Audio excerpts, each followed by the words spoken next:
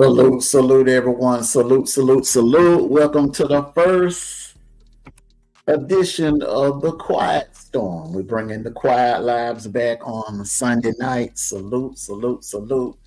Let me start out by saluting the chat here real quick. Got my Wolfpack brothers and sisters in the chat together. Salute. B-Rob, salute to you, brother. Salute. Silverback King, salute. D-True, salute. I hope everyone is enjoying their Sunday. I hope everyone had a blessed and happy Sunday. I know some of you are getting hit with some very bad winter mix. I mean, I know Texas is catching it. And speaking of Texas, how about them Cowboys? Yeah, might need to do a wellness check on those Dallas Cowboy fans. You know, accident waiting to happen. Hey, look. You already know what's going to happen. Y'all knew what was going to happen. Salute to you, Keisha, and the commissioner team. Blessings to you. Joe Delaney, salute to you. Salute to you, baby girl. Salute, everyone. Welcome, welcome, welcome. Yeah, hey, look, you Cowboy fans, that Tom Landry curse is real. Until Jerry Jones does the right thing, the Cowboys will never win a Super Bowl. And will never win the Super Bowl. He did the right thing with Jimmy Johnson, putting him in the Ring of Honor. But now you gotta do something for Tom Landry. That was dirty how he did Tom Landry when he bought the team. You know, the man was at 29 years of coaching that team. You could have let him coach one last year and got 30 in. But he kicked him right out the door when he bought the team. That was dirty, and that right there is karma. Salute, salute, salute. All right, so what I'm going to do is I'm going to play a couple of tracks here tonight, and then I'm going to drop the link, and we're going to have a discussion. Because I have the poll, and all of you see the poll up here. Salute to you, E. Purple Rain, Miss Purple Rain herself. Salute, salute to you. And you see the topic of discussion tonight. I'm going to drop the link, and anyone want to hit the link, more than welcome. Should single people be giving out relationship advice? What do you think? All right, so right now the poll says 78% says no, 22% says yes. So we can all disagree. We can all agree to disagree, but hey, I'm gonna drop the link and we're going to discuss this. So welcome all of you and welcome to the Quiet Storm.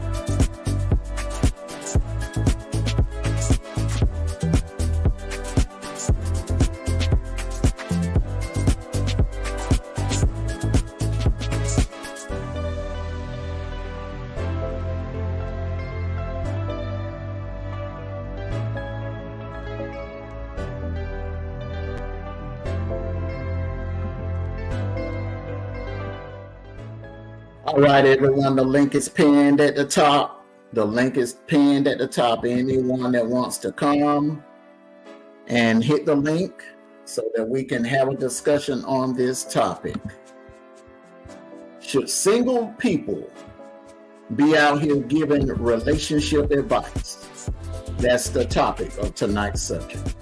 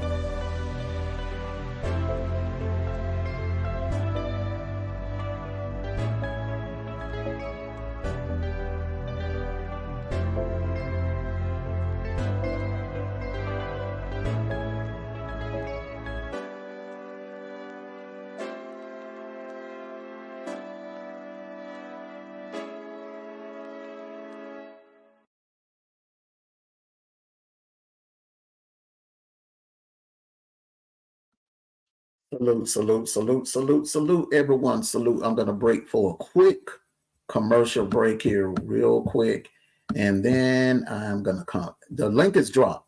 So anyone that would like to hit the link so that we can go ahead and kick this discussion off, you're more than welcome to. Salute. This is the Quiet Storm. We're not just going to play music. I'm going to drop the link and we're going to have discussions during the show. So y'all get your popcorn ready. Commercial break, and then we're going to begin this discussion. Welcome to the Commission Art Team, where creativity meets innovation. Our AI-powered designs redefine storytelling with charisma and wow factor. No more waiting endlessly for designs. Our AI at the Commission Art Team crafts tailor-made artwork in moments. Join trendsetters leveraging AI-driven design to elevate visuals, captivate audiences, and stand out digitally. From striking logos to captivating intros, unleash unparalleled creativity with the Commission Art Team. Experience the future of creativity. Elevate your brand with AI-powered artwork by the Commission Art Team, where your vision becomes our mission.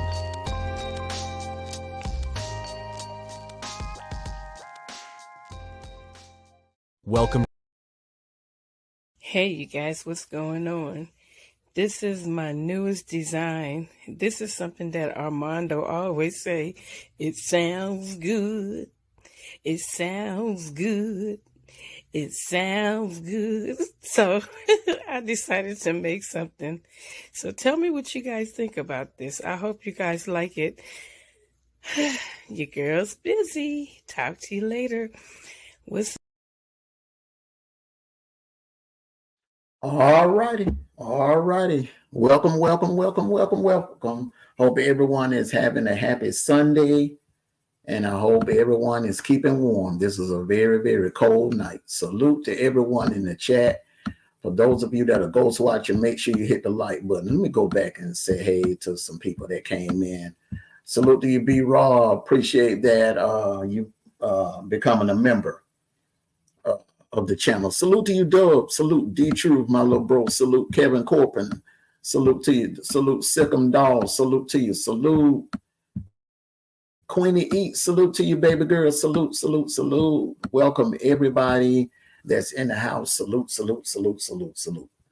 All right, so I'm double streaming to the TCAT channel, and we seen we had a little roach that I had to stomp out of the chat here real quick. So that's what we're gonna do here on Wolfpack Nation 2024. Any haters that come in the chat, we'll just treat them like roaches and stomp them out, get them on out of here. Don't even acknowledge them. Don't even acknowledge them. But tonight's subject: should single people be giving advice to other individuals about relationships? Here's my take on it. Okay, I see a lot of content creators on here giving relationship advice, and I find it very, very laughable. You know what I'm saying? I mean, not saying, and I don't mean this to offend anyone or whatever. Not saying that single people could not give out good advice or whatever. But my thing is, and ask yourself this question: would you take flying lessons from a bus driver?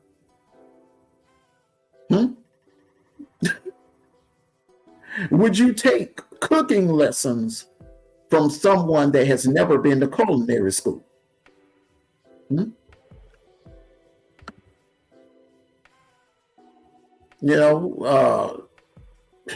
you, would you take medical advice from someone that's never been to medical school?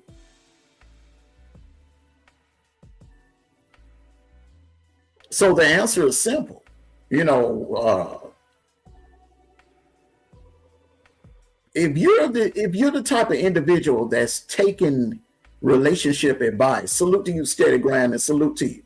Appreciate that slap on the neck. If you're the type of individual that's taking advice from a relationship advice from a single person, then yes, it may be a reason why you're single.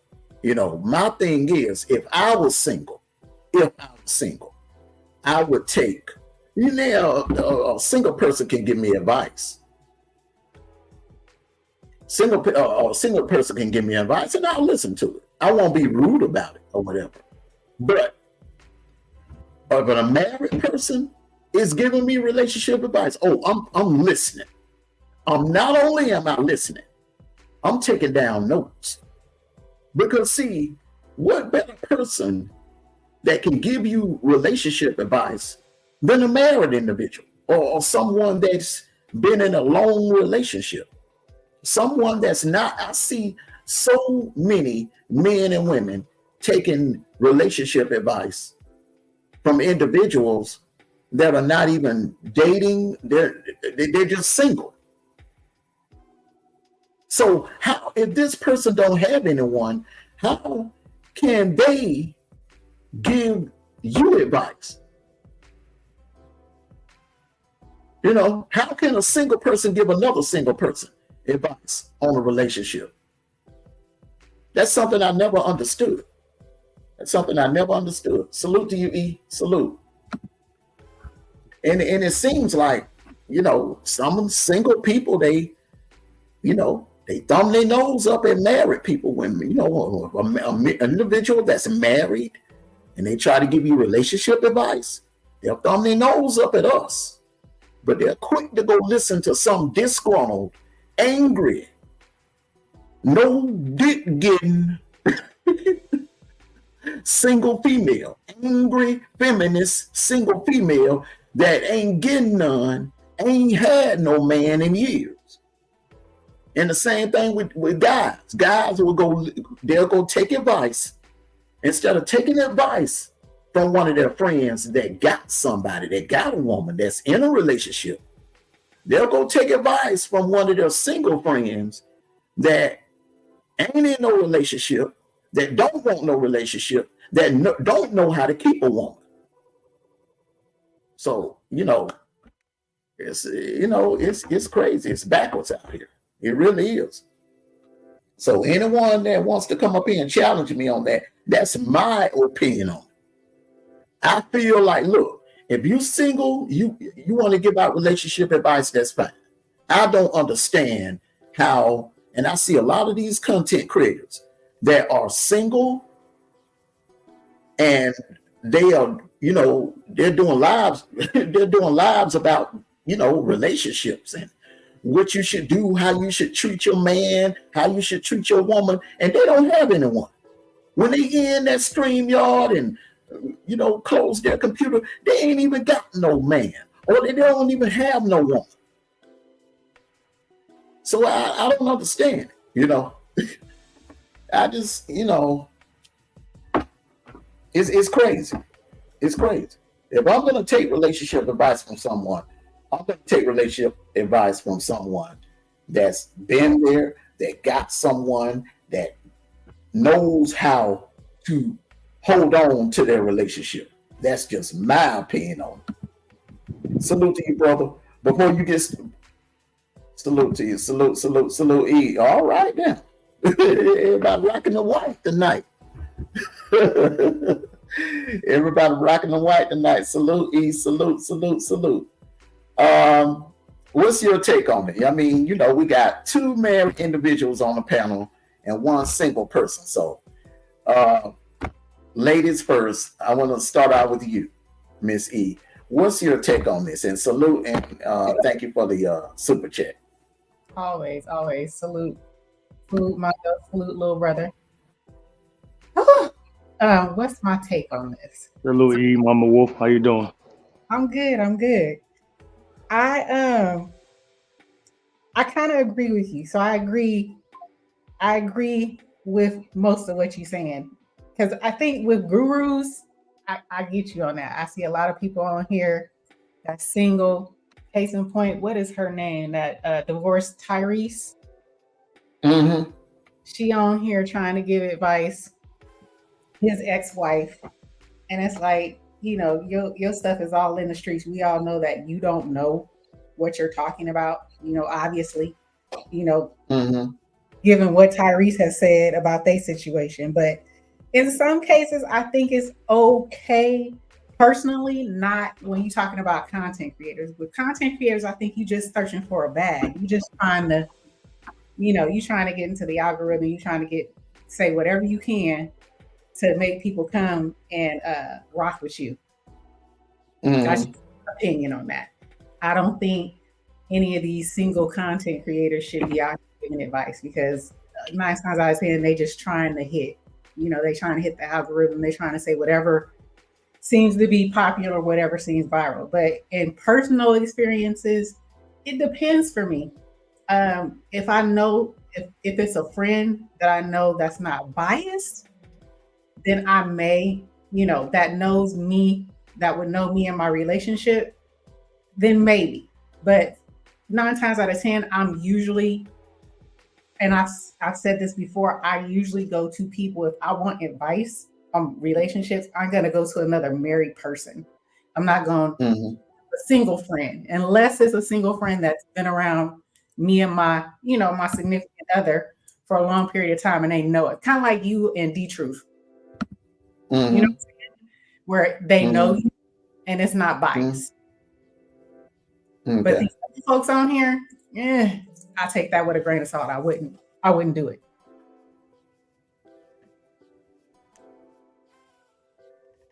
Twister, you're the single individual on the panel.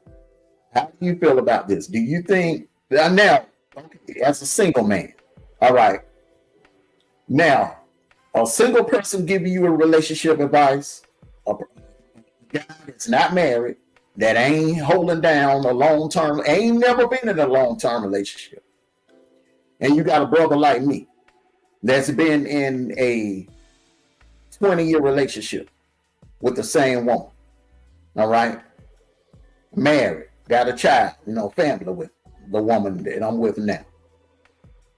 Well, who are you going to take advice from when it comes to relationship advice? Number one, salute to you, Black. And again, number one, man, I would not take no advice from no single person, man, because how can you tell me about relationship and you single? Where's your woman at, my brother? I was telling about it or so still there single. How can you tell me how to fix relationships? How can you tell me how to proceed in good relationships if you single? You don't got no spouse. You don't got no partner that you be with and talk to and chill with. How can a single person tell me how to get in relationships? How? You might have some in the past, maybe, and you made some mistakes. And probably, or maybe you telling me that don't make the same mistakes that I did. You maybe give me advice on that. But a single person that ain't been in a relationship for a long time don't have no hill of beans to be telling me how to get on a relationship. Now, number two, like you, Black, and Mama Wolf, y'all both married. I will. So, like you, Black, Mama And hold Wolf. on, hold on. When you made that last statement, you cut out a little bit. You went All on right, mute. but yeah, he cut out a little Oh, I bit. was talking to So my little brother. I was talking to my okay, little yeah, brother. Yeah, I was talking to my yeah, little yeah, brother. yeah. So I just He wanted some little Debbie cakes. Now I hold was on, talking hold to my on. little brother. Okay, but Hold continuing on, on though. hold on. Let me just make it clear to the people in the because you got haters. Oh, Armando and E are married. We are married to different people. She has Yes. her husband. I have my wife. Okay. Thank you for clearing that up, Mondo. Thank I you. just want to clear that up. Right? I go ahead and continue, bro. Okay, can I continue, guys? Okay, that's how I was interrupted. Back to what I was saying. Mama Wolf and you, Black, y'all married. I'd rather get advice from my sister and my brother. Cause in the back end, Black, I be telling you, we had these conversations on my channel, Black.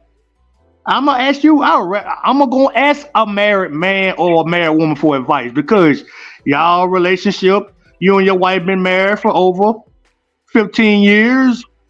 He been married for a long time, for going on 18 years. You know what I mean? Y'all both double digits. Congratulations to both of y'all. I want to know, in my opinion, how can you keep a marriage going like that through the hard times and the good times, through the thicks and thins? Because let me say it like this, brothers and sisters, and salute to you, Silverback. God bless you, big bro, man. How you holding up, my brother? Salute y'all. Salute, big little bro. Salute to you. Salute to you, Silverback. Salute to you, brother. Salute, Mondo. Salute, sis. Salute to you. Yeah, but continuing on, man.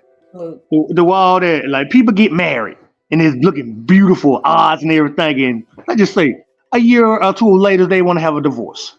How can they handle all through the ups and downs and the bad times? Everybody said like in sickness and health, death do us part, rich or poor. Some of them don't go by their vows. When things hit the fan, they ready to give up and have those divorce papers. Sign those divorce papers pay much more than a darn wedding. Correct me if I'm wrong, if I'm not. But I'm gonna have my advice for people that are married or have long-term relationships.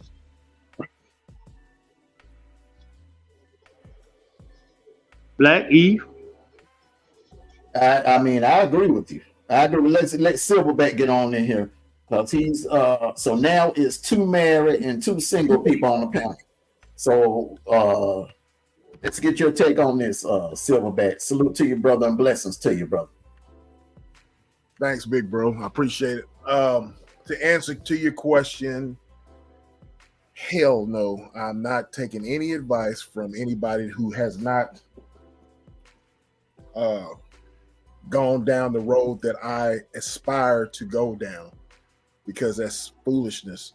Because just like you alluded to, you would never go to someone to operate on you who's not a doctor. You would never go to someone who to represent you in court who is not a lawyer. You may have good intentions of being a lawyer to represent me, but I'm sorry, but I don't want to crash there, bro. I don't want to crash and go to jail. I'm sorry. You might have good intentions of being a doctor and stitch me up, but I'd rather pass. I'd rather stick to the professionals. So no, I don't want to do that, nor do I want to take advice from people like Dr. Phil, who is working on his fourth marriage, it seems like, or people that are crashing out. in marriages and want to give out advice, and their lives are all jacked up. You know what I'm saying? So I put that along the same lines as well, as far as people who are not married or not in a relationship, and people who are in relationships and their lives are, not as what they seem. See, and you just touched on something. There are some people who are married that's crashing out. Exactly. That on the outside it look good as gold. But Exactly. they marriage is effed up. So would you take marriage advice from a marriage that's, it ain't a real marriage? I would say no. Absolutely not. And not only like E and like Mondo, you guys see people on social media who are single, but these people who are so-called married, and I'm sorry, I know a lot of ladies might get upset with me, but let's take Oprah, for example. Oprah cannot tell me anything about a relationship who's never been married. You know what I'm saying? She cannot tell me nothing. You know what I mean? Nada. So I like to take advice from those who have been there, who've been tried, who've been tested. Their love and their marriage have tested over time. You know what I'm saying? I'm going to listen to those types of folks.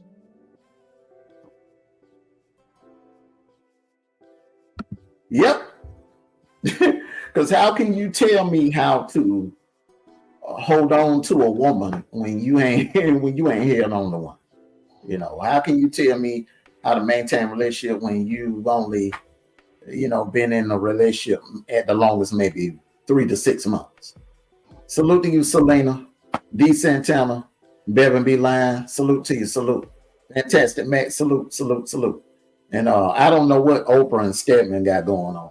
I don't know if that's some kind of arrangement or what. I don't know what that is. But yeah. Go ahead. And on top of all that, please don't ask Steve Harvey for advice either, because he having a problem with his relationship either. His wife, him, and we can't control his own wife. So anybody that will be asking Steve Harvey for advice, please don't go to that man, because he got problems with his wife. That's another one I was going to say. Yeah, I had him in mind, B-Rob. I just forgot. Man, I'm telling you, bro, that is a goddamn hypocrite. His woman has got the goddamn pants, and he got the darn. Dress. He got the skirt. Yeah, he wearing a skirt. Yes. Well, I mean, with that being said, how he got his wife, that is suspect, because I'm not supposed to be a trick, man. I'm not supposed to be a trick. You mean tricking is the way to go there, bro? You sat there on live on a comedy show, and you basically told a story of how you got your wife. You basically said you pay for it. You know what I mean? So no, I'd rather pass there, Steve. Thanks, but no thanks. And big bro Silverback. I know Black and big sister Mama E, they married, but we both single men over here. We would not ask for no advice from anybody single, male or female. Because there's a lot of cats on YouTube, content creators, talking about relationships, and they single. And we supposed to listen to y'all. Like, why we have to listen to y'all, and what happened to y'all relationships? What happened to y'all situation? What happened to your girlfriend? What happened to your boyfriend? How can you tell us what to do? And people that are trying to ask for advice, I'd rather go to a person who got a girlfriend, or go to a person who got a boyfriend, ask for advice for keep a relationship going, or somebody married. And that's what I do when I'm I'm in public. When I see two married couples together, I ask for advice. Like, how do y'all keep y'all marriage going through the bad times? Like, it's good times and stuff, but y'all gonna hit rock bottom at times, and y'all trying to save your marriage, y'all trying to stick together. They tell me they're sorted out, or they'll sit down and trying to learn how to agree to disagree to come to a conclusion. And I learned a lot from them. So ain't nowhere in the hill of beans, and I'm not gonna ask a single person how to keep a relationship. I'm going to a person with a partner or a married person. Point blank. Don't go to Oprah. Don't go to Steve Harvey, and don't go to these other people on YouTube trying to tell you about their marriage, about how, relationships. Go to married people and whoever got partners. That's my opinion, you guys. But I'm gonna say this here. Only thing that a single person can do, and I'm speaking for myself, I can look at a married couple and I can take notes. I can take mental notes of what to do that works and what not to do. You know what I'm saying? But I'm using that for myself. I'm not going to sit there and just, put that information out for you to do what I'm doing. You know what I mean? So I think it's wise for people who are single to look at those examples, those good examples of couples who have stood the test of time. But, you have no right to take that, what you see, and try to give advice on that, because what's going to happen is people with sense are going to look at you and laugh, and you're going to make a fool out of yourself. You know what I mean? So only weak-minded people, in my opinion, are going to take advice from folks that are novice. You know what I'm saying? Yes. Mm-hmm. But we do got a lot of sheep out here on the internet, because it's a lot of these gurus, these single gurus that's, they hitting their numbers on here, making, They getting paid. Over foot. They getting paid. Yeah. To lie. They get paid to lie. And they just get in there pretty much. They saying whatever gets them paid, and a lot of people, are in these echo chambers, and because these people are either popular or famous or have slept with somebody famous, a lot of people are listening to them, but they have no success at all. And it's funny to me to look at, like I said, I'm gonna keep saying Tyrese's ex-wife. It's funny how, you be in her little comments and these women is just, girl, yes. Girl, you say that. I'm like, say what? She couldn't even keep, she lied to the man. She couldn't even keep her. She left him. So how she giving marriage advice or relationship advice, and she walked out on her marriage, literally. Yeah. So if people in their right mind are going to take advice from someone like that, whose husband is online basically crying, what do you want from me? Oh man, that mean never get old. Right? So I would be embarrassed. If I was her. You know what I mean? Yeah. Exactly. Just That's like kind of stupid. Selena put Derek Jackson. That's prime example. How many people was running to Derek Jackson? Oh, don't let Derek Jackson was making a killing off Mercs, off everything. You know what I mean? And on top of that, I'm sorry, but you get dudes like that have an agenda, and all that was for him to make the dude look bad so he could get more cooter. You know what I mean? And guess what that got him? You know what I'm saying? Okay. A laughing stock. After Tasha got there with him, yep.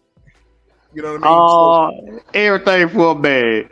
But my opinion though, that's why I go to the old school, like the old heads in the world.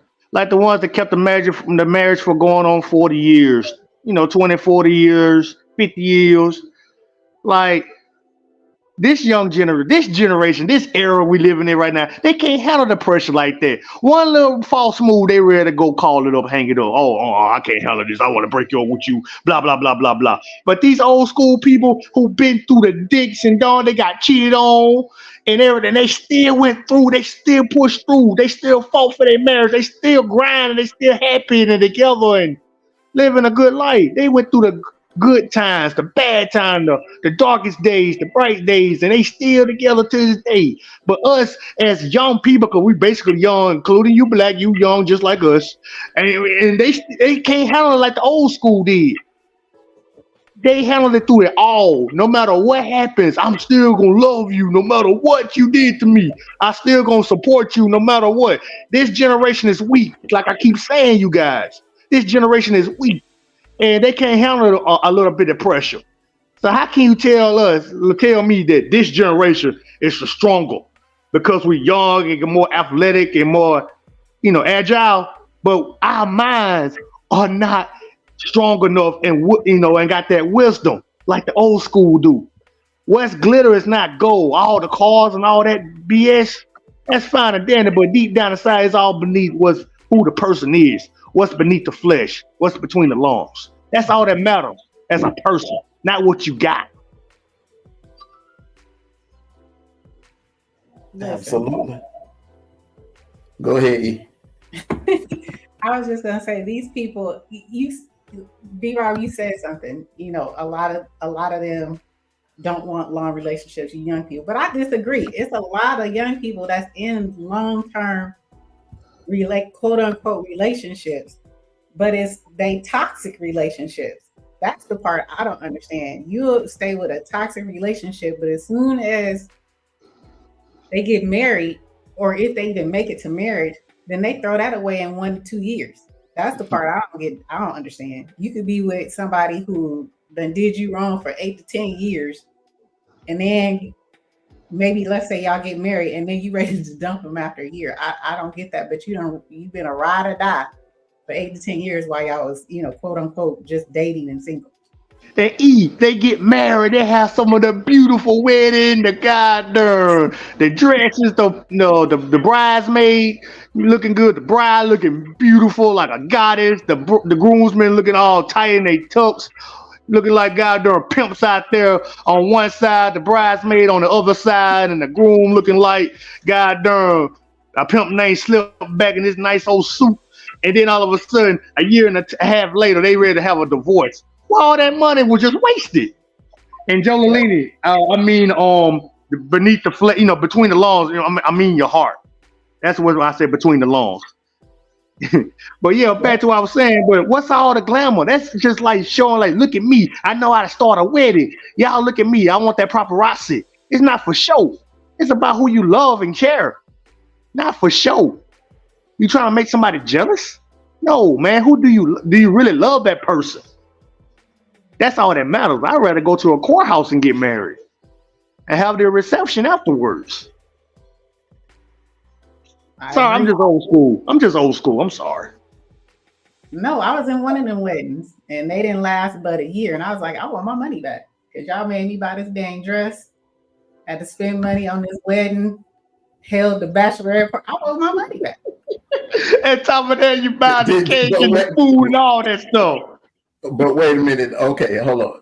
Did the wedding take place? The wedding took place, but they only lasted, I would say maybe 6 months. Then they ended up like in 18 months, they was divorced. I was like, I want my damn money back.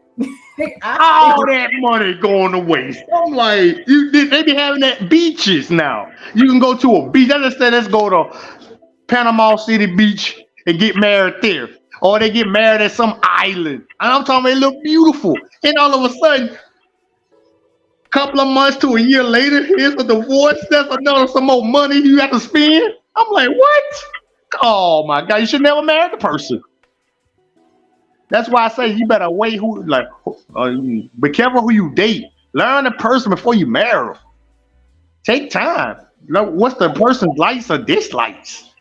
And then go for the darn turn and tie the knot, like the people say. Selena hit it on the nose. She said, child, these folks invest in a wedding more than the marriage, and that is the truth. And those marriages tend not to last long.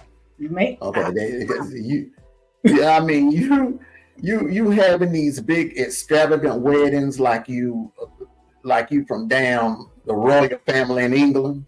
It's just spending unnecessary money. You know what I'm saying? Then half of the people that came to the damn wedding, they janky. They rooting against you. They secretly hoping that your marriage fail. Haters coming out. I'm serious. Y'all know what I'm talking about. We know exactly what you're talking about, Black. We all have haters in our family. Them family members that be secretly jealous of you and jealous of your accomplishments and jealous of the fact that you found somebody that you want to spend the rest of your life with. So they'll come to the wedding, see what the person look like. You know what I'm saying? Judge, her dress too high. Oh, her butt too big. Oh, her butt too small. Okay. He too short. You know what I'm saying? All kinds of stuff. Oh, he too short. Her butt too small. Oh, they baby gonna come out looking funny. Y'all know what I'm talking about. I know exactly what you're talking about. Yeah, I'm gonna take your story. It reminds me. I told y'all my brother. He's a minister. Mm-hmm. He told me a story about him investing in a friend of his, him getting suits and stuff, and they all getting ready for his marriage, a friend of his marriage. So they all, the friend's fiance, their folks rented out a place. They went extravagant. You know what I mean? I mean, it was just beautiful, right? So my brother tells me that they all get there and his friend is there, and he says, "Oh, I left something at my house." So he runs out of the venue, and I guess he goes to the house. I guess so. Within an hour or two, hour three, where's old dude at? So he texts the chick and says he got cold feet and he's not going to do it. You know what I mean? That after all of the money they put into on both sides, for women and the guys, the money that was spent on the extravagant wedding, all down the tubes, man. Thousands and thousands of dollars down the drain. You know what I mean? And my brother was the day of. The day of. So the nigga got cold feet. All that money been spent, and you got cold feet. Yes. You should have thought about that way before you want to go out there and try to now. You propose to the chick and all that crap, and now you say you got cold feet. You must even want to let go of that single life. I think that's what it was. But, that's stupid, bro. I know that most was pissed. That was just free food for everybody. That was just okay. That's what my brother said. They just went ahead and partied. Hey, do what the Beverly Hillbillies did. They ain't got married. They turned to a goddamn party. Yeah, they turned to a goddamn party over there. They didn't get married. Turned to a good old fashioned Beverly Hillbilly party. Hold on, B-Rock. Usually in a situation like that, the person was put on the spot and rushed into a decision. That's why, and that leads me to my point. Yes. Fellas, do not, and I mean do not ever propose to your girlfriend in public. That is unfair. You're putting her in an unfair situation, because if she turned you down in front of hundreds of people, she's going to be looked at as the bad guy. Okay? Then she may want to tell you no, but because you all are in public, if she says yes, she's not giving you the answer from her heart. So therefore, then once the word gets, I'm telling you how it happens. Word gets back to your mom, your dad, uncles, aunts, everybody in your family find out, then you got to keep going along. You got to keep playing along with it. And then when it comes down to that wedding day, then you're forced to do what you got to do. Either you're going to walk down that aisle and marry a man that you know you're not in love with, or you just going to take a hit and, leave, find the exit out that church, or just don't show up. Right. That's facts. I wouldn't want to be publicly proposed to. Even if I knew I was going to get married, I still wouldn't want to be publicly proposed to. That's a lot of pressure. Yes, ma'am. You got to do it, fellows. Do it in private. And most of all, ladies, now I'm going to talk to you like a big brother here. All right? I don't care if it is leap year. Should no woman be proposing to no man? All right? Man, let me tell you something about us men. We are the hunters. We love the hunt. We love the chase. Now I don't want to hear this crap about, well, if I don't say nothing, he ain't never gonna say nothing. Well, he probably don't want to marry you. That's why he ain't proposed yet. That's why he ain't saying nothing. The nigga don't want to marry you. Hey, I got a question. I got a question about that. It's weird a woman doing the proposal to a nigga, and I'm like, huh? That's so weird. I'm like, I'm telling you, bro, I seen it. I was at Lenox Mall the other week, bro, and I seen it with my own eyes. Woman, oh I mean, no. she was so fine. I mean, I said, Lord, him. She got down on her knees with the ring, with the band, you know, and proposed to him with tears coming out of her eyes, man. Was she young? Huh? Was she young? Or was she looked like she was in her mid-30s. And she was telling me, she was like, we've been dating over 10 years, and it's just, you know, if I don't do this, it's never gonna happen. I said, wow. Here we go. Wow. Here we go. What was the answer, Black? Please tell me what was the answer. I mean, you had no choice, bro. Come on. You can't say no. You were in a situation, bro, where hundreds of people, Lenox Mall is big, bro, and people were gathered around and they wanted to hear his answer because she gave a long speech. Wow. And she kept stopping because she was crying. Tears were coming down her eyes. Oh, man. I was just going to say, was she emotional? She was very emotional. How can you turn this woman down in front of all those people? Right.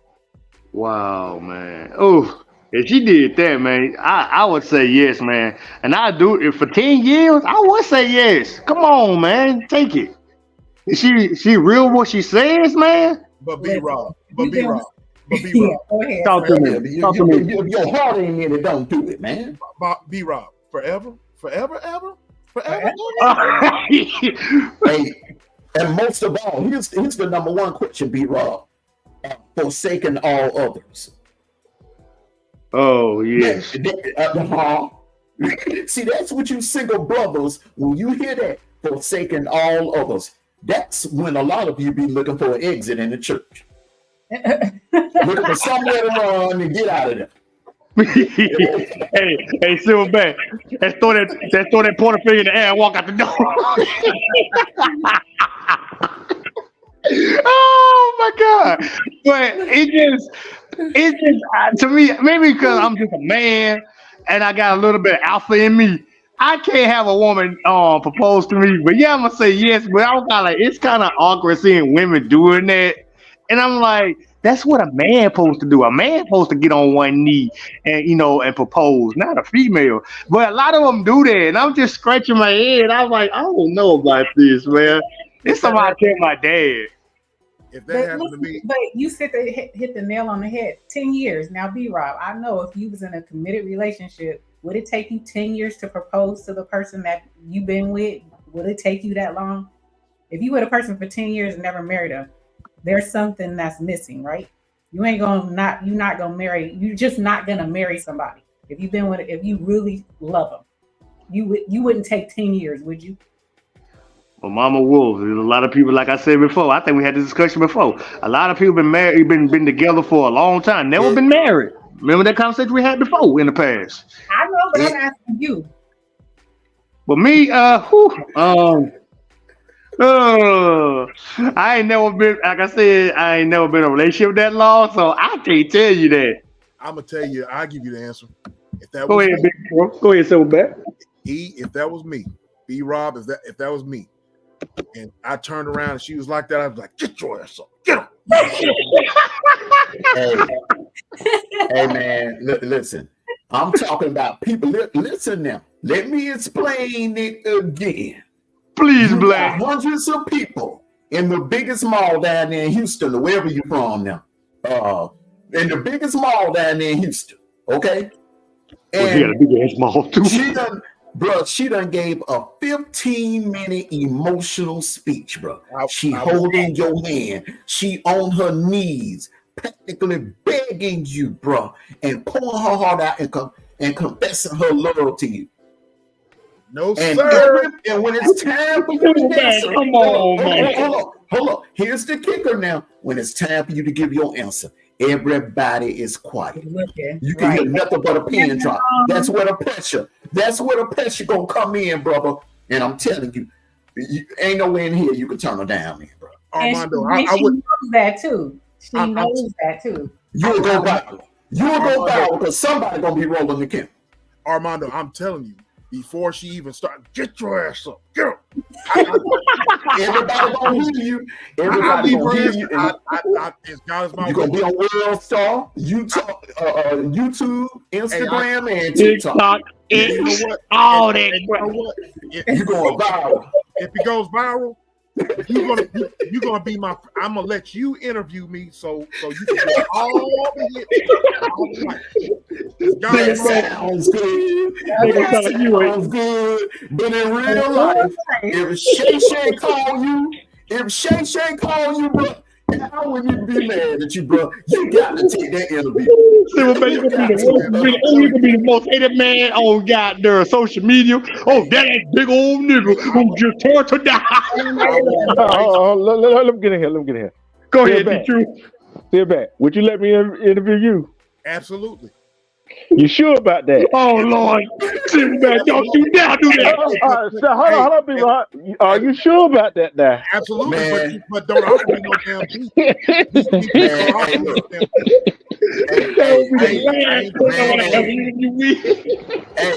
He gonna take you down so many rabbit holes. You gonna think you're in a Bugs Bunny cartoon, bro. And you know what? Think you're in a Bugs Bunny cartoon. Hey, Armando, and you know what? I will pull you. I'll be like, D-Truth, stick to the subject, man. Stick to the subject, man. He gonna put that key and you gonna drink it. Hey, but one thing, you don't take advice from a single person, even a married person that with their marriage in trouble is they might be trying to get with your girl or your man. That's another reason why you don't take no advice from them. Mm-hmm. Shoot, how many times we don't seen that happen? Oh man, centuries. That happens to females a lot. I don't know why females will bypass, instead of having a conversation with your man, they will bypass having a conversation with their man, and they'll go run to the friend or to the cousin or to the sister. You know what I'm saying? And them be the main ones that want to creep with your man or be checking him out. You've got one. You've got one. And then mama. Oh yeah, the mama. Oh yeah. Oh yes, D-True, you set him out for them, bro. I done had a couple of moms to try me back in the day. That's just nasty.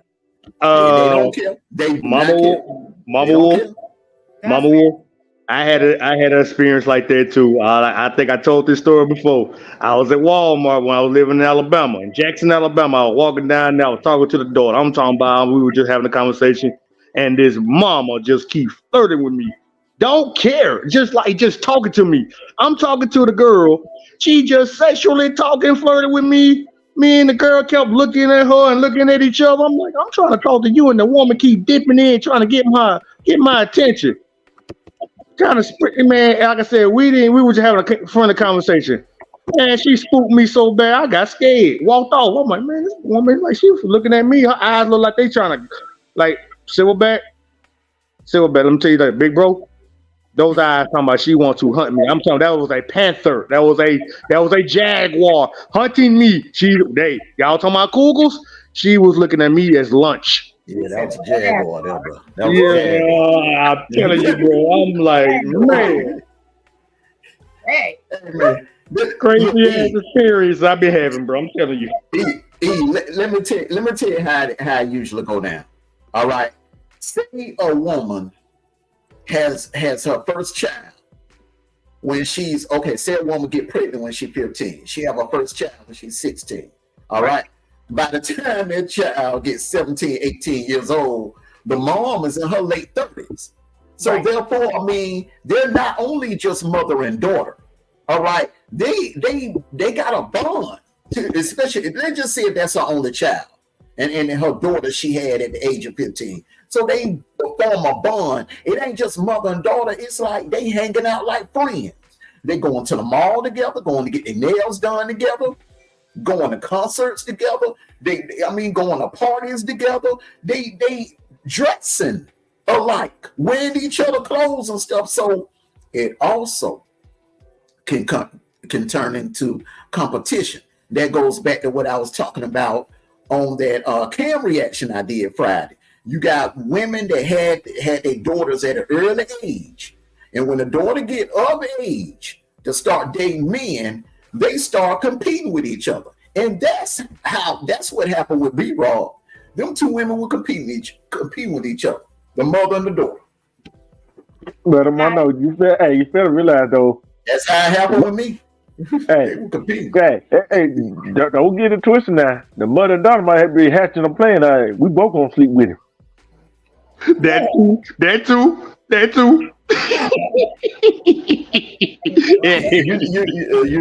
You know what? D-True, I always putting that tea with that stuff in it, girl, bro. When I had my first experience with a mother and a daughter, and I was bragging about it to my dad. You know what I'm saying? I'm thinking I done something. He said, you know what, son? What makes you think that they didn't play in it? What makes you think both of them didn't want you and they just? What makes you think? What makes you think they were just sharing you? They didn't know about each other. I thought about like, wait a minute now. He might have a point there. Black, you opened up a can of worms, bro. Look, man, I'm trying to tell you. Look, I was a late bloomer, but when I got past that mailbox, I was a dog. Okay, I was a dog. Hey, look, I was a dog. Hey, you know that little Nas? I sold my horse when I was single. Hey, you know that little Nas song? Can't tell him nothing. That was him. Yeah, that was him. Look, man, all them years being kept behind that damn mailbox. All them years. My dad being strict on me, not letting me go no. Look, you know what I told my dad? I said, look, man, I blame you. I blame you for being so overprotective of me and not letting me do nothing until after I turned 18. And when the tiger got out the cage, it was over.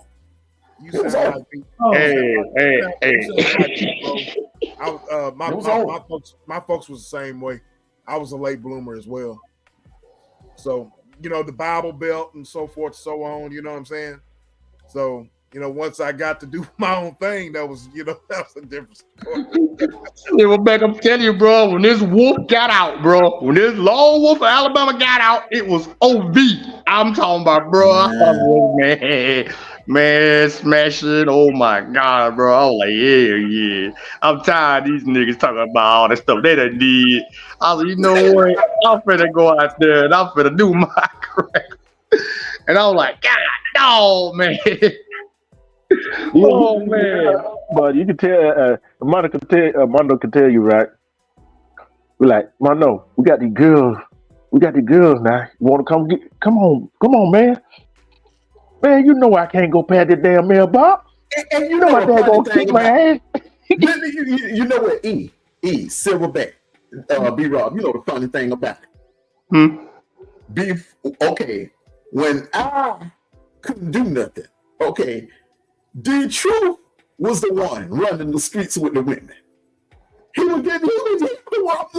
Look, I'm down there in my yard, can't go past the mailbox. I'm watching this dude walk up the street with some fine chick getting ready to go to his house. I knew his mama were working during that time of the evening. I was like, damn, D-Truth finna get some. Okay. I was like, man, the only one in the neighborhood wasn't getting none. So I was like, damn. But then when I got out the cage, and I finally started like, he turned into Cliff Huxtable and wanted to get into relationships and fall in love. And he got all of his out his system early. You know what I'm saying? I was a late bloomer.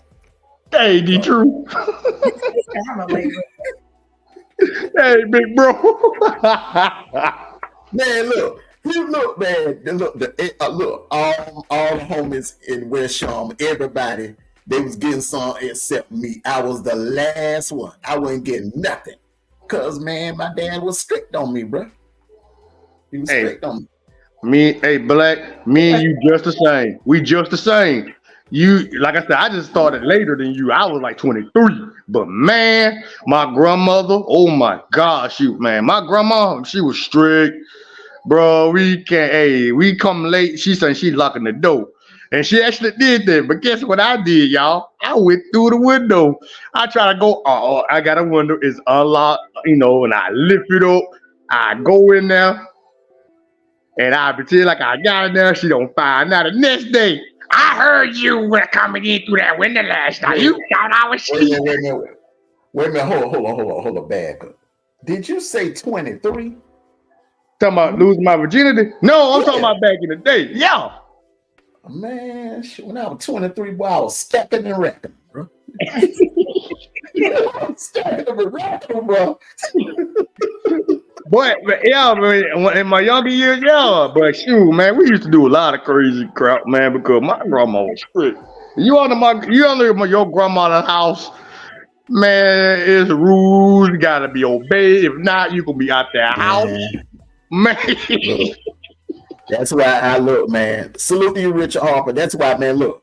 I said to myself, see the thing about it, down there where we from, D Trooper tell you, bro. They don't care about that damn 18 crap. You know what I'm saying? They don't care nothing about that. It was 21. It was 21. It was 21 down. So I made a promise to myself. I said, look, when I walk across that stage, I'm going somewhere. I'm going to college. I'm going to military. I'm going somewhere. Hey, look, man, I gotta go. This time I gotta leave the nest. Man. When this lone wolf got out there, got their house and got his own, oh man, it was unbelievable. Ooh. It wasn't easy, but shoot, man, when I got used to this, man, oh my God, bro, that's so fun. And I told you, Black, I tackle older women. I was like that when I was a young cat, man. I was like a young pup. I always like the older women. It's just like it's something about them. It just attract me. The younger girls, they don't know how to handle it. They don't know how to handle their body. But an older woman, a mature woman, a cougar, oh my God. I was like, heck yeah. To this day, in the words of Deontay Wilder, to this day, I still attack older women, mature women. Yeah, I got a question. For real. I got a question for Silverback, Armando, and B Rob. Did y'all ever get PW? Oh, I'm scared to answer that question. Man, come on, bro. Every man up here on this panel, I'm being PW. They may not admit it, but every man up on this panel, I'm being PW. Silverback? Exactly. Silverback, you go first. You answer the first, and I'll go behind you. Go first, big bro. Nah, go ahead, B-Rob. Hell no. Well, I'll go first. I'm whipped now. I say it out loud and proud. You damn right. My woman got me P-whipped. I am whipped. Damn right. Nah, I ain't talking about now. I'm talking about in your younger years. Yeah, Man. I'm gonna say, and you know what it was from? It's from an older woman, and I think I was like 20, 23, and she was like, upper 30s. I was like, golly. I'll drink your bath water. I was out of there though, man. Silverback, are you sure we ain't closely kin, bro? Because that is the exact same way what I did. I was 23, she was 30. Before then, I was in my 20s. I was messing with a 45-year-old woman at a casino in Atmore, Alabama. Man, I'm telling you, man,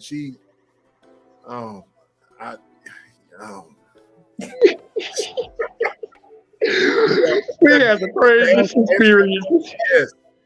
Yes. You know what I'm saying? And then, I had a long talk with my pops.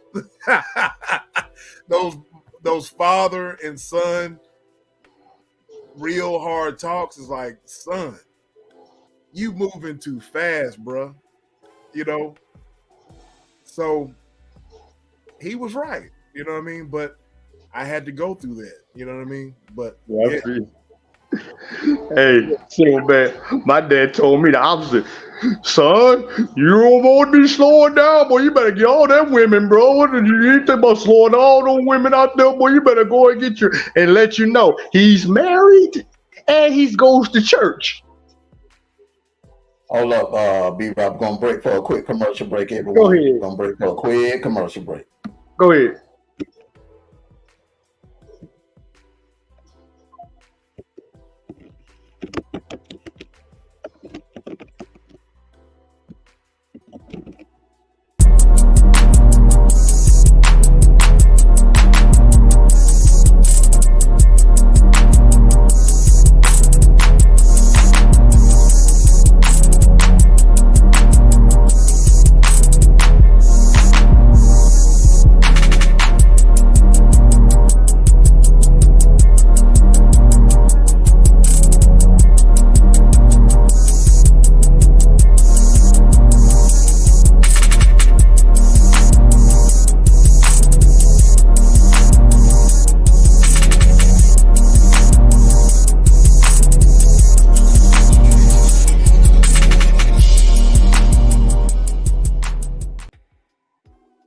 Hey, you guys, what's going on?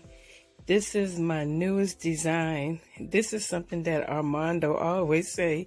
It sounds good. It sounds good. It sounds good. So I decided to make something.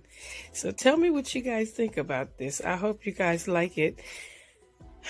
Your girl's busy. Talk to you later.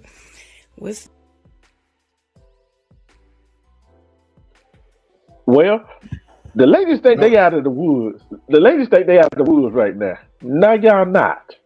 I was just going to say that. Hey, look here. Look, she's sitting over there just over there quiet and laughing at y'all. The women, hey, look, and the women chat just laughing. Call it out. Look here. They thought I forgot about them. No, I ain't forgot about y'all either. Have y'all been thematized?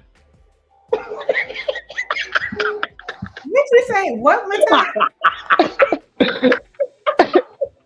I ain't touching that one. I ain't touching that one. I guarantee you that if every female that's ghost watching and every female that's watching, if they honest, every female that's watching the playback, if you're honest, you will say yes. Because it happens to everyone. Everyone gets whipped. Yep. Everyone gets whipped. Yep. That is the question. Everybody answer, E. I ain't gonna lie to you. Heck yeah. Hold on. Oh, it's silent now, huh? Who? What?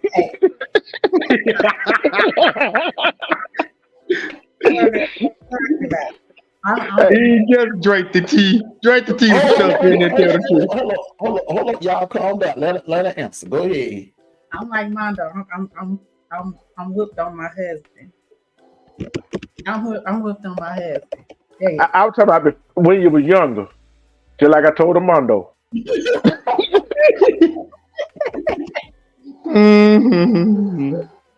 No comment. I would say yes, and kind of like, and that's weird that I think D-Truth, you the only one that wasn't a late bloomer. I was a late bloomer. I like everybody on the panel. It was after I got to high school that I entered into the realm of having a relation. So of course my first was he's my first, and he wasn't from out here. He's from Kansas City, so he kind of I would say yes. He blew my mind, so to speak. See, I'm like this. If anybody watch this playback, say they want PW or they want digmatized, they are lying. They are lying. Go ahead, Detroit. Look, see, Joe, how about you?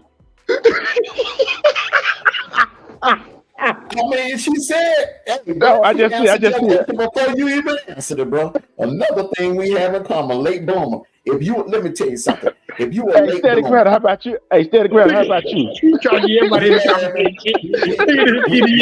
you know what though? I think Steady Grinding situation was like your D2. He probably was an early bloomer.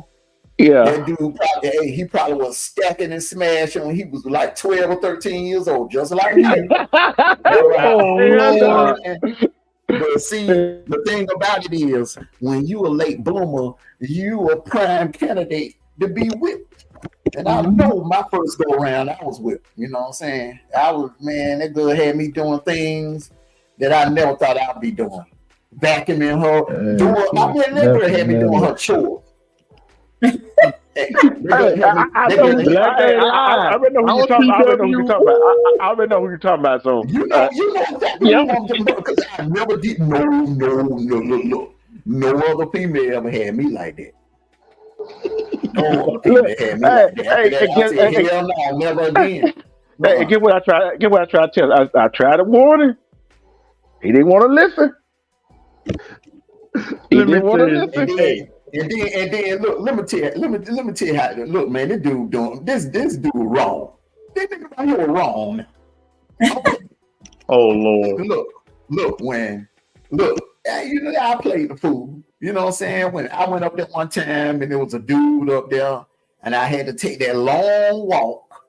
I couldn't cut through no woods because there wasn't no woods, there were never houses. So I had to walk down his house and get the I told you souls. I got the I told you soul from him. I had to hear it from three people: him, his sister, and his mom. I told you. I try to speed walk past D-Truth and his sister. But the mom, you better not speed walk past her. Come here. Come here. You think I didn't see you? Come here. Now, didn't I tell you not to be messing with that little fast tail girl? I had to hit a 3rd degree. Oh man. Hey, and you know what? I got it worse from his mom than I did from my dad. Hey, but you know what, baby? Hey, look, check this out, B-Raw, Kevin, Silverback, E. You know what made it worse? I'm out there laughing. I know you were. Hey, Black. Hey. And one time, man, you know, the girl had sent me home and everything. I'm walking.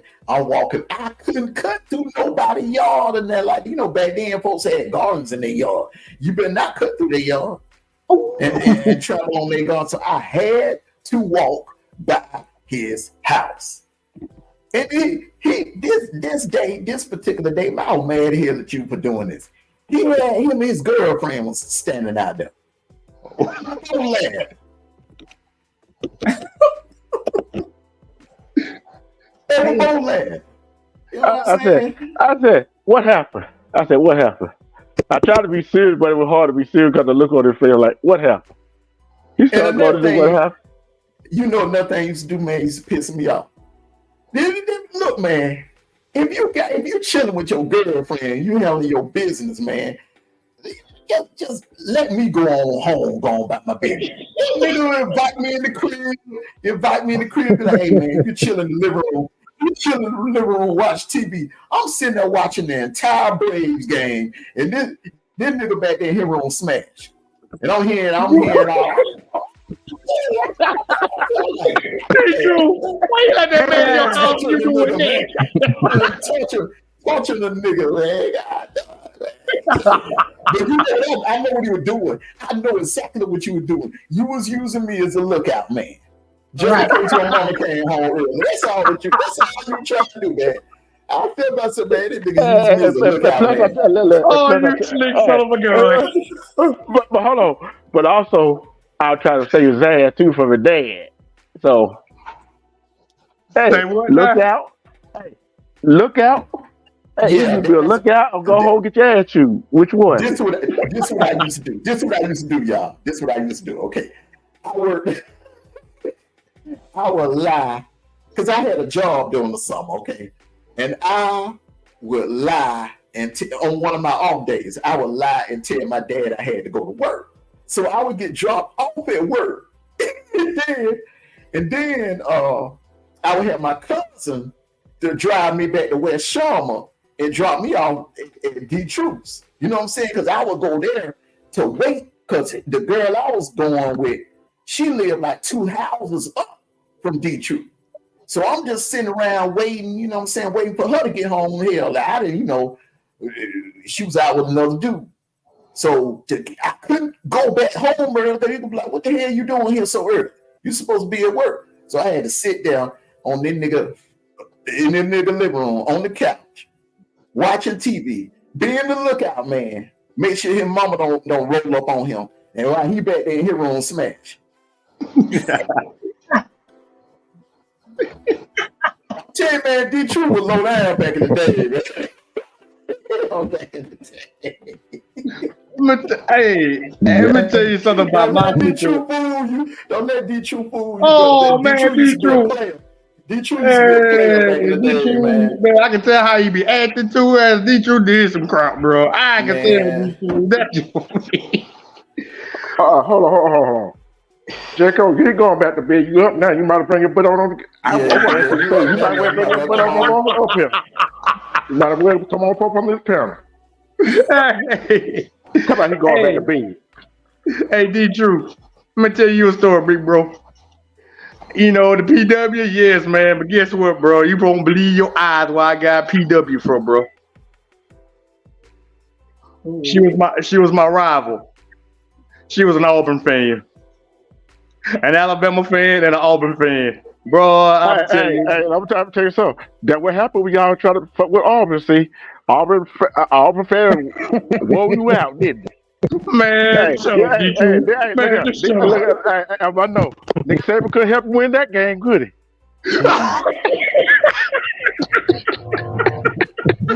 Well, actually, that year, Nick Saban did win that game, having 2014. When I wasn't talking the football game. I was talking the bad game. Y'all get out sports. You talking about that? You talking about that game? Oh yeah, she won that game. I know. Well, okay, and we ain't talking no Iron Bowl. The see football over with. Black. No, we ain't talking about that Iron Bowl. We talking about the Iron Bowl in the bedroom. That Iron Bowl. Auburn won every time. Ain't no wrong time in that bedroom. That's an Auburn Tiger. Heck no, bro. Boy, I was so happy. I couldn't do a goddamn thing, but it was so bad. It was okay. Black. Oh my goodness. Oh no. I was like, what these Auburn Tiger fans came from, man. I was like, I'm an Alabama fan, boy. That was the best time I ever had. And I'm like, man. And I got sick. And she had me wearing her Auburn goddamn slippers, and I gave her my Alabama necklace. She was wearing that Alabama necklace. I was wearing Auburn slippers. That's how PW I was. Hey, Kevin, what you laughing at? Boy, yeah, bad. See, now y'all coming to me. Okay. Yep. Come on, Mr. Lawyer, what you got? I know you got a story. Come on. Yeah, I got a story. Let him tell his story. What the hell did I walk into? Yeah, you in the wolf den, buddy. Hold up, everybody. Before you tell your story, let me do the world premiere of The Council. The Council Uncut. All right. Salute everybody. Okay. Y'all get your popcorn ready for this.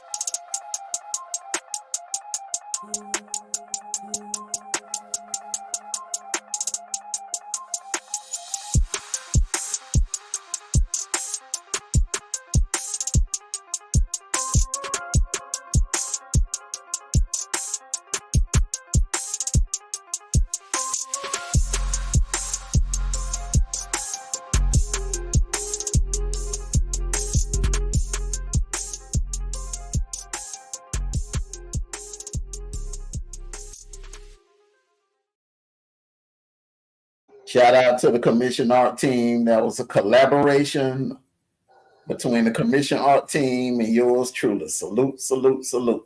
Wow. Man, that was so badass. That was so badass. That's it, back.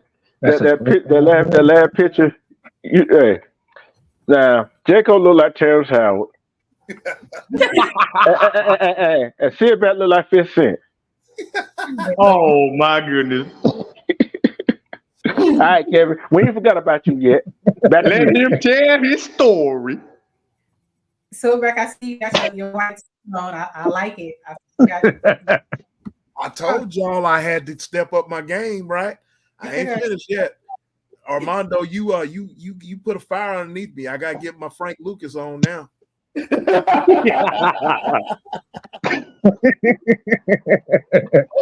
you know I ain't done yet. Hold on. Okay. Right. Okay.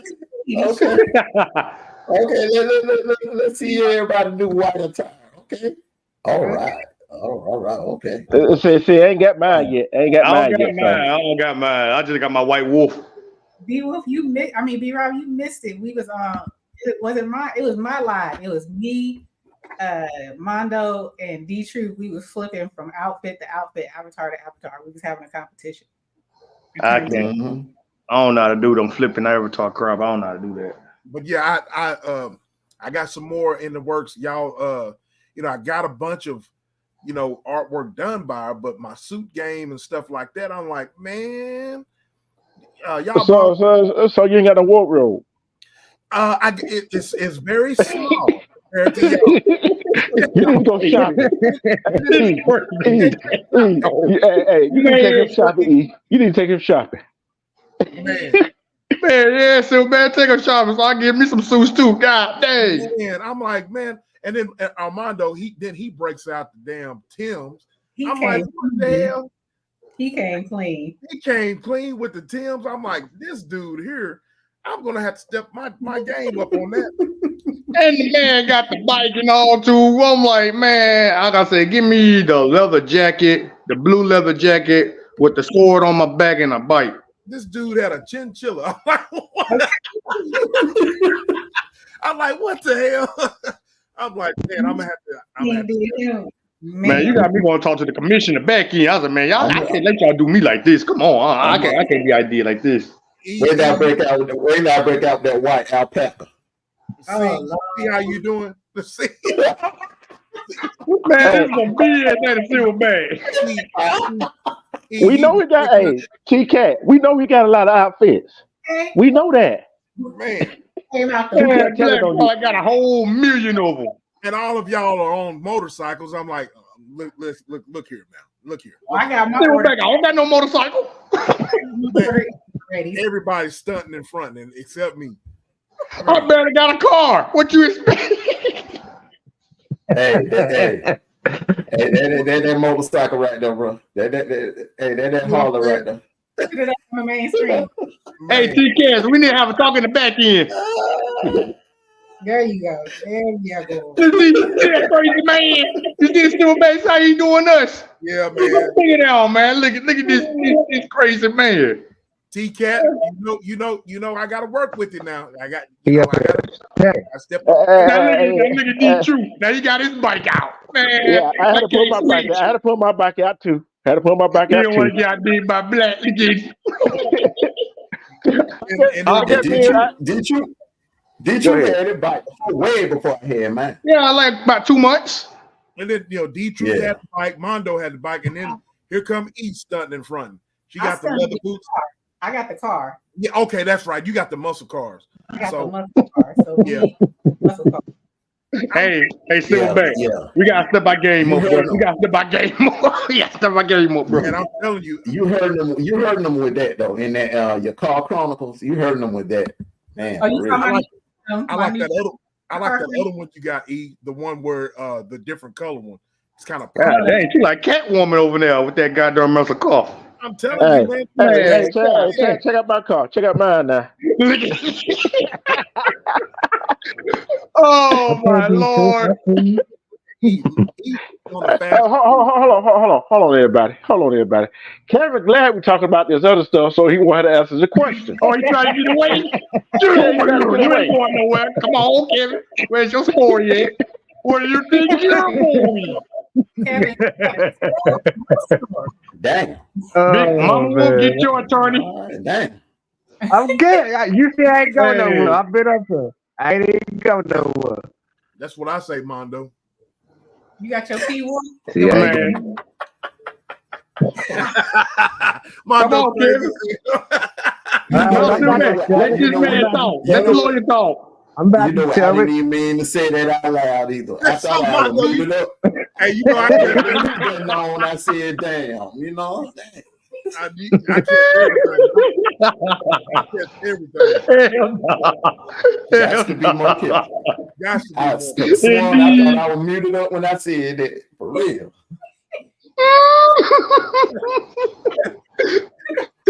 Hey, I was muted up. I was like, oh Lord. hey, Black, use your head and think. Open your eyes and see. Clean out your ears and listen. You got 2 eyes and 1 mouth. 2 ears, 1 mouth.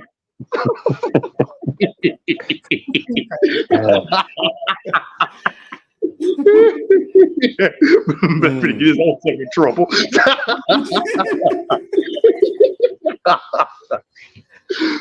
Oh, Okay, Hey, Kevin, D True. just tell your hey, I quit, finally be took quick your about being advice. a doghouse. Hey, What D you say? True. I finally took your advice for all these months. I finally took your advice. All right, Kevin, tell your story. Tell All right, I'm your about to story. tell you how it started. How it all started. Please do tell.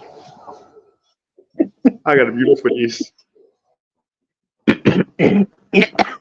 Sorry. Um, I was with my homeboy, and he said he had a friend. They went to the same school. He said, "Kevin, do you want to go with us?" I said, "Yeah," because I went to Salisbury High. She went to North. So I went down his house. He gave me a letter. I didn't read it right then. I went home, in my room, shut my room door, and I read the letter. So I went to school the next morning. So one of my teachers, and I had the letter that the girl I was going with wrote me. So he read it to me. The funny part of it was she said, "Would you get me pregnant?" And I was like, I was just laughing it off at first. I ain't take it serious. So the next day, it was my birthday. I tell her ahead of time. I said, I'm going to the mall by myself. So I'm already on the bus, just minding my business. So the next thing I know, he done got on the bus. So I done bought everything I wanted to. And I had to buy her something to eat. I didn't want to, but I did anyway. So she'll shut up. Then we got back on my side. My mama was still at work. She didn't get off till about 2:30. So brought her in the crib, did what I had to do. Then I walked her back down to the bus stop. She went home. And yeah, I was whooped, and she was too. And that's my story. Damn. So y'all whooped each other. Pretty much, yeah. I ain't never seen that happen. Have anybody ever seen that happen? Still back. Tell your story. You think you got out of it? I did. Yeah, I was I ain't had nothing. I did tell my story. It was about Silverback already told his story, bro. Yeah, he told his story. Kev, was y'all the same age? Huh? Was she older? Was y'all the same age or was she older? She was about 20. I was like 18. Okay, just a little bit older. Okay. Yeah. Mm-hmm. Now, anybody that look at this live back, say, I ain't never been digmatized or they ain't never been PW. Like We I said, I was already, hey, look, everybody on this panel know y'all gonna be lying. but I ain't lying. No. I ain't talking about you. I'm talking about who gonna watch the replay. Oh, You know, someone been a bush that's sitting like, I ain't never been PW. I ain't never been digmatized. You already know what I'm saying. Hey, look, I'm flat out gonna call y'all a lie. Y'all are lying. What it is, be true. The lie detector tournament, that was a lie. Yep. Yep. Everybody has. But the question is, y'all want to give me a lie detector test? I'll take it right now. I'm like this right here. Never take advice from a single person. I don't care male or female. I don't. Because I take my own advice. yeah. Because they might be trying to sneak. You might be talking to them. Then sorry, they're gonna sneak in the back door. Yep. Then he or she gonna be cheating on you with your best friend or somebody. Then you wonder what the hell's going on. And don't let her get knocked up. Don't let him knock somebody up. And guess what? Oh, I'm pregnant. Okay. Who the daddy? You? Okay. You already know what time it is, don't you? You already know how that story goes. You already know how that story goes. Yeah. In the next room. Papa was a Rolling Stone, wasn't he? Yeah, the truth. I know. It'd be like they were stroking, huh?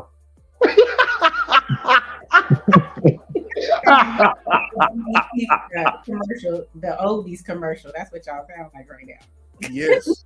With these But I have a question though. Why do these gullible people listen to these nimrods that are single, giving all this advice? Why is it that these gullible ass people are just listening to these people, man? That's why I don't get. I know people these days don't think for themselves, but why is it so popular to listen to a dude that's not credible, a dude or a woman that's not credible? They desperate. Yeah. Desperate. And I'm tell you like this, I always say this. Like I said about me and Mondo, we don't tell each other what we want to hear. But guess what they telling them folks? To ask your question, they telling them folks what they want to hear. That make them feel good, make them sleep good at night. And that's usually what the single person gonna tell you what you want to hear. The single, like if you're a guy, your single friend will tell you, man, come on, let's go to the strip club. Man, come on, let's hang out. Come on, man, shoot, you need a night to yourself. The single girl would tell, you know what I'm saying, would tell you, oh, F him. You don't need him. You can find your new man. Yeah, you don't need to be going through all that. F him. Instead of telling you, hey, why don't you and him need to have a conversation and work things out. See, they don't want to they'll take advice from a single female. before they'll take advice from that married woman. Because that married woman is going to tell her, look, anything worth having is worth working hard for. It's easy to be in echo chambers. Huh? It's easy to be in echo chambers too. So, a lot of people take that advice from that single friend or that friend that, that wants you to go out with them. It's easy to be in that echo chamber with them. It's just easier. How can I explain this? Because I have friends on both sides, but I would never go to my friend that I know is single and out there miserable for whatever reason. I'm gonna go to the friend that, like I said, has known me and my husband for a long time. Matter of fact, the one friend, it's two friends that I have that actually, they are the reason why we're actually married. So they gonna tell me what I need to hear, not what I want to hear. So I have two like that. But mostly, with the exception of those two single friends, the only other person, the other people are married. You know what I'm saying? So I just think a lot of people listen to these folks to answer your question, Silverback, is because that's what they want to hear. They gravitate to what they want to hear, not what they need to hear. You feel me? Mm-hmm. Right. She got a point there, bro. Yeah. Hey, Silverback, Joe, the lady said her son came in and listened to you talk, and he replied to your question.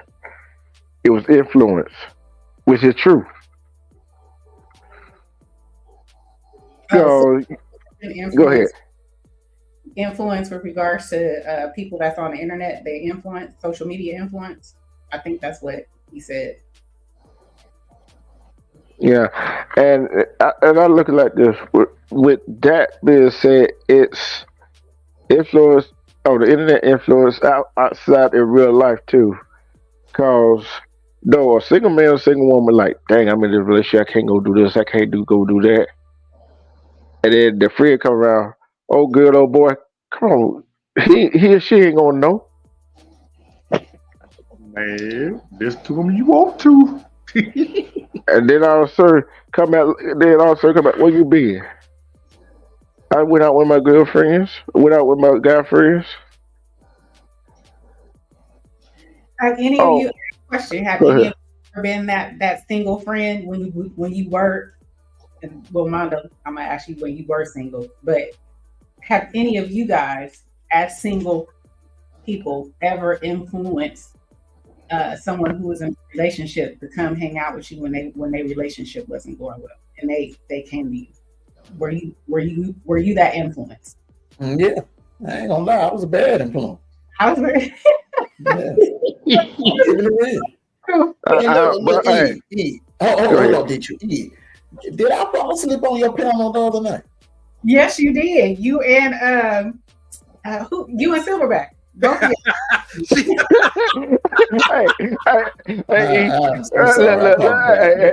Hey, I ain't gonna lie to you. Hey, Mama Wu, I think I slept in one of your panels too, didn't I? Yep. Yeah. She dropped me, I think. I didn't know. I woke up the next day. Maybe because I was drunk, drinking my drinking my shoe, shoe. Was I snoring? No, y'all was on. Y'all both was on mute. Y'all both was on mute. So that's a good thing. But I was on you and Young Riaz. Young Riaz came back up, and I was asking him about all them questions, and I was like, it was real quiet. And at first, I thought all of y'all was asleep, but D-Truth popped back up, but y'all didn't. I was like, oh, they knocked out. Yeah, because I was listening to your question you were asking Young Riaz, and I was listening to his answer, and I said, Armando, Silverback. Didn't I say that, E? Yep. Nobody answered. But I rewatched it. It was just only the last few minutes of it. Yeah, it was to get to that 8-hour mark. So it was the last. I think it was like the last 10 minutes. I woke up and I was still on the thingy. You didn't drop me down. Wait. I was on that panel with y'all when I left because I said I was gonna go get ready to go to sleep, get ready for work. Was it the same one? Yeah. but you left. Yeah, that was the same one.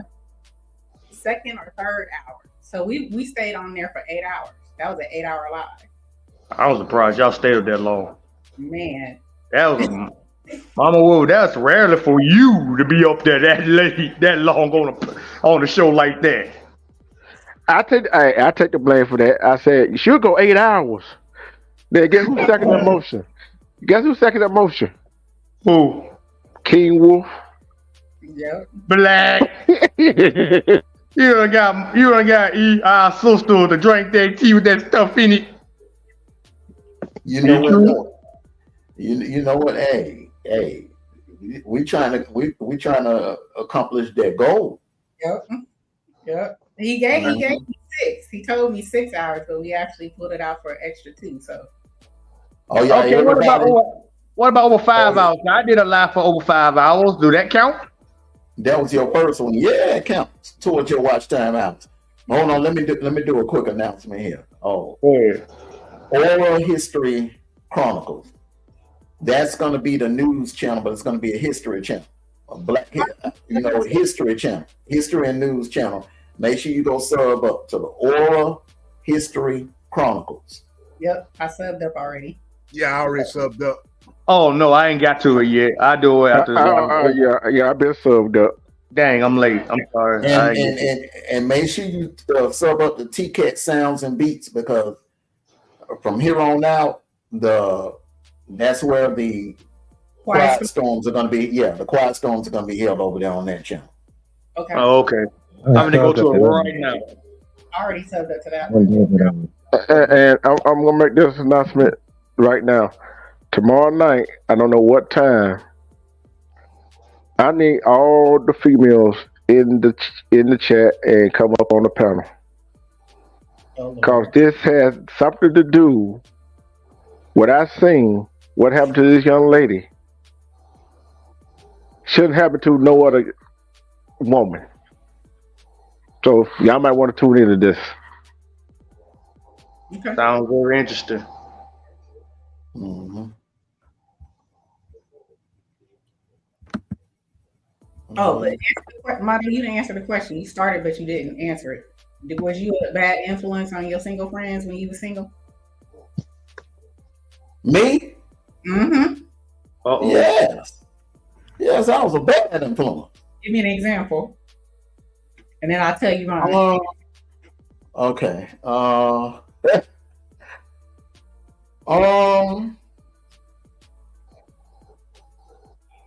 Man, there's so many. Let me give you a good one.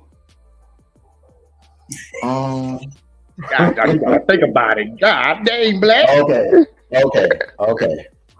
I got one of my homies. You know what I'm saying? I talked them into going to the strip club.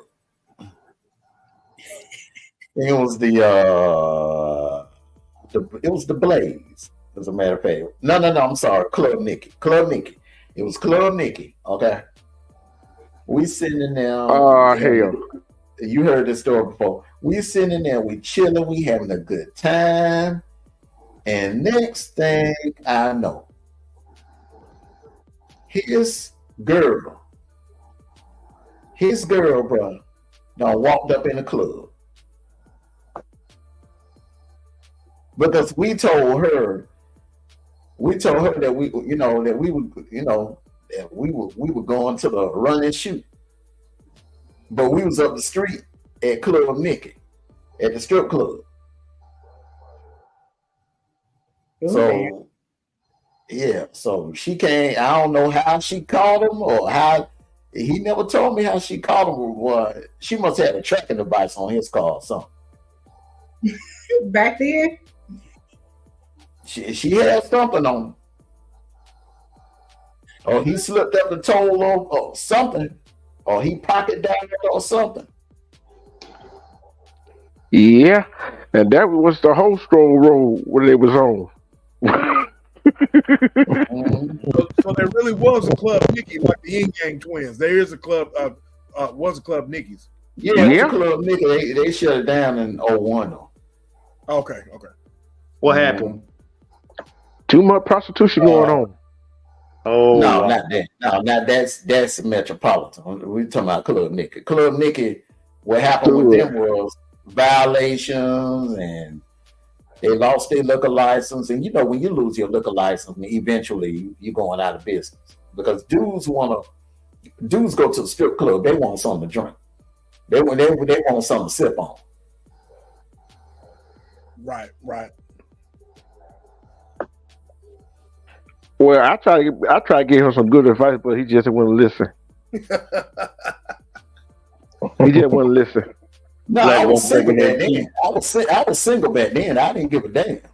You know what I'm saying? I know. I know. My old back then. I wasn't trying to hear nothing. I wasn't trying to hear nothing. I was trying to have fun back then. Shit. That's how I was, Armando. I was like that. Yeah. You was a bad influence too, Kevin? Yeah, I was. I just get my friend to just do anything. That's just how bad I was. If they even had a girlfriend, I'd like just talk to the friend anyway. Damn. What about you, Silverback?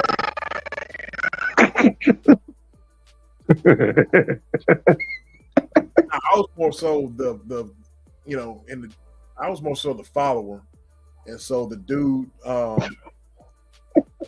that I was, the dude we was cool with or whatever, he was the married one, and he would get caught. You see what I'm saying? So I guess we were traveling around with him, and he was married, and so he would get caught up. So, but he would come up with the ideas of going out. You know what I mean? Either to the club or to the strip club or whatever, and he would always get caught up. And she blamed it on you. No, she knew he was a hoe. You know what I mean? So blame it on us. You know what I'm saying? Because she knew how he was. So he was one of those dudes that was like, he wanted to be like us as far as being single, but he was married. You know what I mean? And Was he older? Yeah, he was older. Yeah, he was older than us. Okay. Yeah, So, in other words, she would try to turn him into a house husband, per se. I mean, yeah, because he was a husband. You know what I mean?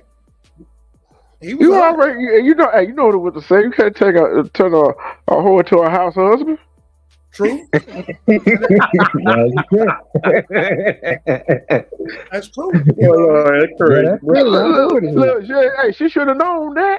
She knew what she said. She knew what she signed up for. Yeah, Joe knows who he is. I still work with him to this day, and she'll tell you, he is the biggest womanizer that I've ever seen in my life. You know what I'm saying? So, but he he's working on his second marriage right now, but at the time this was his first marriage, and so he just liked to be around us young fellas. You know what I'm saying? But I want to do his second wife know how he is. Of course. Be careful, man. He might be shadow watching.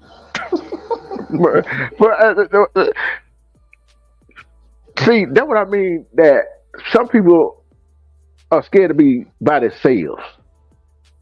Let them take any old thing. You say they'll take anything, you think, big bro? Look what the second one doing. Yeah, look at the second wife doing. Oh boy, what kind of tea you been making today, D True? Boy, you always got something else to talk about, bro. Well, I guarantee you, man. Look, I guarantee you, anybody on this panel, if somebody was cheating on them, they wouldn't be still with them. No. Oh no. Okay then. No. Okay then. No. Okay then. Y'all made my point. I'm saying for me, it is y'all. Y'all just saying about Before it got to that point, I would have been left. Okay, are you talking about being single and cheating or married and cheating? Well, if you're single, technically you're not cheating. Exactly. So that's what I'm trying to clarify because That's not married. He working on. He's on his second marriage, right? And she know what he doing. She's scared to be alone, and she got hypnotized. So basically, she gonna take the abuse anyway. Bingo. Oh wow! So he's free to do whatever he want. Then, like, oh, she can do Yep. anything. She can see me right there. I can just go out there. Yeehaw! He gonna have a Yep. good old time. Yep. Stop me if I'm wrong. Stop me if I'm wrong, You ain't Silverback. wrong. Man, you just said you done said a mouthful. I ain't got nothing else to talk about. That's somewhat true, you know what I'm saying? But you know, his wife is not out of the clear either, you know what I'm saying? Because here's the thing, man, whenever you are whenever you cheat on your spouse or whatever, and then you go with someone else while you're married, there's always going to be that thought in the back of your mind, well, I did this to her, to my current wife, and I'm with this chick. Is she going to do the same thing to me?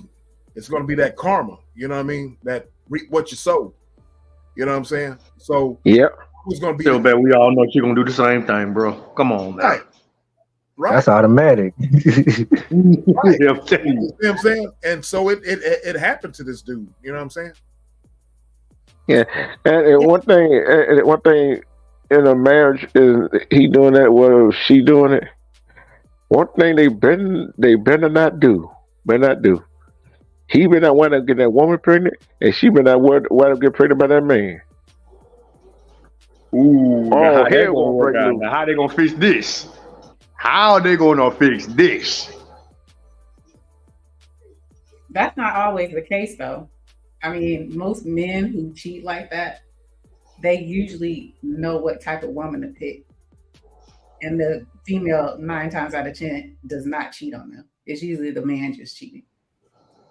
I don't know about that, Mama Wolf. I gotta disagree on that. Yeah, I don't know These about ladies that. nowadays, some of I don't these know people, about they that. see some of the ugliest women getting pregnant. They cheat on a beautiful woman and wind up with an ugly chick. No offense, and point intended, but yes, I'm gonna be real with you. They be cheating on the beautiful women, and they go out there and get an ugly woman and knock her up. And I'm like, what the world are you thinking, bro? But I'm saying the woman that he's with is not cheating on him. He's just I don't know about that. I don't know about that. I have to have some pushback on that, and I'm gonna tell you Yeah, why. I got some pushback on that issue. I'm gonna tell you why. The same gentleman that I'm talking about, like I said, I can attest to this because I have someone in the chat that knows me in real life. The same dude that I'm talking about, he married. He was married, right? Okay, Joe, you're wrong. Anyway, you know. I'll tell you the story. She knows I'm telling the truth. I don't know why you say you agree with E on this. You know, Not with your story, with your person. She's saying in general. Oh, in general. Okay, but I still have some pushback on it. Let me I'll explain why. So the same dude that I was talking about, he was married and he was clubbing with us, right? He cheated on his wife with the lady that he's with now. Okay, he married her. All right. So the girl that he was dipping off with before, the girl he was dipping off on while he was married to his first wife, she was also doing dirt on him. You see what I'm saying? To where he was like, you know, he was like beating dudes up and stuff behind this chick. You know what I mean? He went to jail behind this chick. You know what I mean? Because of the stuff that she was doing behind his back. You see what I'm saying? Got you. Yeah. I told you every case is like that, but I'm saying more times out of if you have out of 100, I say at least 20 of those the women is not cheating on that man. That man is he's a serial cheater, and that he usually gets females that he knows he can cheat on, that not gonna cheat on them. But you said you disagree too. But I'm still back. But he did that, and beating up the guy. Don't realize that it was all on him, right? He didn't realize that, did he? Oh, for sure. I mean, now he does. You know what I'm saying? Yeah, now it does. But my point to you, E, is that I feel like a lot of women. The reason why I don't know. I mean, you say it's a large majority of women that don't go out and dip around. You know what I mean? Even though the dude is, I know a lot of females in that position that go ahead and dip off because they know that their dude is dipping off, and so they like do it in spite. You see what I'm saying? So well, it's all I'm sorry, go ahead. It sounds like a toxic relationship, but go ahead. Of course it's toxic. You know what I mean? Of course. But what I'm saying is that, you know, women are not out of the clear. You know what I mean? So I'm just saying that, you know, there's a lot of women out there that are going to dip off, and they're not as goody two shoes as you think that they are, as you say that they are. No, I wouldn't say all of them are goody two shoes, and I myself wasn't a goody two shoe my dang self, so I'm not speaking. I know, but I'm just saying I know some folks that don't. I know a lot of females that don't cheat, that stay with that man knowing they cheating, and still take him back, you know, and they not cheating at all, and still stay with the dude. I know a lot of females like that. Armando, what do you think about that? Am I right or? I agree with you, Silverback. Though the serial cheaters, these men that are serial cheaters, their woman is creeping on them. But the thing about it is now, yes and no. That you are right. You are right to a certain point, but I have to give you some pushback on it. They ain't just sitting there taking it and not tipping out at least one or two times. They ain't doing it as much as the husband or the boyfriend is, but they tipping out at least one or two times. See, the dude, he's been cheating on them for like 5 years. Out of the 5 years, she done tipped out at least twice. Salute to you, Jenny. Salute to you. Welcome to the broadcast. Salute to you. And then you gotta look at this right here.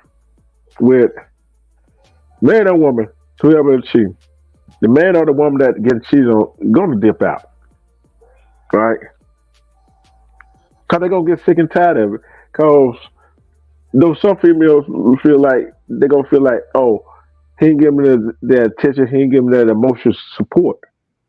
As soon as a man give that woman that attention and emotional support that the boyfriend or husband not giving them, what that always lead to? Sometimes. Then with the guy like, oh, yeah. And then the guy found out that his girl cheating on him for that long. Like, wait a minute here, I'm out here doing all this backbreaking stuff and try to give you the best life you can have, and you gonna do this to me? Okay, I'm gonna go show you. Mm-hmm. Correct me if I'm wrong on this, big bro. He doing all the cheating, and then when she started doing it, why he getting mad? That's the one I don't get. How can you get mad at the girl you cheating on her and she doing the same thing? You get mad? That sounds like a beta male. Pride of ego. That pride of ego thing. Yeah. It's a control. Yeah, you're right too. And this. Your phone messing up, bro. Phone messing up. It's like understand right here. Why? I don't know why I'm gonna ask this question. When a man or woman is dipping off with a man, woman, or man or woman in a relationship, that's something that's that forbidden fruit they can't have, and that they won't. See, I don't understand why you gonna be with somebody that cheated on his boyfriend, on his girlfriend, or his wife, or be with somebody that cheated on her boyfriend or her husband, and then they wound up getting divorced. And why the hell you gonna marry them? Because you know what it cause. You know what the saying is: how you get them is how you lose them, right? Let me answer that question. Okay, this is the thing about women. Women, and tell me if I'm wrong, E. Okay. Women do not want men that no one else wants. You know what I'm saying? They don't want a man that don't know other woman want. Cause they think, okay, if you always single, something ain't right with you. It must be a problem with you. That's how women look at it. Yep. Women want a man that, you know, they you know, is that it is that forbidden fruit, but it's also the thrill of, like, do they still have it? Can they have a man that's off limits? Mm-hmm. He is right. Commission said not true. Hmm? The commission said not true. Because the reason why, I'm telling you, I'm just telling you from experience. I get approached more now that I'm in a relationship than I did when I was single. Black, let me tell you this. I be having so many girlfriends. I'm gonna tell you something, man. Like I said, rest in peace to my late girlfriend. Like, I used to bring her when I was living in Alabama. I bring her to my house and this other chick. And I ain't gonna lie to you. She was a bad chick, man. She looked good, but her problem is the girl who was looking at me and flirting with me when I was with my girl, her crazy tail was married. And I'm talking about she was just eyeing me.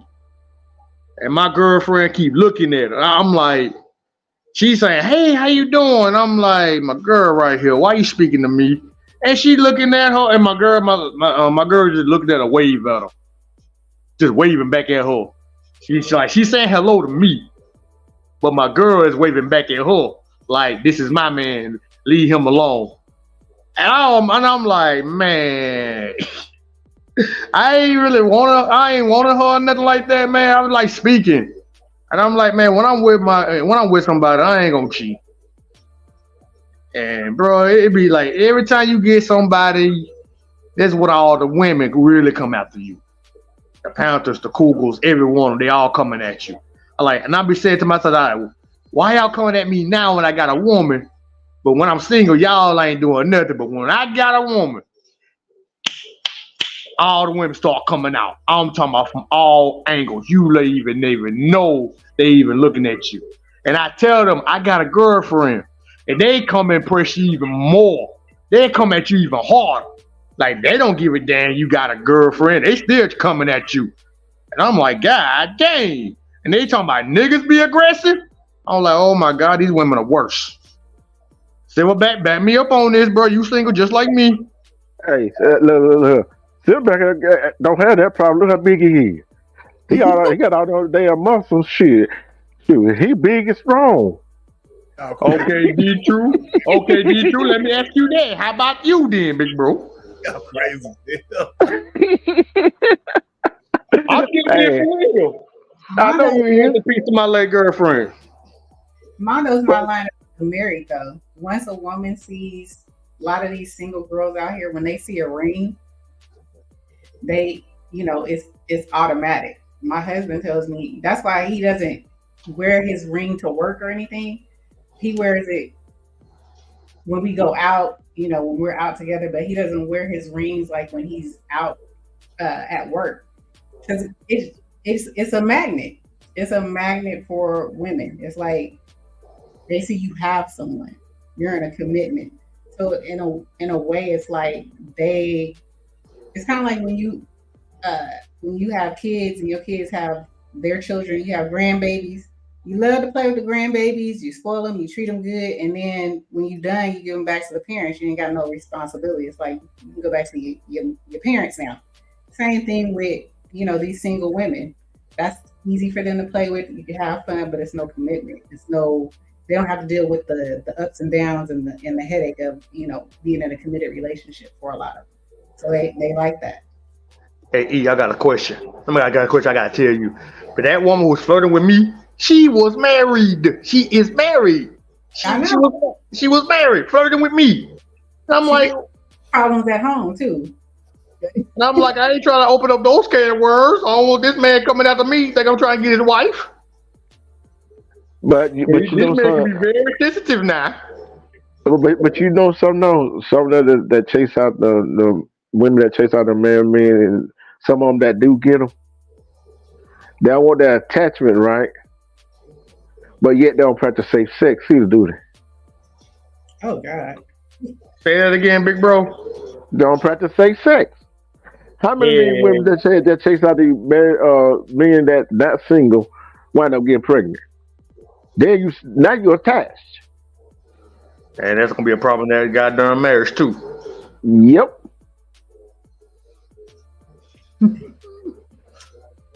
So do you think, guys, well, coming from a woman's standpoint, the reason why they are, because that is true, B Rob, whenever you are in a relationship after being single for so long, they do come out of the woodworks. Women do come out of woodworks. That is very much true.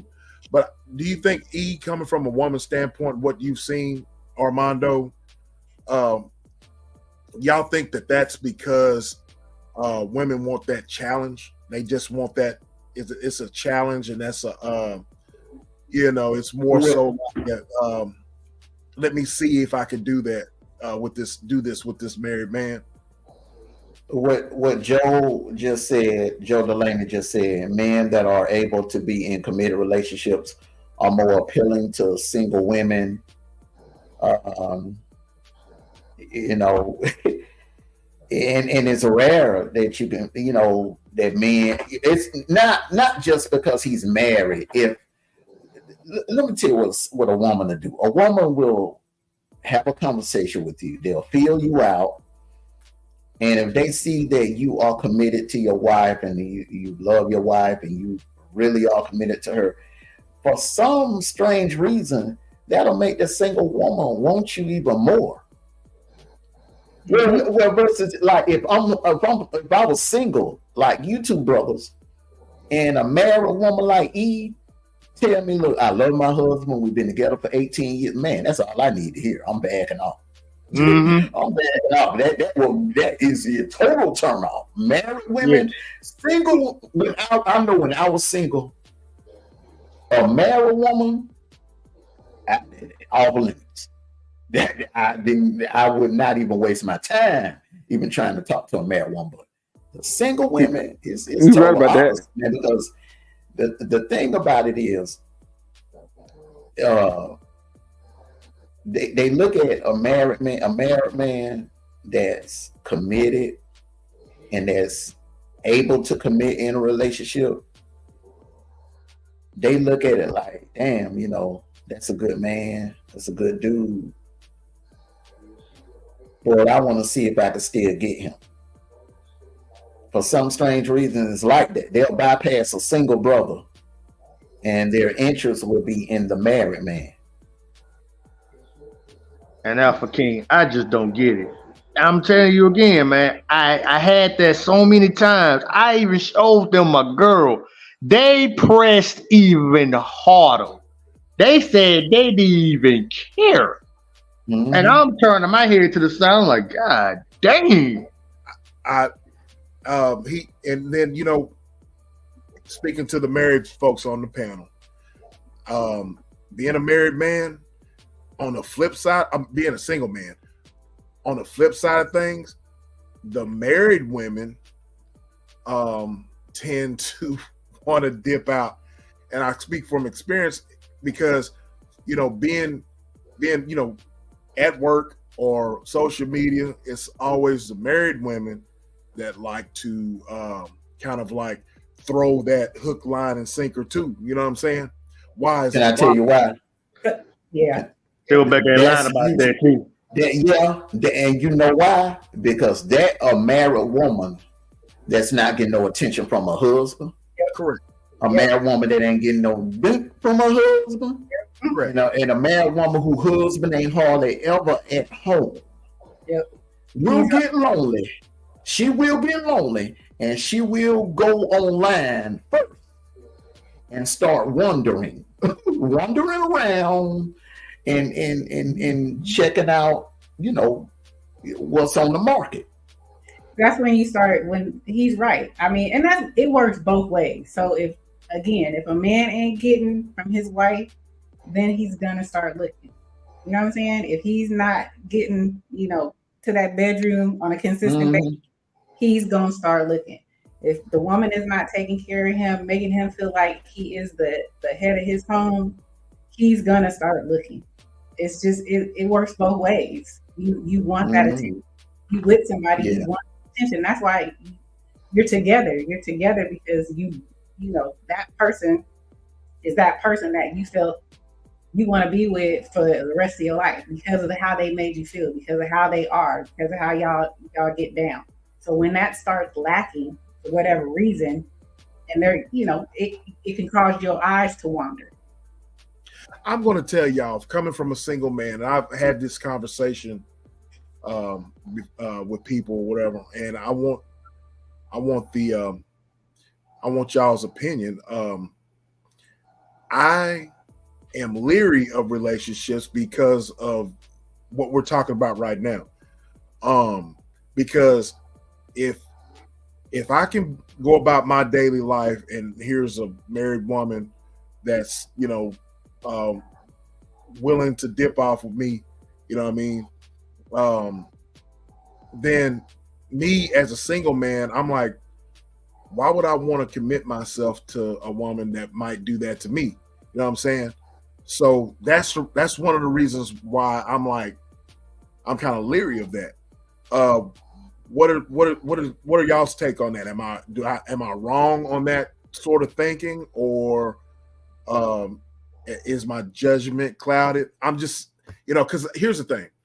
I'm not with the whole thing about getting married to someone and then I mean, you're gonna have issues, okay?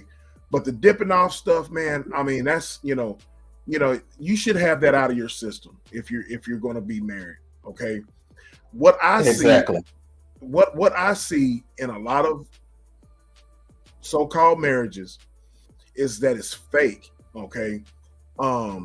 They get married just because it's a fad to get married, okay? They get married because of pressure from other people, like we just talked about, okay?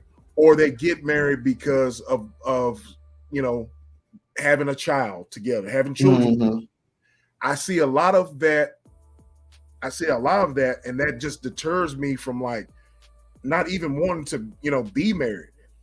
I don't know if that's a right or wrong reason for, but I'm all for, like you two on the panel, man. I mean, that's something to strive for. You know what I'm saying? But in real life, though, what I see out here is a lot of fakeness, and it's just really kind of, it just makes me want to think, wow, you know what I mean? Why commit yourself to someone if there's just going to be fakeness involved? You know what I'm saying? So I would really like, and I know, B-Rob, he's single too, and he understands what I'm saying, but I would like to know, do I have that wrong mentality when it comes to that, coming from y'all? You want me to go first, Mondo? You go first. Okay. So for me, I think it's a fear. I think that's the problem with a lot of single people right now, is because of everything that is seen on social media, and everybody puts their business or, whatever this is out on, out in social media. So you see a lot of, you can pretty much type in Google or TikTok or Instagram, relationship problems, relationship issues, dating, disasters, dating this. And you see all these, these sound bites of bad situations, not including maybe some of your, experiences. But I think it's more so, like you said, Silverback, it's a fear. Yeah. And you can't, I said this, you can't go through life fearing stuff. I mean, relationships have ups and downs. Relationships, you may, you may pick the wrong person, but you can't let that just, in my personal opinion, you can't let that drive your overall decision for life. You can't just say, well, I'm scared to date because I'm scared this may happen. Yeah, it may happen. You know what I'm saying? It may happen, but you can't live your life just, waiting for that ball to drop, if that makes any sense. I understand what you're saying. When I got with, and I'm just going to use for my own personal, when I got with my husband, the first 2 years of our marriage was rough. We had to really learn how to communicate. Now, I came from a single parent household, so I didn't know what marriage looked like. And I was very independent, when I first, before I was with him, and him vice versa. So we had to learn how to do life together, which meant how to learn to communicate, how to, bounce back from certain situations that may happen. Whether it's, not feeling that that engaged in our relationship, in our marriage, not feeling like, I did have that situation where I felt like, maybe he wasn't, really looking at me the way he used to look at me. You know what I'm saying? But we had to work through that. We had to have those talks. We didn't go and cheat on each other. We actually talked about it. And I think that's what a lot of people miss. And that's how a lot of things go awry. Instead of talking about it, y'all end up, actually looking at the other person and then actually acting on, messing with somebody else because you wasn't getting it at home, instead of saying, hey, this is how I'm feeling. Tell me, what's going on, and talk it out.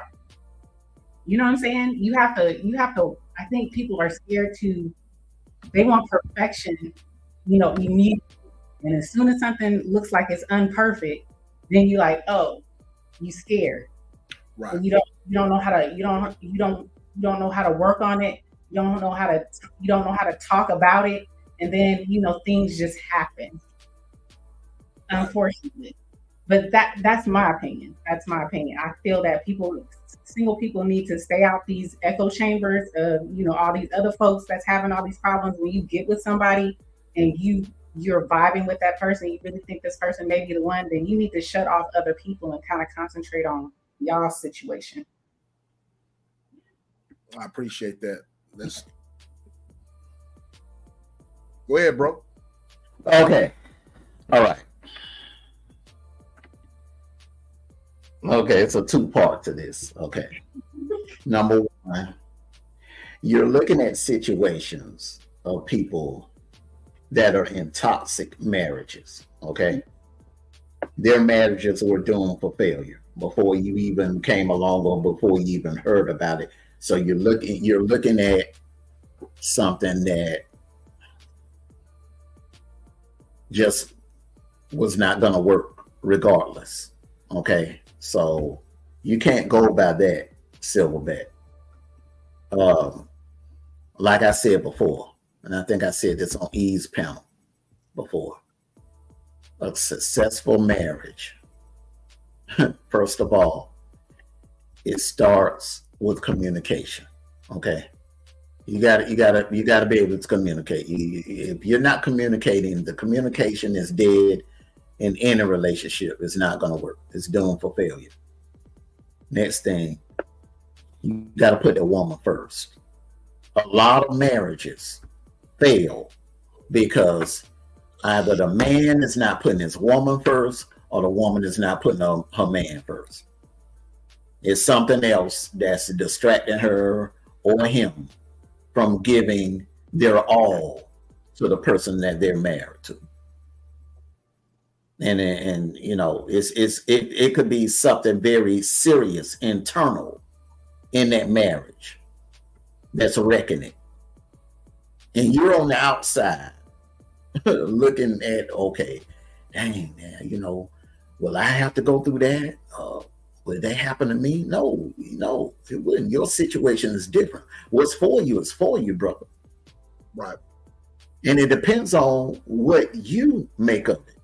You know, now I will tell you this. Don't put a ring on a woman's finger unless you know in your heart that you are ready and she's ready. Right. You will know if this woman is in love with you. You can tell if that woman is in love with you, and you will know in your heart if you're in love with her. And then and only then, you take it to the next level and put that ring on her finger. Some dudes try to put the ring on the finger of a woman that they know damn well that's not in love with them. Right. They do it to try to lock them down, to hold them because they're afraid of losing them, or they don't want no other man to have them. But they know damn well she ain't trying to marry them. Nope. But they'll still put her on the spot, and then they'll use her family to box her in and put pressure on her to go through with it. Therefore, once after the wedding and after all the wedding ceremonies and everything, guess what? 6 months on down the line, nigga come home from work and his wife legs in the air.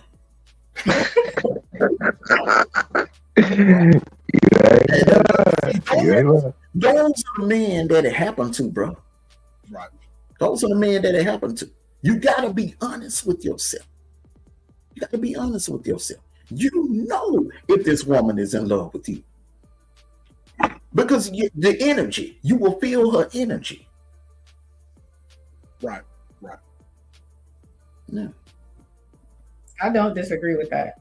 But I do still feel that a lot of people are fearful of just things happening and just that things happen in relationships. Yeah, and it also single people use that as an excuse too, because they don't want to commit. They love being single. They like the single life, the single life. They love it, and they don't want to give it up. The freedom of being able to come and go as you please, the freedom to just grab your keys on a Saturday night, go out the door, and not have to worry about hearing no mouth. You know what I'm saying? They don't want to give that up. And but when you say that's a fear, when you say that's a fear too, I mean, the fear of giving up the single life. You know, E, a lot of people are afraid of change. Yes. Change fears a lot of people. Yep. Puts fear in a lot of people. You know what I'm saying? And especially single people. Yep. Y'all are hitting home. So I mean, y'all are hitting home there. That's what I'm talking about as far as fear. Mondo, yes, change. You know, that's why I said it was a 2-part to this thing. It's a 2-part, and I'm speaking from it. I'm speaking from, for example, I totally agree with you two. It's just for me, that's exactly what it is.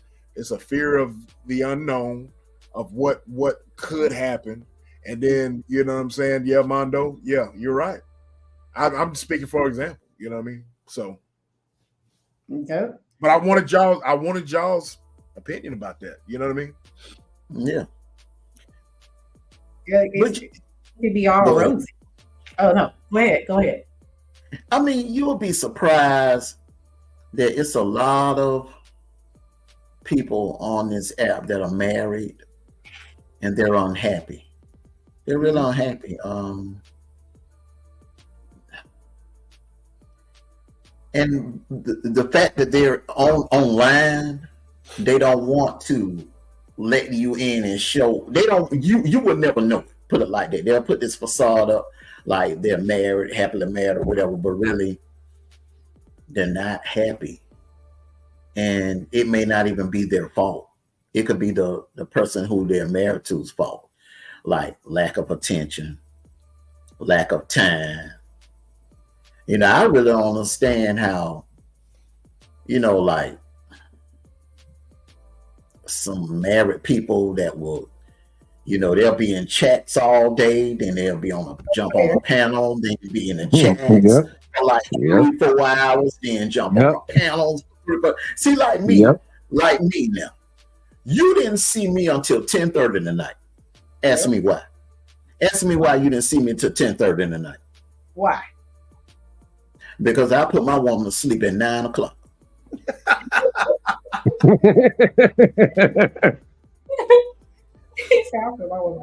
put her to sleep at 9 o'clock. You know what I'm saying? So, I mean, hey, she know, you know what I'm saying? I do my thing on here on YouTube, and I'm at home. I'm here. Yeah. And she's sleeping good like a baby. That's the truth. I know where you was going with that. I do see a lot of folks. You see a lot of folks that when I see that they be doing these panels for like, hours, like days doing stuff like that. I'm like, you don't think that I noticed that? I mean, exactly, Kevin. I just didn't want to come out and say that. You know what I mean? But it's just one of those things where, man, I pay attention to everything. I pay attention to everything. I'm like, you know me, like, you know me, Armando. I mean, y'all know I pay attention to detail, bro. And I can tell all three of y'all some stories or whatever on here of, just being associated with you guys, people coming up into my, and they just flat out admit that they got, they married. You know what I'm saying? I'm like, oh, okay. You know what I mean? And it be some, and look, I ain't calling no name. Right. I ain't calling no name, but it's one female in particular, and she's married. Mm-hmm. Beautiful, and I don't understand how, she's in chats, on panels, in the chat, on the panel.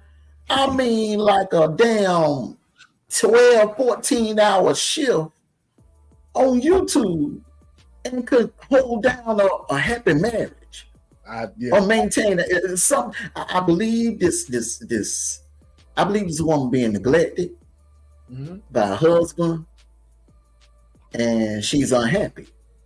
And remember what I said, I said on the last panel we had, when people are unhappy, they'll go looking for a substitute, something to fill that void.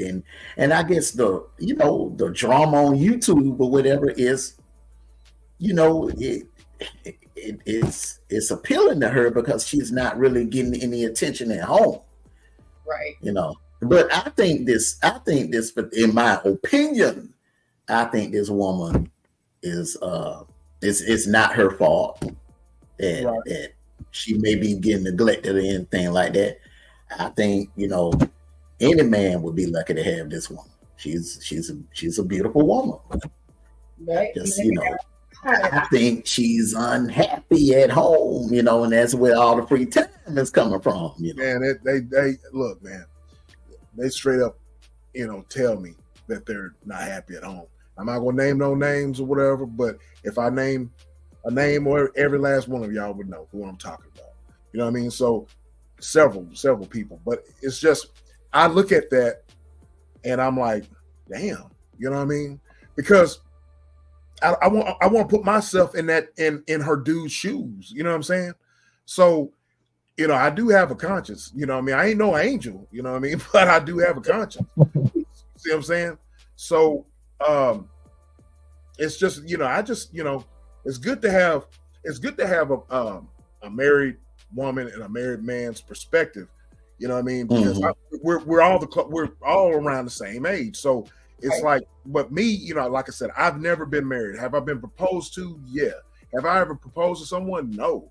You know what I mean? So I have been in those situations where, you know, I've dated someone for a couple months, and then, you know, the lady wants to marry me. I'm like, whoa, man. And, you know, that's not. I mean, we haven't been talking long enough. You know what I mean? So it's like, you know, am I in the Twilight Zone? Or what? I mean, what? No. She was using marriage. Some people will use marriage to control you. Power. Remember the movie What's Love Got to Do with It? Yeah. When Ike came in the emergency room and in the hospital room and got Tina out the bed and said, "Hey, let's go down to Mexico and get married," that was to control her. That was power, because he knew how valuable she was. He knew. It was like having a diamond in a safe.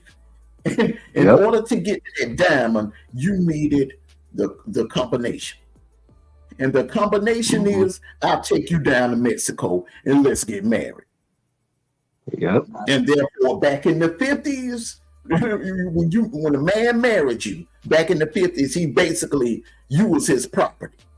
Right. It ain't like that in 2024, but back in the 50s, when a man married you, you was his property. That's just like in biker gangs. You know what I'm saying? When they had their old lady on the bike and they wear a vest and they say property on it. So you pretty much know what that means. You know what I'm saying? So it was a control thing, you know. I mean, she knew you wasn't ready. She knew you wasn't in love with her. It was a control thing to box you in, to keep you. You know, some people, they don't give a damn if you ain't in love with them. If they can keep you some kind of way, they are that obsessed. They'll do whatever they got to do to keep you. Even if it is to box you into a shotgun wedding, they'll do that if they have to. Armando, it's funny you say that, because my baby mama was like that. She's still like that, but I don't let that bother me because I know how she is. Like, our relationship, it was cool at first, and then when we had our child, that's when it got, you know what I'm saying? That's when it got toxic. And I just left her alone after that. You know what I'm saying? So I just moved on after that. Yeah, man, my heart go, you know, my heart goes out to these married individuals that are being neglected at home, not given any attention, and they have to come online to receive the attention. Like this particular person, she's in chats all day long. And when she's not in chats, when that live ends, she goes to another chat. And then when that live ends, she gets on the panel. And she's on the panel for like, I don't know how many hours. And then when that panel ends, she's in somebody else's chat like at 3 or 4 o'clock in the morning. Look, man, that's a hurt woman. That's a hurt, neglect woman there, man. Yeah, that's pathetic. And he obviously don't care either. He don't care, because there ain't nowhere in the world I could be on here like that. And you know, that's not gonna happen. It's funny you say that, because like if I'm on like if you're on here like that, say like say I'm talking on this live, right? And my girlfriend like would wake up and text me, and I tell her I'm on somebody else's live. When I get done, she think I'm talking to other girls. I'm like, no, it ain't even like that. You know, that's how she thought, but I wasn't thinking like that. You know what I'm saying? So I said, no, it wasn't like that. Right. Anytime I have to be somebody.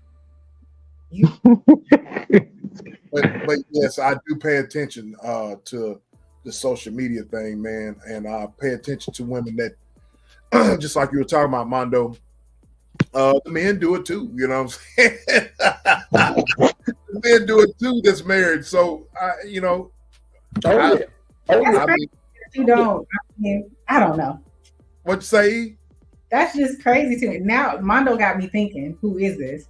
And then I'm just because that 8-hour live or that 6-hour live that turned into an 8-hour live, even I had to text my husband and be like, look, I'm gonna be on this a little bit late. You know what I'm saying? I'm not gonna just do things and not let him know.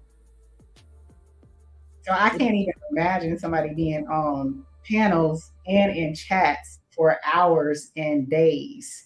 Yes. Yeah. Yes. That's crazy. Look, E. I've been. I done seen people be on live for 3-4 hours straight. But that's what they'll do now. They'll be on a panel, and then they'll go in the chats on the troll accounts. Right. You see, one thing about me, I'm serious. They'll be on panels. Hold up. They'll be on panels. Y'all crazy. They'll be on panels. Y'all crazy. Listen, they'll be on panels as their real self. Okay? But then they'll go in other chats under a troll account, thinking now they might have like 99.9% of people fooled. But one thing about me, I pay attention to detail. Now, if you are like a regular support, I'm gonna give you an example. Like B-Rob, I know how he types. Right. The commission art team, I know how she types. Right. Then you're gonna type a certain way. You're gonna use certain things, certain emojis. I know how you type. And I know this person.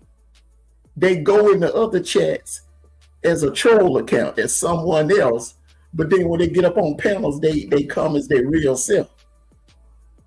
I see it all the time. It's people doing it because they don't want to look bad. They don't want to look bad. They want to be like, oh, wait a minute now. You supposed to be married. You over here at 3 o'clock in the morning. Wait a minute. You married. You a married woman. Now, wait a minute. 5 o'clock in the morning. You still in the chat now. But see, they be on their troll accounts, man. Right. I see that. So that's that's the reason why, man, I ghost watch, man. I'll ghost watch. Me too. I don't hit panels. You know, I made an exception a few days ago. You know why? Exception, but man, we were vibing though, man. I had a good time, man. That music was just bringing back memories, man. So I had to hit the link. So did I. You know what I mean? Mm-hmm. And so it wasn't a hostile environment. So I was like, okay.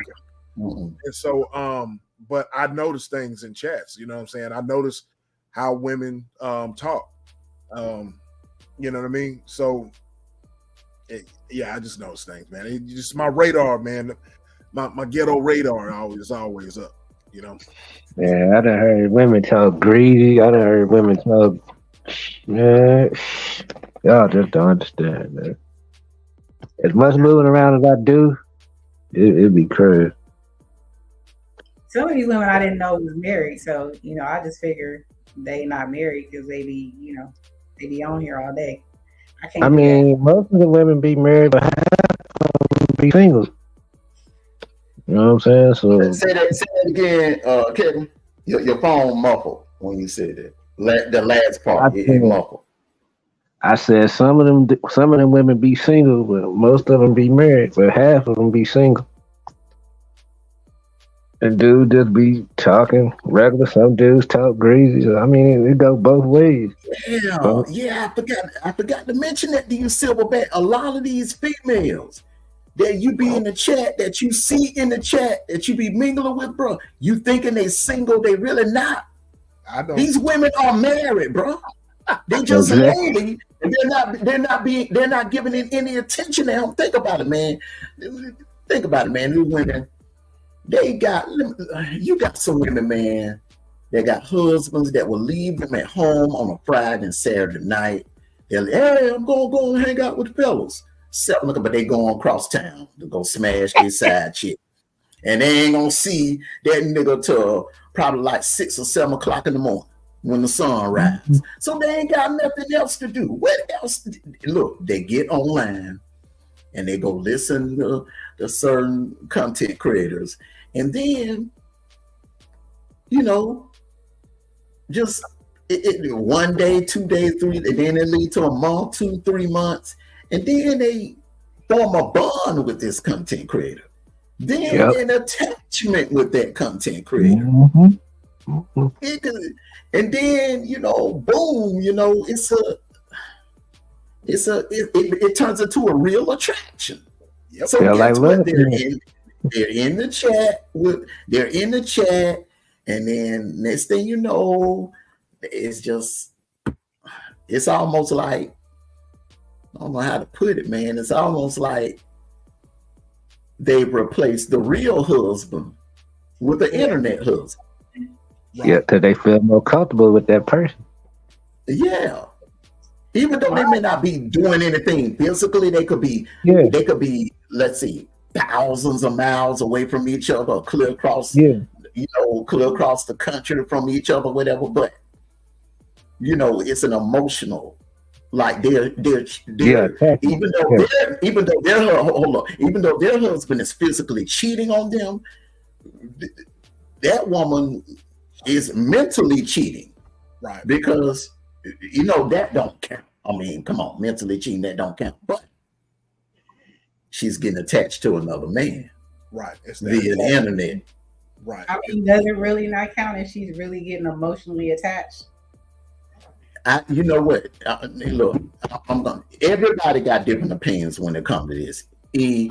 I don't consider it cheating unless you giving head or receiving head from that person, or you having intercourse, sexual intercourse. Look, phone sex and texting don't count. Now, are you being disrespectful? Yes.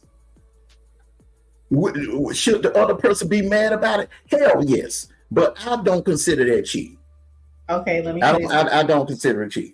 So you're saying it's not cheating. So say, for instance, I'm gonna be the truth right now. Go ahead. I'm ready for the rabbit hole. Go ahead. So you're saying it's not cheating if they get in text. So they texting back and forth with this content creator that they formed an attachment with, and they send for chats, and the content creator is sending them eggplant pictures, and pictures of herself, and she's got memberships on this content creator channel. You don't consider that cheating? Super chats, membership, eggplant pics, on top and bottom pics. That's not cheating. That right there is, in my opinion, that's disrespectful. But if they have not met up and got a hotel room, if they ain't had no type of sexual encounters or no type of sexual relations. When I mean by sexual relations, I mean head or effing. Oh, I know what you mean. You know what I'm saying? No kissing. I mean, come on. Look. And kissing ain't really considered cheating. You know what I'm saying? But if they ain't even kissing, you talking about text messages and phone sex. That's a fantasy. That ain't nothing but a fantasy. Right, that virtual stuff, that virtual sex. Yeah, that's a fantasy. Right. That ain't, you didn't do nothing. No. Now, would I be pissed? Hell yeah. If I found out my wife was texting or having phone sex with another nigga. But you know what though? As mad as I would be at her. You know who fault it would be? It would be my fault. Because in order for you to have time to bond with another man like that online, I really got to be neglecting you. Yeah. I mean, I still consider it cheating.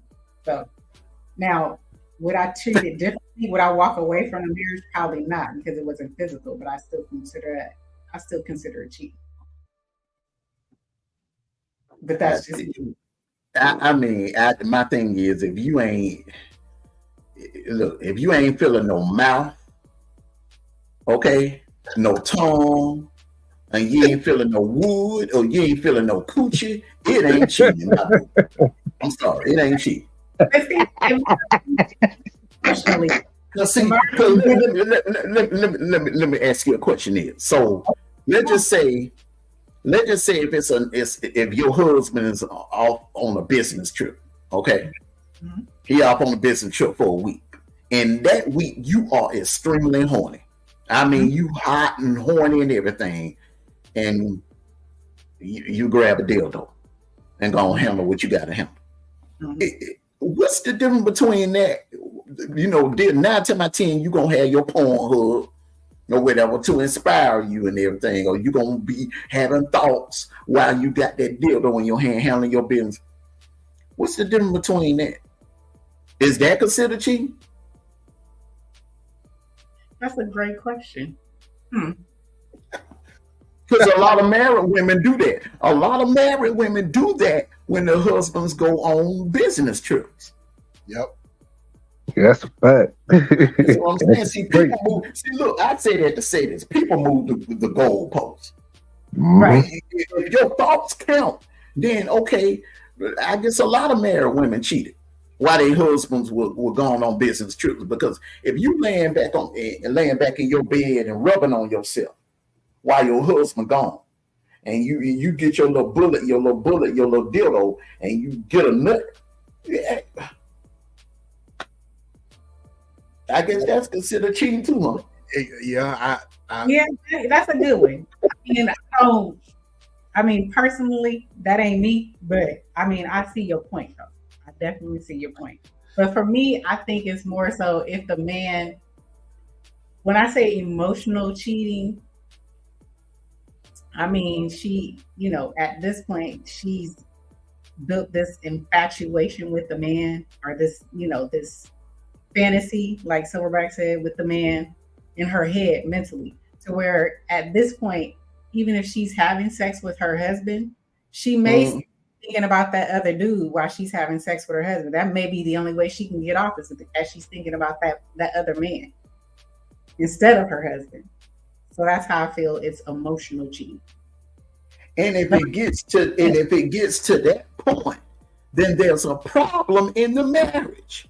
That dude, if that woman is thinking about another man while she's laying down, either he ain't performing he ain't laying no pipe on her the way he should, or they got some issues. They got some toxic issues going on in their marriage. I don't disagree. That's why I said it's emotional. Women are emotional. That's, it's a difference sometimes. Men is, See, y'all, you two married, y'all now understand why I have reservations. Yes, about that, because you looking for any excuse, right? and you searching for any excuse. But Mondo, I would hate to live my life in the sunshine.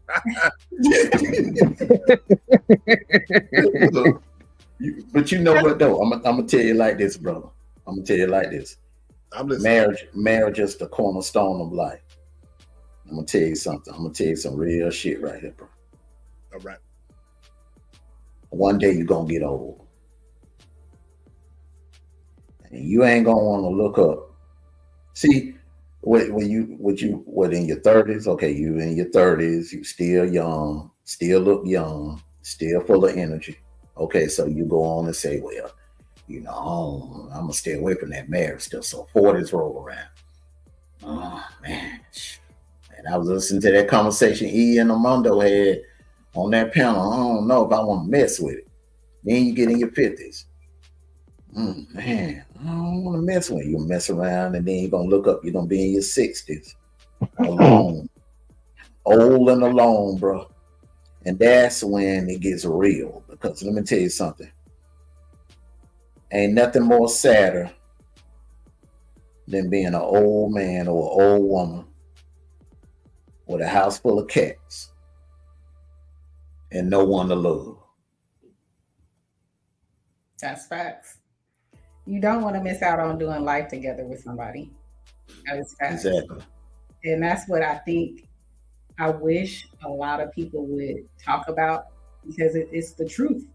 it sounds good, like Armando says, to me, you doing you're trying to get you straight before get with somebody else, or you kind of fearful, you don't want to, take that leap and, be with somebody because of what ifs.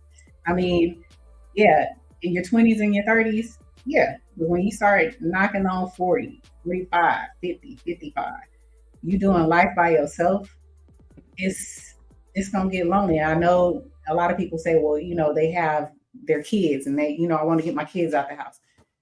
Dude, your daughter gonna grow up and she gonna find somebody. You know what I'm saying? And then go and have her relationship, and you gonna be by yourself because you devoted all your time. And you didn't put into you.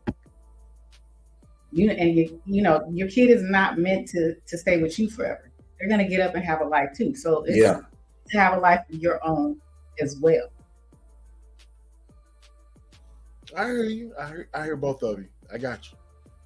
But I'm not disagreeing with anything y'all saying, because I do come up with excuses. You know what I'm saying? So most people do. Yeah. Not the only one. Yeah. You're not the only one. I just wish it would. I just wish I would. I wish a lot of you guys, a lot of single people would just as much energy as you put into developing yourself and developing your, what you want to be and how you want to be, put some of that into relationships too. Everything has ups and downs. Everything has peaks and valleys. But you know what? You're right. But it's easier said than done. And I'm going to tell you why. It's easier to say, hey, you need to invest in, someone. But the question is, where is that someone? Because, the females that I run into have alternative motives. Not saying that every female is like that, you know what I mean? But in these days and time where you have Hollywood, you got music, you got other outside things in this world that influence women and men, having those old school values like you guys are talking about, and I'm all for it and I'm all with it, it's lost today. You know what I mean? So, and I'm old school, man. I'm old school, and I'm with what y'all are saying. You know what I mean? But the thing about it is that this generation in time do not have our parents or our grandparents, or they don't have that, they don't have that mentality anymore. Doesn't make it any right to have this type of mentality these days, but it is what it is. You know what I'm saying? Y'all's thoughts?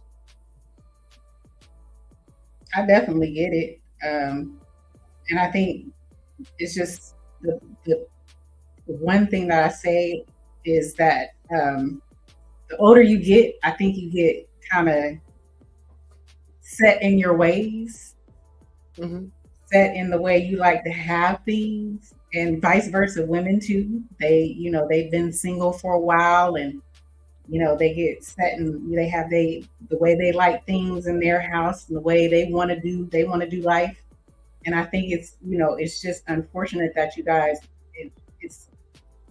there's no way to, I wish you guys could learn to, talk more. I'm gonna keep saying this so I'm blue in the face. Y'all gotta talk more. I just feel that nobody has hard conversations anymore. Everybody thinks they have the answer. Nobody wants to talk. Nobody wants to communicate. Nobody wants to take chances on one another no more. You mean the two people that are married? No, just single people. Single people don't even talk. But who do they have to talk to? I was just going to ask that. See, and the reason why I took it there, because a lot of single people, and this is let me address the elephant in the room. Okay. A single person, they're looking for that special person in their life. Okay. They're looking for that person that they can have that special bond with. The unfortunate that person that they feel that may be a perfect fit for them. But the unfortunate thing is usually someone that's off limits. I would agree with that. Or it's not the right packaging. It's not the right. Well, if they off limits, it definitely ain't the right package. if they belong to somewhere else, I mean, this could be someone that they have a perfect conversation with, they vibing with, they can, I mean, man, they have a lot in common with, they complement each other very, very well. They could look darn good together if they were both available, but unfortunately, one of the two is not available. One of the two is already occupied. I have agree to. with that. Go I can ahead. agree. I'm I sorry. said I can agree with that. Go ahead, Silverback. Go ahead, Silverback. I have to strongly agree with that because Okay, thank you. You know. Okay, thank you. yes, because Thank you. I ain't going to even go any further on that. Don't go any further. But you feel where I'm coming from. Yes, I do. Right. And it's unfortunate because you can't go there. You know what I'm saying? So yeah, I feel you, bro. I feel you. Like see, I man, said, look, man. A lot of times I be quiet. Y'all be thinking, man, y'all either think I'm asleep or I'm not paying attention. But I pay attention to energy. I pay very, very close attention to energy. but being the man that I am, I have at my age or whatever, I'm not going to be like a young person and be just wow. That's just, I have a daughter to raise. I don't want her looking at me to be, you know what I'm saying? Because I don't. First of all, she's looking at me, and I don't want to have that example, and I don't want a young man treating my daughter the way that I would possibly be acting. You know what I'm saying? By just going out here and living reckless. You know what I'm saying? Mm-hmm. So, but especially, man, whenever I'm on my place of business when I'm working, I mean, I come across a lot of ladies, business ladies that are just like, you know what I'm saying? And so they're married. Mm-hmm. And so, and they, when you're in the business field and you can hold an intelligent conversation with a lady and it's all business, and in an intelligent way, the lady throws a sign at you and you're like, okay. And you got to have, a lot of men in my position, they're weak and they're like, go ahead and jump at that opportunity. But with me, I'm like, no, man, because that could possibly be, that could be really bad. You know what I'm saying? People just don't, they can't look far beyond that now. You know what I'm saying? Instead of just like sticking to business. So that's where I am in my life. You know what I'm saying? So, but it's good like I said, it's always good to get perspectives from guys like yourselves that are married. You know what I'm saying? That are happily married. You know what I mean? Like I said, I aspire to do that. You know what I mean? But I always have reservations. Hopefully that's gonna, hopefully that'll go away one day. You so bad. You good, brother. You did. you started too deep, Kevin. You good, Silverback. You good, bro. That's coming.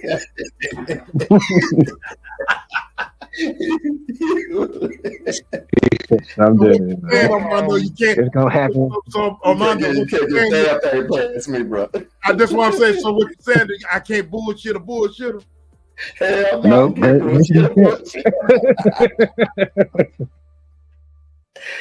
But like I said, sometimes it's just how it be.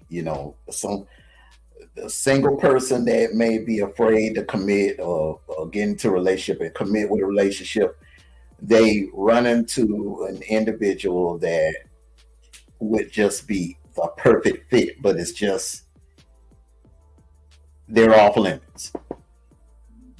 Yeah, I done talked to girls like that. You know, if I was cool with the girl and I know the dude, I still do it. And I'd be like, I think in my mind, like, okay, I know she go with so and so. You know, go that route. I couldn't, especially when I know, you know, I could, you know. The thing is, okay. If it was me, okay, all right. If it was me, and I had those feelings about a woman that was already occupied, I would just avoid her. I would just, you know, keep the conversation short and, you know, just keep everything kind of at a limit, you know what I'm saying? And just try to play keep away. But you know, Mondo, she not gonna fall for that too long. You know what I'm saying? Because she gonna be like, "Why you keep ignoring me? Why you not answering my question?" Well, she would never know. She would never. You know what? She would never know that I was attracted to her. Exactly. She would never know. You know. Yeah. What are the top 3 things that y'all look for in a woman? Just out the gate. Well, you cut out. I didn't hear the first part. E, what'd you say, sis? What are the top 3 things that men look for just out the gate in a woman without knowing them? What are the top 3 things? I'm not gonna even lie. Looks is number one. Oh my God. I'm just being honest. She asked a question, but I'd be a liar if I, you know what I'm saying. So the top 3 things that a man looks for, number 1 is looks, but number 2, I'm gonna say what kind of job you got, what's your paper like, you know what I mean. Number 3, I think on that one. I gotta come back on that one, E, as far as the third one. I gotta come back on that one. Okay. So what are you willing to forego out of those 2?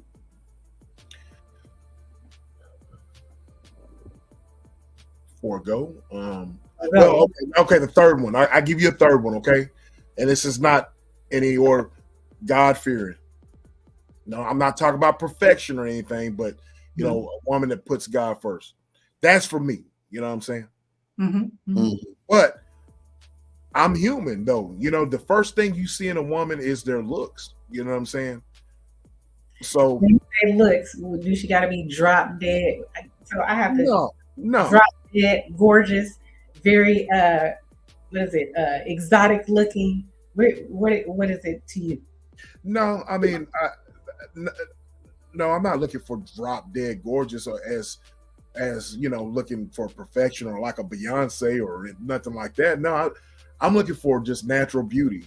I don't like a lady with a lot of makeup. You know what I'm saying?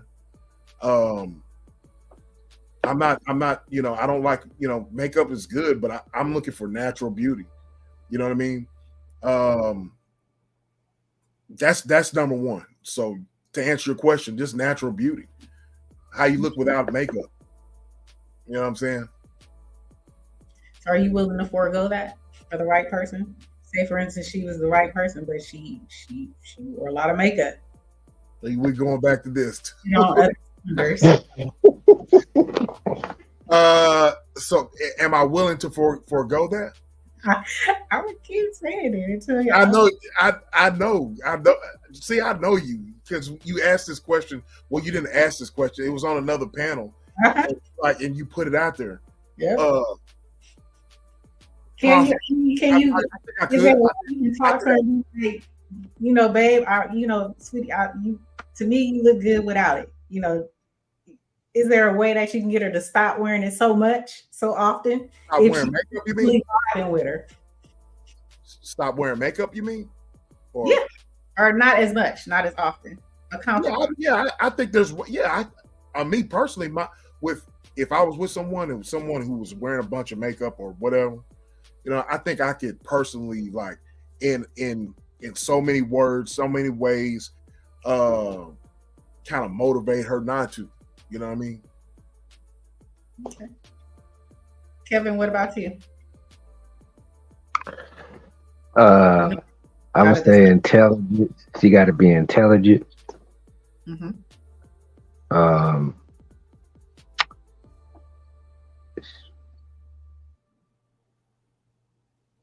She got to be herself. I don't want no woman not to be herself and try to be someone she's not. Anything on any? That's two. You got a third one?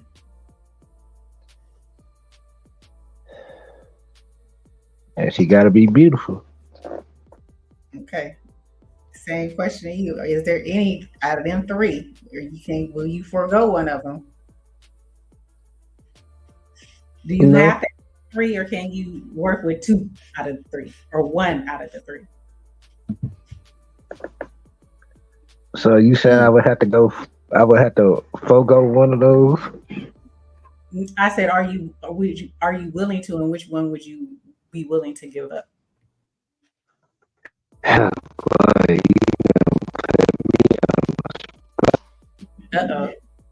I can't hear you. I said that'd be tough for me to do because she gorgeous. I can't do it. I couldn't do it. I had to work my way around it. What's gorgeous to you? What's gorgeous to you? Exactly. Looking, I'm asking the same thing I'm asking Silverback. What's gorgeous to you? He said gorgeous to him is natural beauty. So what's gorgeous to you? I mean, the way she dressed. I mean, the way she do her hair. She's just amazing to me. And she got a beautiful smile. So you don't care if she wear a lot of makeup, got a weave, lace front? Oh no, we ain't having that. We ain't having that. She got to be. She got to have her natural hair. Got to have her natural. Yeah. But E, I'm not putting down anyone who does have, and I'm sure Kevin the same way. I'm not speaking for him, but I'm not putting anybody down that does not have, natural hair or whatever, or wears much makeup. I'm just saying, me as a preference, what attracts me to a lady is natural beauty. You know what I'm saying? It gets hot down here in Texas, man. It gets. Oh, I know what you're saying, Silverback. I wasn't saying it as no disrespectful thing. Yeah, I just want to. Yeah, me too. I just wanted her to understand. I'm not trying to be disrespectful to anyone or whatever. You know what I mean? It's just that I personally like, natural beauty. You know what I mean? Right. No, I get what both you guys are saying, and I didn't take it as disrespect. But the thing about you asked, what are three things that attract us to a woman? I mean, Kevin, he named off intelligence, you know what I'm saying? But the thing about it is that when you meet a woman, or, the first thing that you're going to see that's going to be attractive is going to be her looks, if that's appealing to you, you know what I'm saying? Yeah. You know what I'm saying? Yeah. I'm not trying to be, facetious, but I'm just, that's what it is. You know what I'm saying? So, I mean, you got the money about this, so bad. Yeah, but looks are, it's not everything. It's not everything. Oh, no. But like, I'm willing to forego that. Yeah, but it is what it is. So yeah, I just wanted to see was beautiful because everybody has beauty is different for everybody. You know what I'm saying? So I wanted to hear what you perceive as beautiful. Yeah, I mean that's my perception of being beautiful in my eyes. You know what I mean? Mm. I don't think it's anything Oh, wrong. okay. Oh, Mondo, you want to say something? No. Go ahead. I'm sorry. Go ahead. I don't think it's anything wrong with what either of you said, I just try different ways of asking that same question. And Silverback, you always catch me. Yeah. You always catch me because I truly believe that sometimes I'm just looking for perfection, but I'm not looking for perfection at all, because that would be unfair. You know what I mean? I'd be a hypocrite. You know what I mean? Because I'd just be a hypocrite if I was looking for perfection. But once you start with my three things, with the looks, your social status, I guess you could say, financial part, I guess the social status, the financial thing, if a lot of people like to say, what can she bring to the table? mm-hmm. Having a future, does she have dreams and aspirations, so to speak? All of that is number two in my book. You know what I mean? All of that is the same. You know what I mean? Mm-hmm. And then the third one, of course, is just putting God first. You know what I mean? Not looking for perfection, but that's what that is. But y'all two, Mondo, E, y'all can pick apart my list if you like. You know me, I am very much open to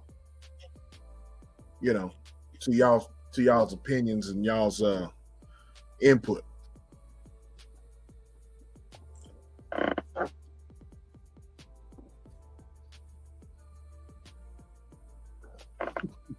Okay. Repeat that again. Silverback. No, I mean, I wanted you, Mondo. I just wanted your opinion about our choices. If you heard me and Kevin's choices, three choices, he gave us that question. I mean, each individual knows what he likes, and to commit to a woman that's lacking your qualifications may not be a good idea. So if that's what you want in a woman,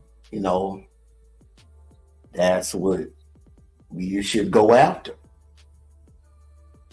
Because if you're going to commit, or if you're going to marry that woman one day, you want that woman to be the ideal woman for you, with what you just described. See, me, I've always said, even when I was young, I've always had a thing for women that were thick. It was a turn on if she was mean, because I like a challenge. Nothing never came easy for me in my life. I like a challenge, and that was sexy to me.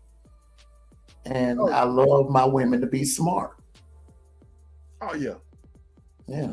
But see, all those things, like the meanness and the intelligence or whatever, all that comes after you kind of like you notice that in a lady. You know what I'm saying? That when you notice that in a lady, you're like, okay, I'm gonna pursue that. I see a little she got a little spark. She's a sparky, isn't she? So she got a little mean. So I'm gonna go after that. You know what I'm saying? Yeah. So I've always liked a challenge. I've always liked a challenge. You know what I mean? So especially if she's like turning down other dudes, and she's got that, what I like, and she turned down, oh yeah, that's a challenge. They're looking for. Sometimes they'll forego something. Right. Correct. And men, I find that they don't. It's like you have to have that total package for them, else they're not interested. That's why I asked the question. Oh, okay. Yeah, I didn't take it no other way. I mean, it is what it is. That's how I see it. I mean, you like what you like. Yeah. You like what you like, and you're gonna, you know, in order for someone to get their foot in the door with you, they have to be attracted to you. Oh They yeah, they for have sure. yeah, the person is gonna, even with women, before you can even get a conversation with them, they would have to find something about you attractive. Am I right? Yeah, You are correct. But you got to have a mouthpiece, right? Yeah, But we all, yeah. You got to be able to talk. You got to have good yeah, conversation. exactly. oh, But we all that's a fact. date something that, don't look right. And it also helps. It also helps if you can make them smile. You can make them laugh. Hmm. That it's women love men that can make them laugh. It just does something. Exactly. I had a female to tell me that on the panel once. How she put it? Something about when a man makes a woman laugh, it does something to them. Yeah. It was. I had to go back and watch the playback. It was something she had said something about. It makes the JJ vibrate a little bit. Saying if a man makes them laugh a lot, it just yeah. You know.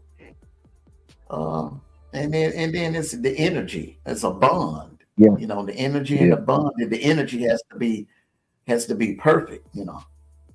yeah. See, y'all gonna Right. y'all gonna end up having shows on here to where it's gonna be a dating thing, a dating show. Yeah, I I just can see it right now. It's gonna be the new love connection. I can see it. well, hey, hey, um, stranger things have happened. I would, what? I would be honored if Okay, I we got could. for it. Yeah, if I could Like, be the reason to bringing two people together. right. I Yeah, mean, I'm not knocking it. I'm just saying it'll be the new love connection. Mhm. But Oh man. I'm always that dude that'll soak up information from people who are going there, who are living the life, so to speak, when it comes to marriage. You know what I mean? And like you said, you know, um, no marriage is going to go through happy times 24/7. You know what I mean? Right. you're gonna go through issues. What I understand that. Um, but like Armando said, both of you, like Armando said, you got to put your woman first. If you're a man, you got to put your woman first. You know what I mean? Vice versa. You know what I mean? And so I understand what entails, being in a marriage and what you have to do. You know what I mean? Right. Forsaking all others. You know what I'm saying? Yeah, that's what a lot of men and women they have a problem with that. But it's choices that have to be made. That's my only thing. I feel it's choices. People like to stay in their same mind state. I mean, if I lived by that, then I wouldn't be married to this day. I mean, by all accounts and purposes, I shouldn't even be married. I come from a single parent household. I had a young teenage mom. Uh, my dad, he was, young. He did his thing. He got married to somebody else. He used to cheat on his wife uh, several times. You know what I'm saying? By all accounts and purposes, if I was to allow everything that happened in my immediate family in my life to, to work itself out, or for me to walk in that and live in that, that was around me. That was my experience. That's the only experience I had. I wouldn't be married, but I had to seriously make it was a mind shift. Even myself, I went through, my younger years of being single, loving being independent, dating multiple people, just loving being young and having money and, doing my own thing. But it came to a point where it was just a mind shift for me. I wanted to be, at a certain point, I wanted to be married. I wanted to, have a family. Could I do it in the same mind headspace that I was in? Absolutely not. If you looked at me back then, you would say, oh, everything that Kevin Samuels was saying about modern women, I was. But it was a mind shift. So I feel you can do it, but you have to want to do it. I just don't think people want to put in that work to do it. It sounds good. It sounds, what is it? It's like that buzzword, but really people don't want to put in that work to do it. And that's just my opinion. Okay, well, I want you to elaborate on. I don't think you had the opportunity to kind of like fully elaborate. You did a little bit, but you said about communication with single people. Who are we supposed to communicate to, in your opinion? No, when I was talking about communication, I mean when you're dating. Mm-hmm. That's what I'm talking about. I'm not talking about just single out here communicating to anybody. I was talking about you got to learn when you're dating someone and that person's that ideal person. Mm-hmm. You learn how to communicate with that person. So I think, you know what I'm saying? It's communicating with that person that you're dating. Okay. But dating, I still mean you're single because you're not married. So even though you're dating, you're still single. Got you. I got you. Most people don't want to admit that, but it is what it is. You ain't got that No, they don't. I mean, at the end of the day, people gonna choose who they want to be with at the end of the day. So I mean, can't knock nobody, whoever they get with. They just get with that person. It's good or bad. Yeah, that person want who they want. That is true. Want who they want. Yeah. But then they cry. Well, gentlemen and ladies, I'm about to call it a day. All right, brother. We appreciate you pulling up, man. Always. No problem. No problem. Have a good night, man. Y'all do the same. All right. All right. Mm-hmm. See, I have my attorney up here representing, just in case I want to ride. So I might need some representation. I say something I ain't supposed to be saying.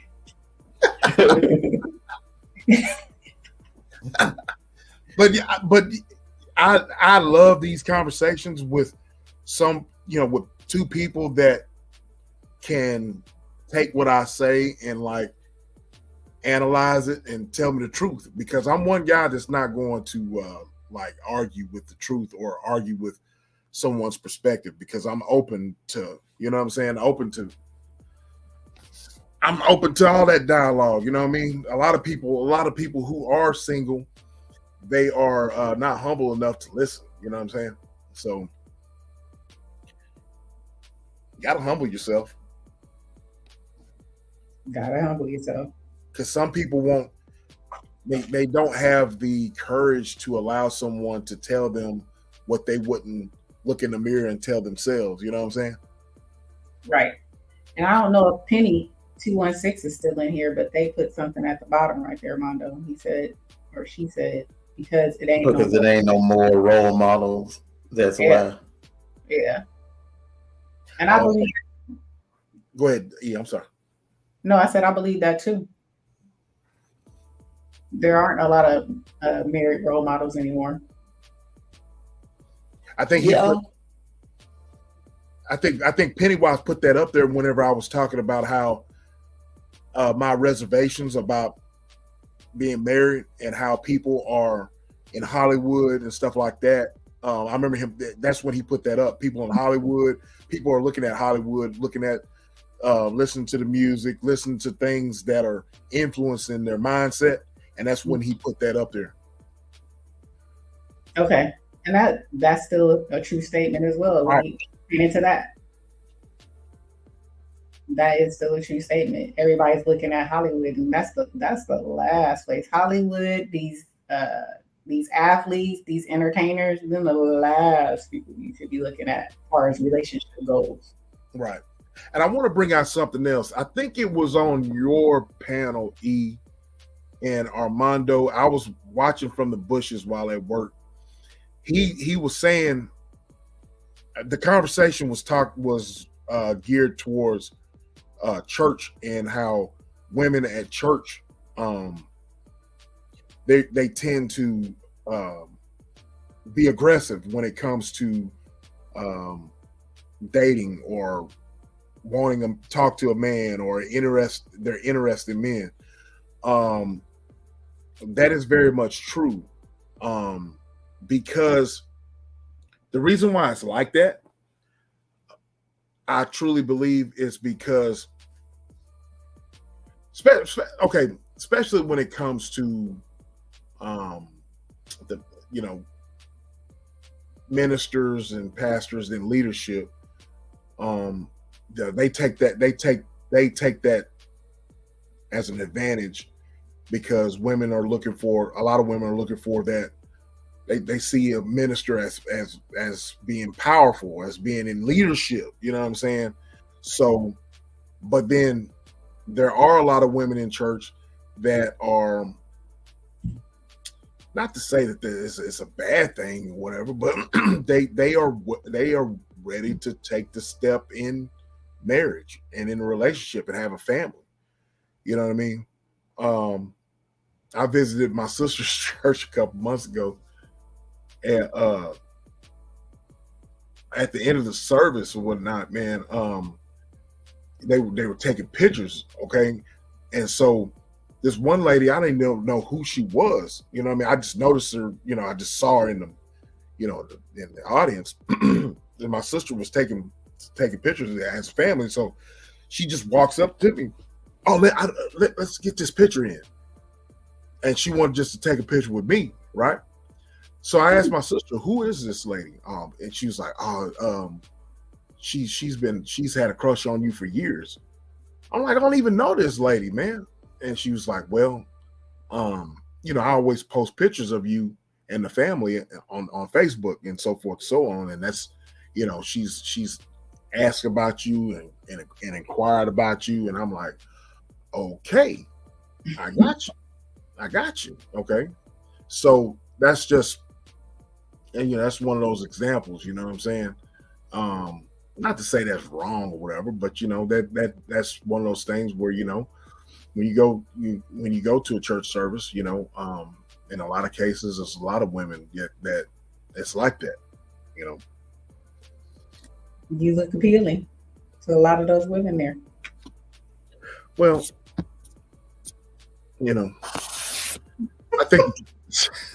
I think, well, you know what, man, I think it can be dangerous for women to just go to the appealing look, you know what I mean?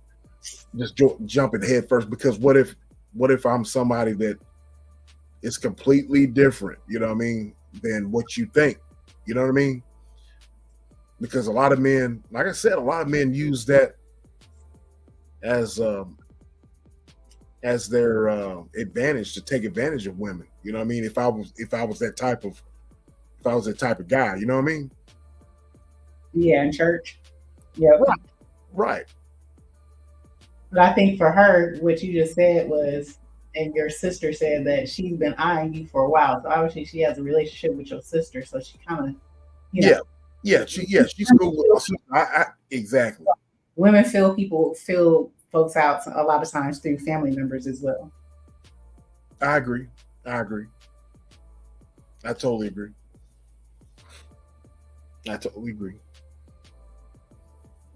Mondo, did you go to sleep on us?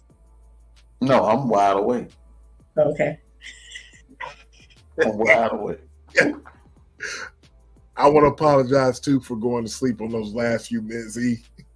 Yeah, I'm telling you, young Riaz he had me intrigued with his answers to my question. I kept asking the question, he kept answering like it was nothing. Okay. The last thing I remembered was was a question that you asked him about marriage arrangements. That's the last thing.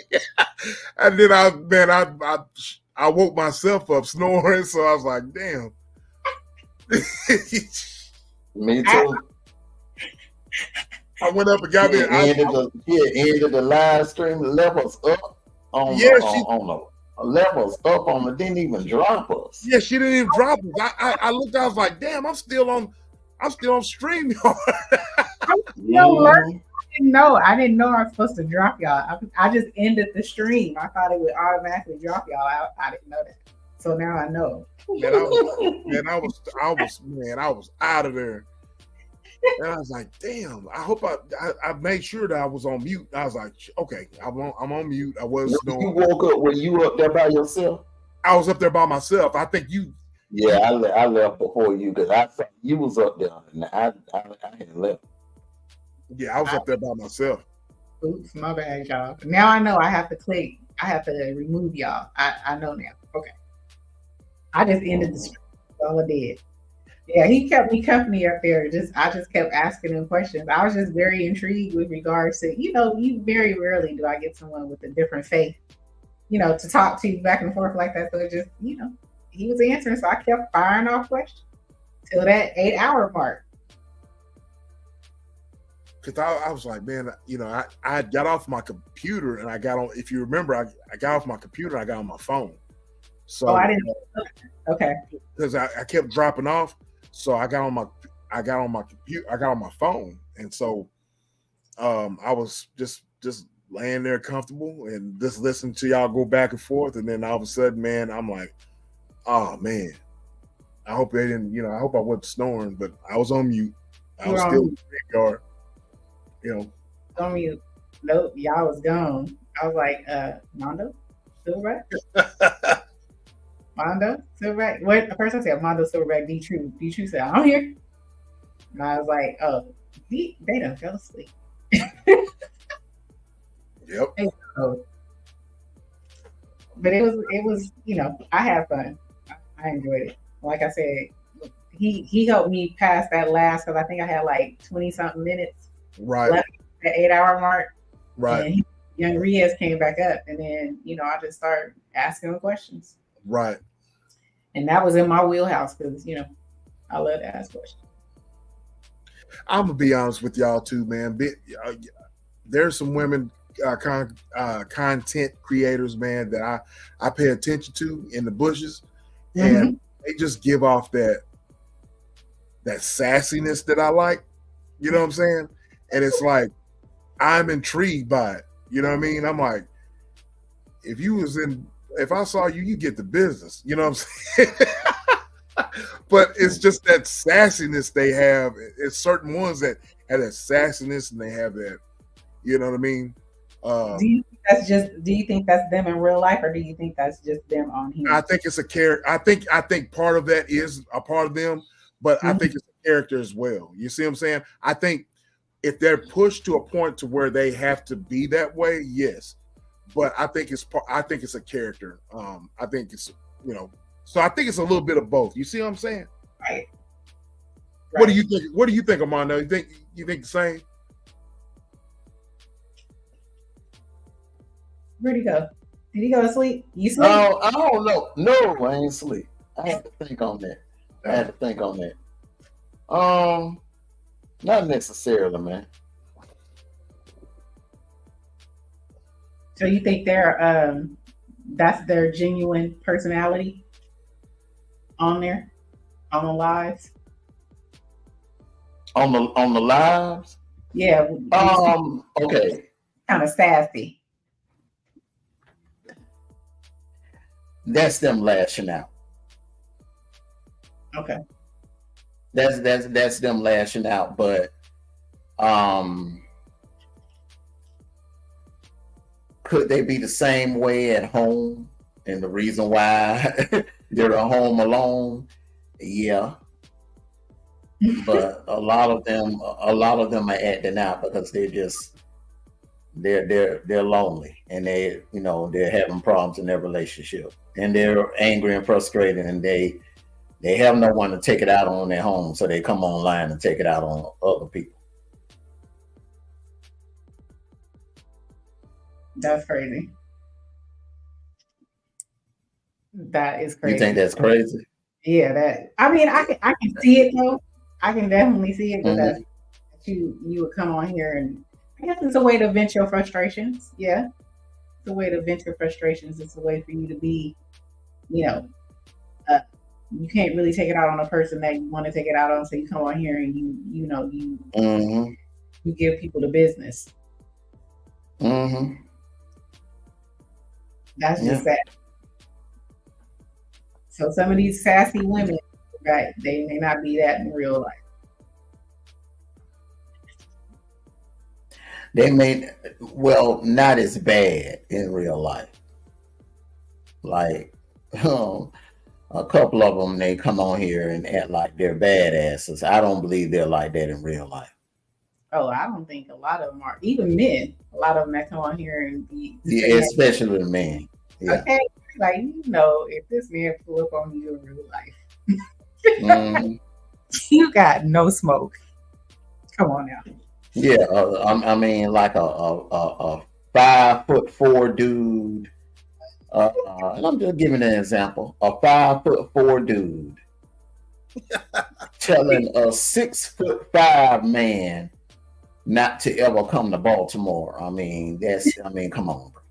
Really? Yeah, come on. He's like, Come really? on now.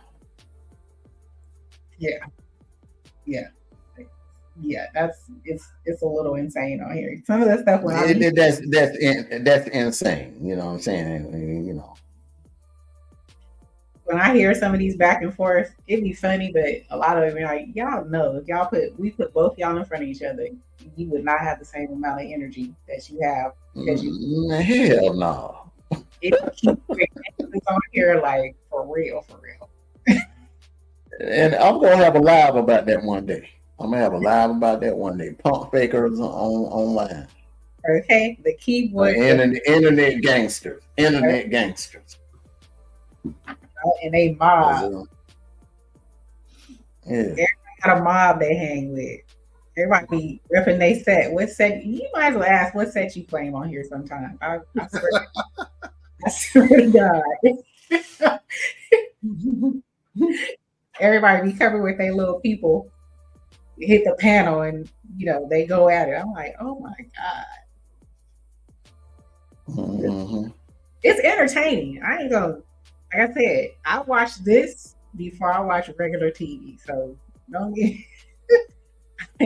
so do I, man. It's just it's so entertaining to the my point.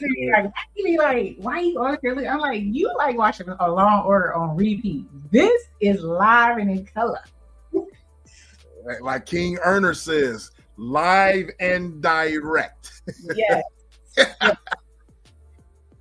He be laughing at me because certain people I have up on the TV screen, he's like, every time I come in here, they cussing. Mm-hmm. So, I'm like, man, it's entertaining. I was like, I'd rather watch that than the repeats of your regular TV shows. Always something interesting. But yeah, I mean, Armando's right. It's a lot of women that just lashing out, but Mm-hmm. it's just one of those things where I think it's a character at sometimes, but I believe they can really get down like that. You know what I mean? If push comes to shove in real life, you know what I mean? Push comes to shove. There's a couple I think are if push comes to shove in real life, they would be. Yeah, for sure. So very few. Yeah, very few. Yeah, very few. Very few. But I came to gate. It's entertaining just to even see it. So I mean, it's very entertaining. It's very entertaining. You know what? I guess because I participated in it for the last 2 years, I'm kind of burnt out on even listening to it. Right. A lot. I mean, since I basically, gotten away from the beef, I really don't even go into chats that's beefing. You know what I'm saying? Where bullets are flying everywhere. I don't go into those chats. I go more into the non-beef topic chats. Right. Right. I have those too. That's my morning show. And my morning show is education. Mm. And You got your little system going on. and YouTube got everything. You know what I'm saying? So, I get my education, things I need for work, learn about that, that I can help, with my career and everything. And then I look at stuff that is, I can learn for YouTube perspective. But then, at night or later on in the afternoon, people come on with the business, and I'll be like, oh, what? I look at the title and be like, what is this about? and click on it. So sometimes I click out because it's like, oh, you talking about the same thing over and over again with the same person. Sometimes I think it's manufactured beef for clicks. But for the most part, some get wild. Like this weekend, there were some wild ones that were unexpected. So I thoroughly enjoyed it. Yeah. Like I said, I just a lot of them are going dark now. They're going dark. I just don't get no thrill out of people talking about folks' dead relatives, putting the children in it. You know what I'm saying? Bringing in the spouses and calling folks jobs and calling CPS and calling animal control, sending pizzas to your house and stuff. I don't really see the thrill in watching that. I haven't seen anybody that's doing that is that aggressive. It's I only have like 3 that I watch, and they don't get that down in there. But yeah, I would have a problem with, especially if you bring in kids or family members. I never liked the doxing thing. I never respected the doxing thing. So, but if you just roasting and talking mess, or you throw a little video up there, then it's fair game. Yeah. And I see a lot of people now, they are, or not a lot of people, but I'm seeing a lot of folks that are taking, I guess, recording the beefs and then having channels, going over that whole little roasting session. Mm-hmm. So now that's a thing. Yeah, to go ahead and review. Yeah, review the whole little roast. Right. But that does get tiring though, because I've been following this for 3 years. It is kind of draining. But it's a breath of fresh air when you got guys like Nate the Great. You got guys like Ren Rock. You know what I mean? What we're doing over here. You know what I mean? It's a breath of fresh air because it's different. You know what I mean? And people, if you notice, people are kind of like, I don't want to say they're biting off her style, but they're being influenced to do the same thing. Talk about stuff like what we're talking about. I see people pivoting. They're trying to pivot. Right. It's hard for them because they're so used to the number of people in their chat. Right. It's not as easy to, especially when you're used to getting a certain amount of numbers, people in your chat, a certain amount of super chats, you know what I'm saying? So, and cash app. So it's harder for them to turn. But I have seen some folks that they like, new year, new me. Let me try something different. Right. But let's see how long it lasts. You know what I'm saying? Because again, like Armando was saying, it's going to be a shift. You're not going to see the numbers immediately. Right. Can you stay in there and hang? Keep be consistent with this mind shift that you have, and trying to create different content. Right. Facts. So we'll see by March who stay the course. I can give it till March. I'm being nice.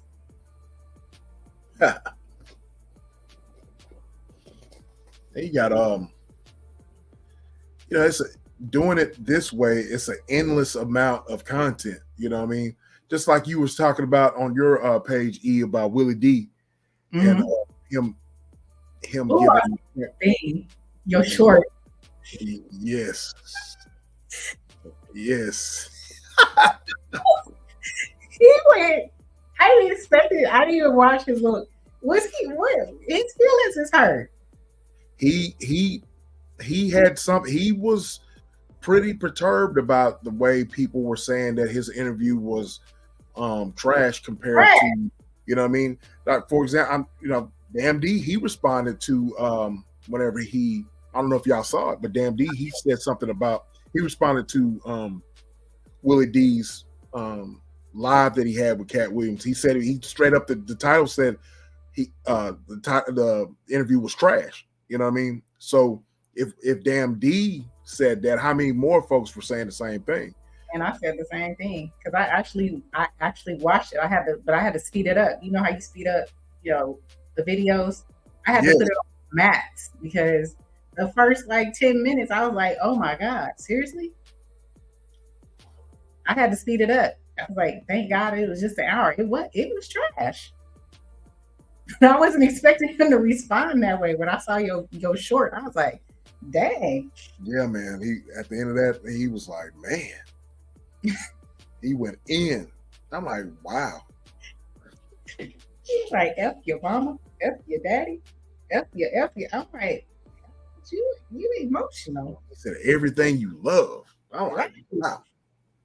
He didn't take it as, let me sharpen my, right skills. Let me take all this constructive criticism and let me go back and look. How could I better? This man, damn. Yeah, he wasn't trying to hear constructive criticism at all. That's sad. Yeah, he wasn't trying to hear that at all.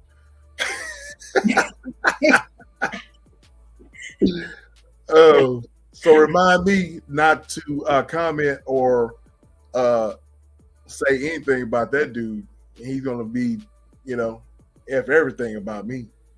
And his feelings. I was very I wasn't expecting him to be, so vulgar and so in his feelings like that. You Willie D. You 1/3 of the Ghetto Boys. Yep. I listened to him, but I didn't think he was gonna go in like that at the end. I know he has his opinion, about, his interview process. He of course, he interviewed different than Shannon, but people are expecting him to, but that wasn't the case. But do you think did you watch his whole interview with Kat? I did, but I had to speed it up because it was kind of, it wasn't what I was expecting. His questions were just very even Kat was like, "Really, Ninja? You right?" It's the way he was answering the questions, just the way he was speaking. It was even Kat was like, "I can't believe you asking these types of questions." Right. It was no. Him and Shannon's was just night and day. You can tell he didn't have any prep time. So I gave him a little leeway with regards to it because, from what they said, it was less than 24 hours that, he made it happen. So did he research it all? I don't know, but it kind of showed that he wasn't prepared. But if it was 20, that's enough time though. You know what I mean? I agree, but But he didn't treat you as such. Right. That was just my opinion. I mean, right. I gave him a little grace. But I agree with everything you said, you know what I mean? But Shannon Sharp is just different, you know what I mean? He's just, he was asking I guess one of the main things that Shannon had an advantage on Willie D was because he had a host of people that spoke on Cat Williams, you know what I mean? So he just let him speak. He just let him talk. because those people spoke on him. You know what I mean? Right. So he had that ability to let him speak, let him talk, and then they kind of veered. Because what was it? The first 30 minutes he was going off? He went off. He let off his gun. He was gone. Yeah. Fire away. Where, he had all these, He just had all these questions. He had all these questions, you know what I mean? But if I'm not mistaken, Willie D said that his interview he did his interview first, didn't he? Yeah, September 23. Right. Yeah, his was first. Right. But, there were some similarities. He did ask Cat did speak on some of the things that he spoke on in Shannon Sharp's. I just think that his Willie D's just went so bad, and the fact that Willie D never put it out. And then Shannon Sharp, he had the opportunity to go on Shannon Sharp, and Shannon Sharp had a lot of the people that he wanted to talk about anyways. He was responding to a lot of the information that, the people that Shannon had already spoken to, with Steve coming there, Cedric coming there, right, and everybody. He had the who's who, and so Cat was just responding. But I do think that because of that little mishap with Willie D, the fact that the way that interview went, I just think he was like, "Look, I'm just gonna speak, right, and let it, And Shannon was just smart enough to let him speak. Oh man, he's sleep. Is he sleep? Mondo. Oh man, he's snoring. Mondo. We're in the live, bro. We're in the live, bro. Hi. So what now? I said in the live. We hearing you.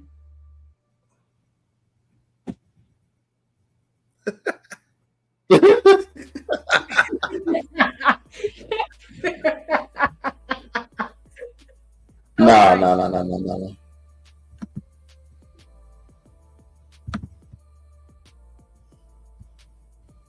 Okay, what do you hear anything now? I can hear you. We can hear you. We can hear you now. Okay. We was hearing something else. Oh. Yes. Oh. Yes. It's all good. Hey, bro. that can happen. Hey, that can happen sometime. I know. We was holding it down though. Yeah, y'all were having a good conversation. I had laid back in my seat, and I'm like, okay. Okay, we was just talking about the cat and the Willie D thing. Willie D and Shannon Sharp with Cat Williams. Oh, so Willie D. My opinion on that. Okay, Willie D did the interview first. Okay, Yes. but he didn't release it. He sat on it. All right, so why would he sit on that interview? So he said he sold his boy Smashwater that set it up. He said that he was interviewing a lot of folks and that he was holding on to all the interviews in order to put them out in 2024. So he said Willie D said that he was categorizing or, getting a combination of interviews and that he's going to start pushing them out in 2024. That's what he told his boy. I don't particularly believe that. Yeah, that don't make sense. It don't, because you got exactly. But he said, like I said in mine, Cat Williams has said a few things in the interview that I think personally he may have felt it was a personal jab at him, and he may have shelved it because Cat Williams called him DJ Vlad at one point in that interview. He asked him, Vlad is a culture vulture. We all see Vlad as a culture vulture. We also see Vlad, that they say a lot of things, and a lot of folks be watching, and they shouldn't be saying the stuff that they saying, but Vlad asked those type of questions. So I think that was it.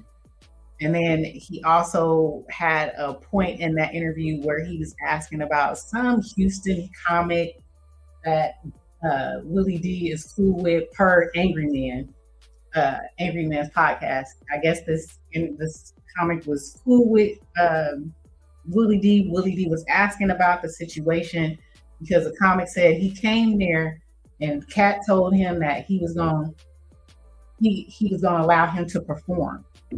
Cat was like, no.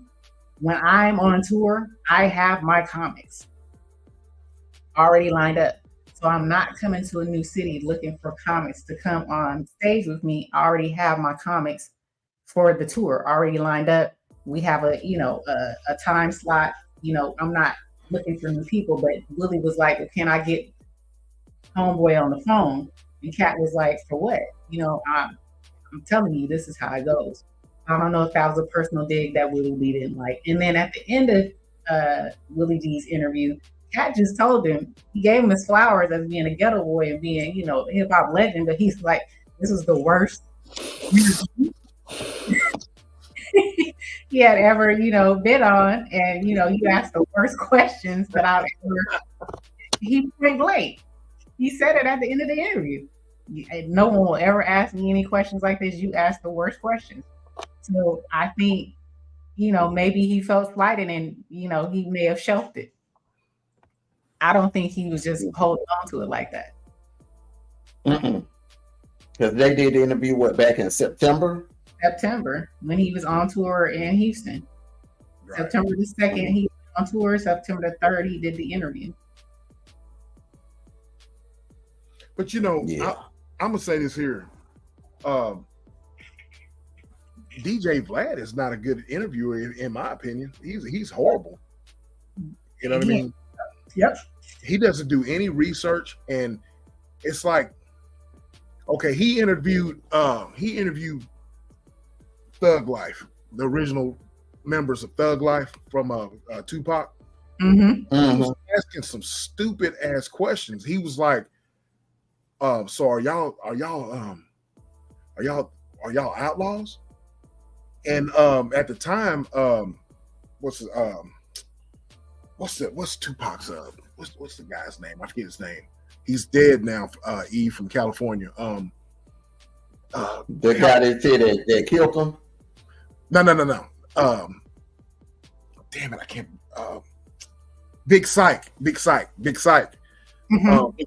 says we're outlaws. We're outlaw immortals, homie. He's like, do your research. He said we're all outlaws. We're outlaws. We call ourselves outlaw immortals. And said, and so DJ Vlad was like, oh, okay, I'm sorry. And he's like, you need to do your research a little bit more. They actually told him that. You know what I mean? It was Mo Preem, it was Big Psych, and this dude named Nacogdoches. All these guys were from the Thug Life album. And so he just asked stupid ass questions that that fans of Tupac already knew. You know what I mean? So, but I mean, all around, if you listen to his interviews or whatever, it's just like he asks stupid ass questions sometimes that the average fan would know. You know what I mean? Right. So it was almost like Willie D was the same way, but he was like asking kind of like Willie D was asking some elementary ass questions to Cat. He was like just crazy. Like he was like, how did you know at 13 to that you had to leave home and move to Florida? Well, if the man just told you that he was reading at 9, 10, how many thousands of books, he got accepted into college when he was 12, that honestly tells you that he's not on the same level as the average 13-year-old. You know what I'm saying? Yep. Just things like that is like, huh? And then when he was asking him about where he slept and on the beach, he was like, where'd you sleep? Did you sleep on a bench? Did you sleep in a ditch?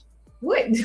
What did that matter? He was homeless at a beach. It didn't matter where he slept on the beach. I don't know. I think what Willie D is missing, he's doing those interviews by himself, whereas he fell out with Scarface, and they had Ghetto Boys Reloaded on YouTube. And when they fell out, whenever Scarface went on that the 50-year hip hop thing award thing or whatever. He they fell out because he felt like Scarface should have invited him with him to perform the 50th anniversary of hip hop. So Scarface was the one that basically asked the questions whenever they were together on YouTube. He used to the one to ask the questions that were kind of like meaningful. You know what I mean? So when they broke up, he's doing them by himself now. You see what I'm saying? Right. And compared to Shannon Sharp, let's be real. I know Shannon's not coming up with all the questions that he's asking. He does have someone that does research for him. Right. He's got a team. Yeah. So it's a little bit different. Yep. But he still would have, his video would not have gone viral, in my opinion. Oh, no. He would have got a little bit more, but not 45, 50 million views like Shannon Sharp had.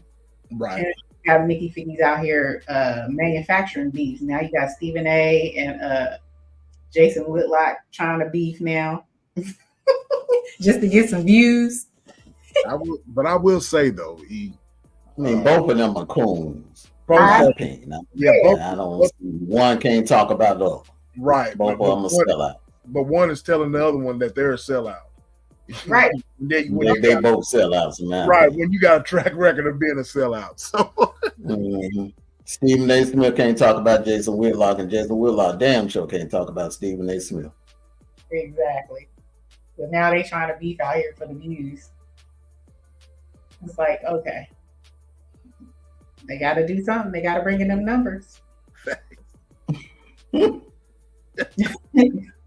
got to bring them in. Look a crook. Oh, man. It's crazy. But Shannon Sharp just let him talk. He let Cat Williams talk and express himself. Yep. Smartest thing he ever did. Yeah. That was the kicker right there. Yeah. Letting the dude talk, letting him get it off. Yep. And then the other parts, then they start having a back and forth. He went in on everybody. Cat just if you notice all of this stuff, the stuff that from this one interview, now you got Monique and what's his face going back at it. Monique and Steve Harvey. I saw a couple of videos about that, but a lot of people are bringing her old interviews with Steve Harvey, that happened. I think that Steve Harvey interview would have happened like 2 years ago, 3 years ago. Right. I think that was like 3 years ago. Yeah, when he still had the Steve Harvey show on the network. I think it was he was basically trying to tell her, well, you should just just went with the program, went with the flow. Mm-hmm. Yep. We trying to make money out here, right? Basically, told on selling your soul for money, huh? Mm-hmm. He got Marjorie got a certain lifestyle she got to lead. Got to make that money. You got to keep Marjorie happy. Yeah, she was a queen pin. Mm-hmm. How do you expect to have that's what I'm saying. That's what we were talking about earlier. How do you expect to have a happy marriage with a mob queen? Come on. You say he an ex-mob queen. You say he happy. You say that's the love of his life.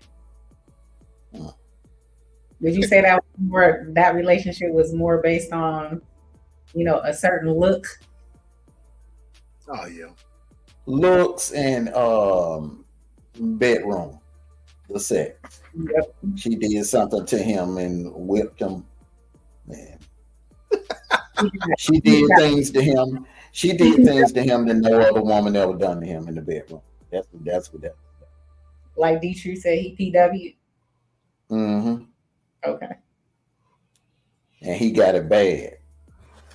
Very bad. Okay, he got it so bad. And I'm telling you, she must have spun around him did the spin-a-rooney on him and cowgirl and all kinds of stuff. Ain't no telling. Armando, he probably ate the spaghetti. Oh yeah. Yep. I know you missed my little thing I had on my show, and I showed you were there, Silverback? Yep. Showed that video about the Raven Simone wife said she admitted that she doing that to the spaghetti.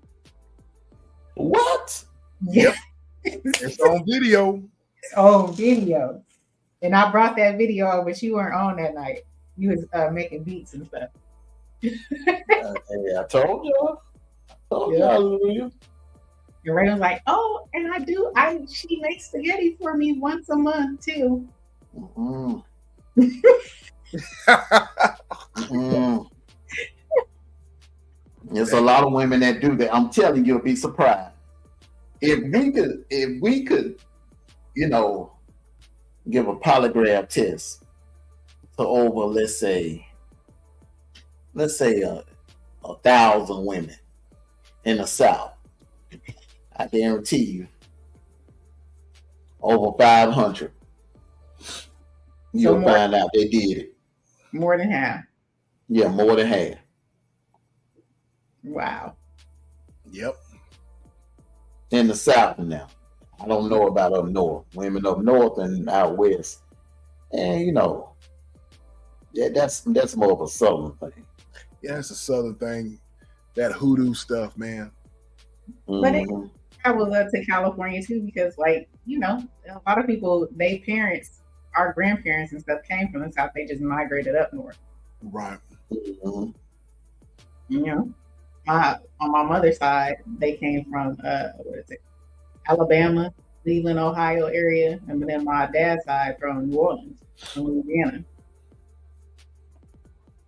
So there's a lot of folks that them traditions, the little things we've all heard of. So they're very well could be. Do I practice it? No. No. But I did used to play around and say stuff like that, just to, because my grandmother, it was the spaghetti thing, and then there was another one where they said, if you want a man to never leave you, you would bury his drawers in the yard.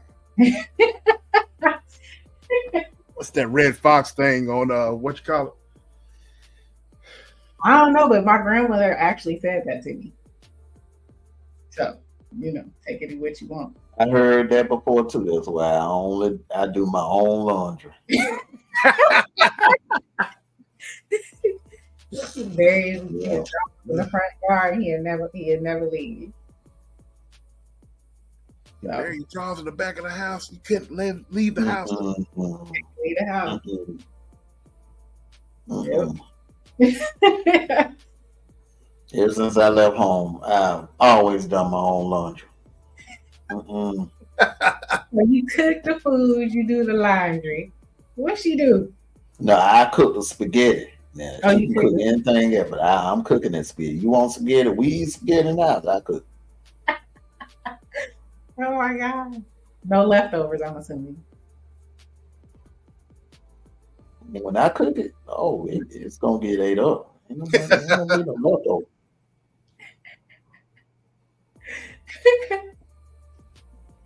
Damn. Okay, that's funny. That is funny. That's hilarious.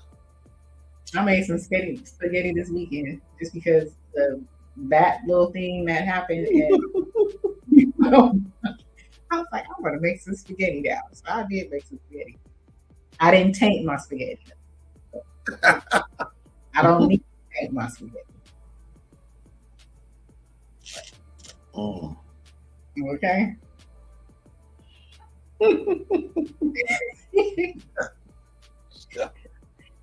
Yeah, I keep an eye on that lasagna too. Oh, no, man.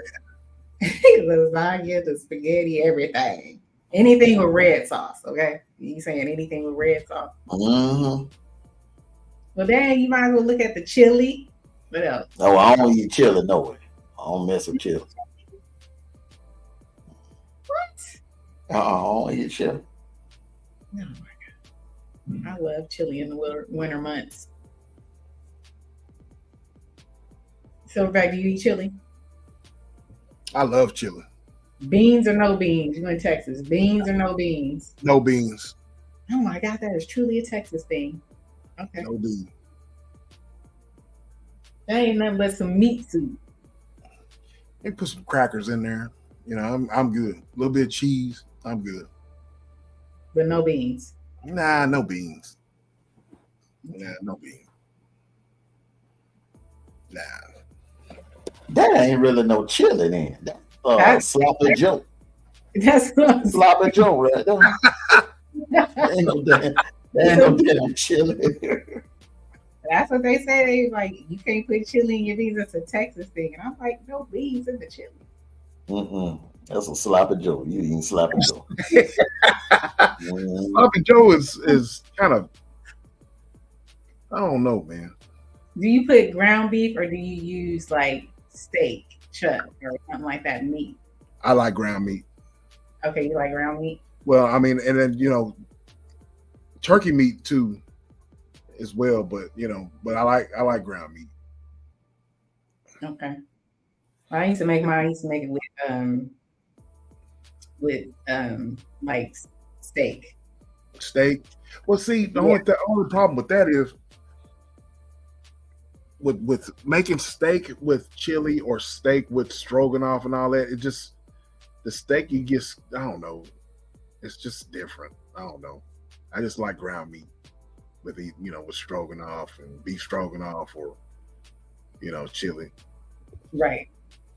Yes, a certain type. Like I'll use like either chuck, or sometimes I'll use, if I want a different texture, I'll use like asada type.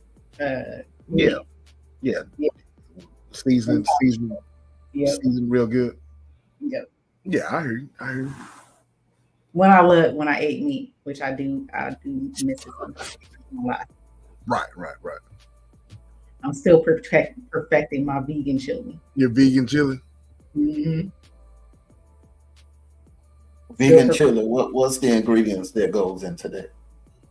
I use a lot of like lentils, kidney beans, black beans, and then for the like meaty texture, I top up like mushrooms for that, like, because mushrooms are a good substitute for meat. And I still get the thickness and the consistency, but sometimes certain things, certain recipes, you can't forego just having beef. And sometimes I miss beef. So, I love seafood and beef, like steaks, ribeyes. Ribeyes is my favorite type of meat, type of steak. So being vegan, those are the two things I miss. So ribeye steak and some crabs and shrimp, stuff like that, I do miss sometimes. Mm-hmm. I don't like chicken like that. I'm not a chicken fan.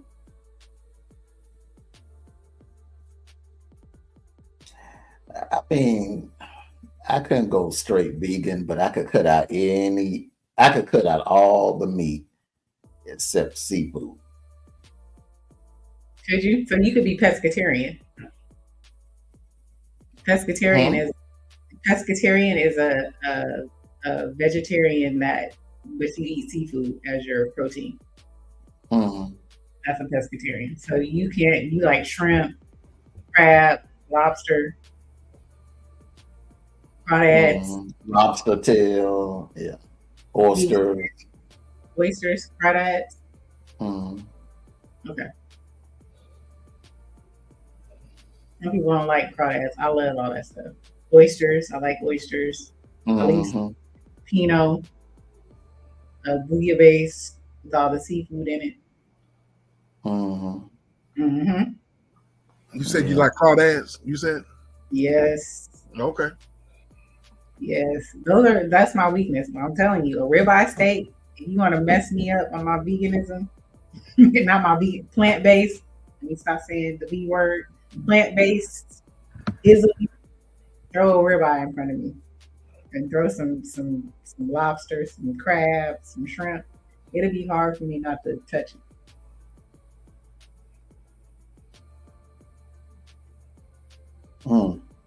Yes, and a crawdad. There's a place out here where they do the crawdad boils. They have like the different spices, different levels of spice. Oh my goodness, so good.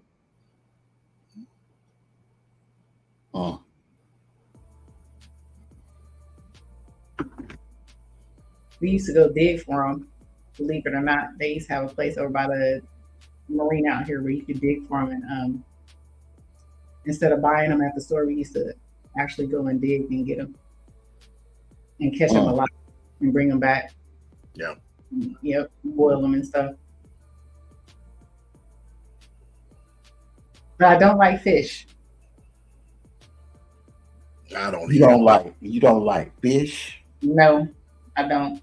You don't like catfish? No, I don't. Wow. Nope. I'm not too crazy about fish either. Now my daughter eats all that stuff, man. Any kind of seafood. You know, she loves fish. She loves, but me, I ain't too crazy about it. No. I mean, I can do it sometimes, like certain, but it has to be in something. Like I can eat sushi. When I eat sushi, I can do it that way per se. But just in general, I'm not a catfish, red snapper, none of that. I don't like none of that.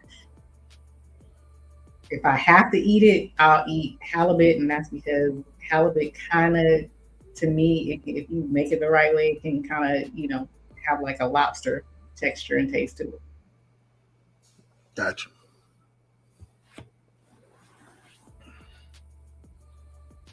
Man.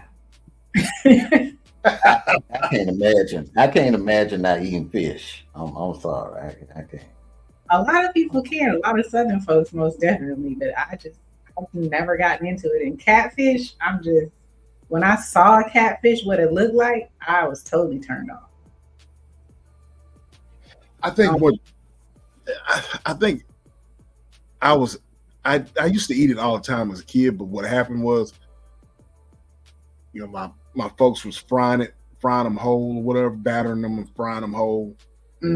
I was eating some and it got choked real bad. Oh, off a bone? Yeah, I got choked with a bone. I got choked real bad. So after that, I was like, no. It's like, I'm good. Yeah, I'm good. Now my daughter, she could debone it real good. You know what I mean? Me, nah, I ain't finna go down that rabbit hole. Prepare it herself, or do you prepare it, or does she get it from somewhere? She gets it from somewhere. I don't cook it. Okay, you don't even cook it. No. My sister, she likes to cook it. She's like, you gonna drop her off over here? I was like, that's fine. Y'all eat all that stuff you want to. I'm good. What do you like to eat? What's your favorite thing to eat? A favorite thing to eat? Or a favorite dish? I'm old school eat. I like beans and ground. I like beans and ground meat and cornbread, hot water cornbread. Okay. I like.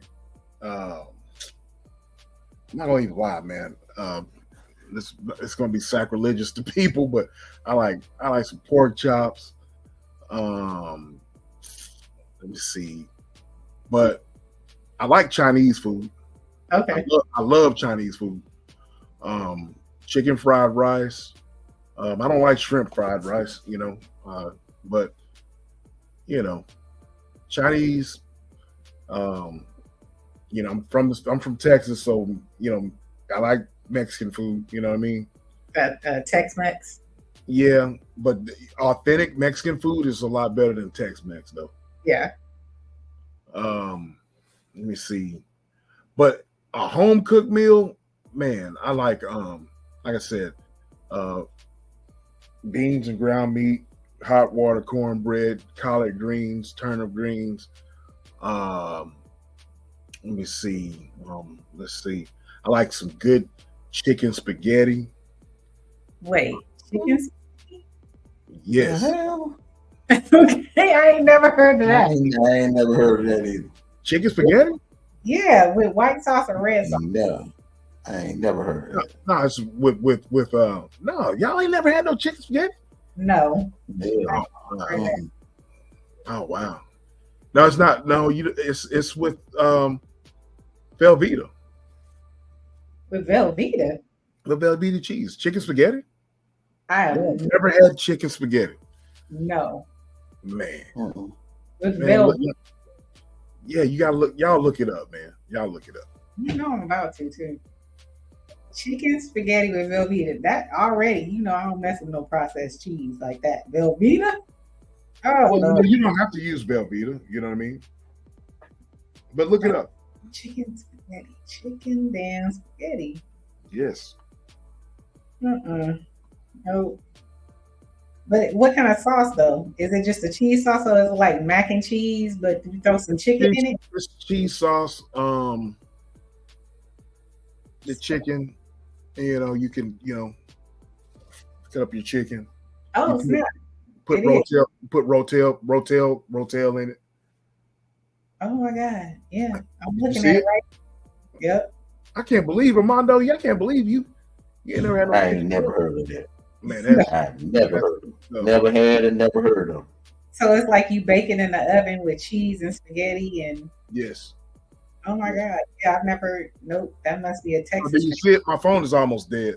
So yeah, Yep, I'm looking at it. it's good stuff. I've heard of it. Good stuff. Texas thing has gotta be a Texas thing. Yeah. Okay. Yeah, man. Let me see. I like, since we just got out of the holidays, I like candied yams. Yep. Yeah, I can do yam. We're not gonna get in the sweets. We do that's a whole nother discussion. But take it, man. You You know, don't- like, oh, you don't eat food. oh yeah, I love it. Yeah. I love gumbo. I love jambalaya. Like I said, I'm from Texas. We're neck and neck with Louisiana. So all the stuff that Louisiana folks like, like all this stuff. Rice, I I love. love gumbo too. Yes, man, I love rice. I love white rice, brown rice. I love rice. You know what I'm saying? Etouffee. You like etouffee? Etouffee. Oh yeah, all of that. Crawfish etouffee. Yeah, all that. Mhm. Yep. Yeah, that's the good stuff. Mhm. Now, with your gumbo, do you like a thick roux Yeah, I like mine thick. I don't want mine to be, or I like your raw roux? I like my roux to be thick. Thank you. Some of these people I be watching, they are looking at their gumbo, and I be like, that ain't no gumbo. That looks like soup. I mean, no, it's not cooked right. It's like that's the part of it is the roux. Right, the roux is what makes it. You know what I mean? Yeah. I watch some people be like, oh, I'm making gumbo. You know how they post on their social media. I'm like, that ain't no damn gumbo. I ain't eating that. Yeah, that's soup. That's soup. Yeah, Man. soup. Mhm. I got I don't like, so my gumbo, I like the roux. And then I don't need rice with my gumbo. I like plain rice. I can eat rice just plain. I can eat pasta plain, Yeah, just salt water, and it don't take much. I can just put it in my bowl and eat it. But I don't like my gumbo with rice. I just like the gumbo. mhm. But I just want to suck on the roux and the crab. That's what I like to do. And you can give me some grits. I gotta have rice with mine. Yeah, I gotta have some rice with it. Yeah, I gotta have some rice with mine. That rice makes it, man. I like to dip Mhm. in Makes it the thick. Everybody does. So I make the rice for people, but I'm like, y'all can have that rice. I just want to suck on the roux and the crab. That's all I want. But speaking of pasta, I love Alfredo, chicken Alfredo. I love all kinds of pasta. angel hair pasta. I mean, yeah, I just love all of it. You have to make your own Alfredo sauce. Yeah. Okay. Yeah, for sure. For sure. Yes, sir. Mondo, what's your favorite dish? Seafood fettuccine. Okay. Seafood fettuccine. Yes. That sounds good. That does sound good. Homemade or just you can make it yourself or Yeah, I can make it myself, homemade. yeah, that's all right. Do you guys make Chinese food homemade? No. I I don't. never learned how to make. Never learned how to make Chinese homemade. No. Oh my gosh. My daughter, she I get the dumplings for her. Mm-hmm. She'll make stuff or whatever that she finds on YouTube. You know what I mean? She done got really good. You know what I mean? But no, but I don't. You know, I'm not gonna make any Chinese food. But she's trying to experiment and stuff. It's easy to do. Well, I know chicken fried rice. I can make chicken fried rice, shrimp fried rice. I can make orange chicken, sweet and sour chicken, Mongolian beef. What else? Broccoli beef. Right. Yeah. The only thing is, man, I love soy sauce, but soy sauce has a lot of salt in it. You know It's what I mean? coconut aminos. Yeah, what now? Coconut aminos. Coconut aminos? Mm-hmm. Coconut aminos, or just have you ever heard of Bragg's aminos? Yeah. It's Yeah. made by Bragg's vinegar. Yeah, but they have the aminos. It's just like soy sauce. Oh, really? Yep. Okay. Because even with low sodium, whatchamacallit, soy sauce, it's still got a bunch of salt in it. You know what I mean? So I'm gonna have to check that out. Yeah, coconut aminos or Bragg's aminos. I got you. Down on the salt. Yeah, I gotta check that out. My favorite food is Mexican food, so I love a good street taco. Yeah, street taco. Oh man, I love a good street taco. it seems like there's a street taco joint on every corner here where I live at. I can imagine. That's the same out here. We got food trucks. We got all kind of Mexican restaurants. We never heard for a Mexican restaurant or a Chinese restaurant out here. So yes, but it was hard for me to find like plant-based. But once I learned how to cook some, and it's just the sauces. I can eat a good plant-based street taco too. Oh, okay, gotcha. Mm. But yeah, I'm with you. I love Mexican food. Oh yeah, I was born on Cinco de Mayo, so. Oh damn.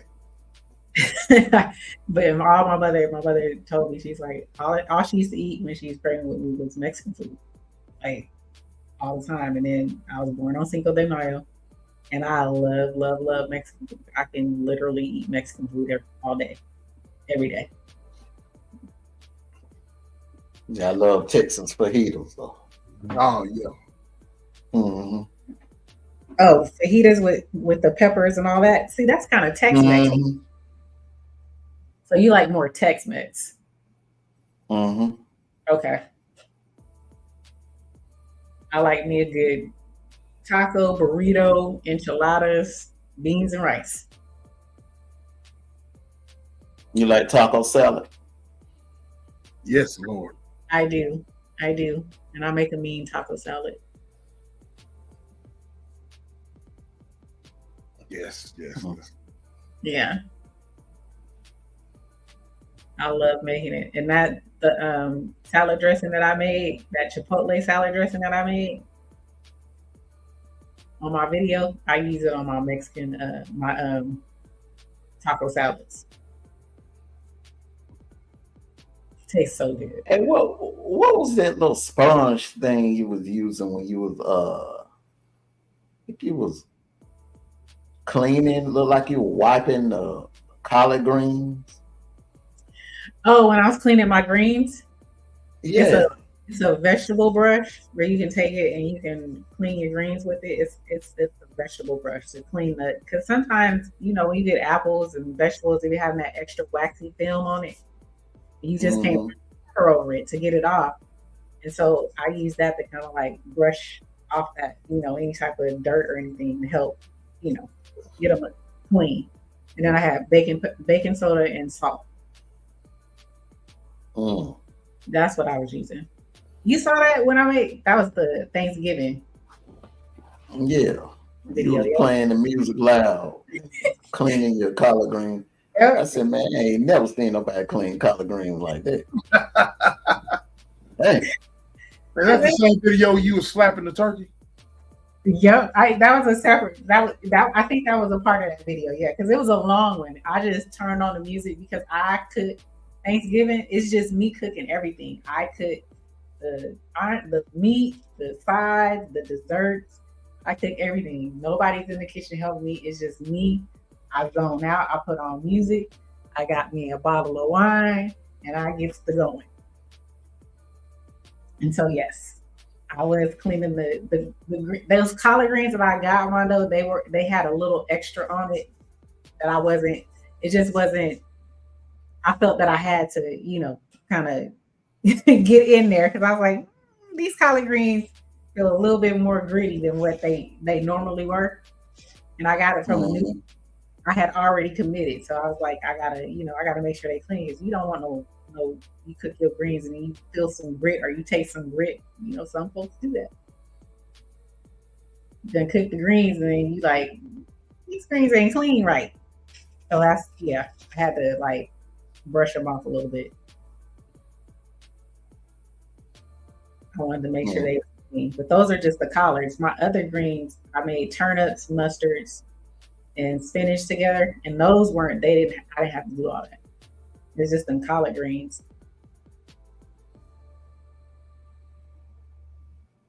Mm. Hmm.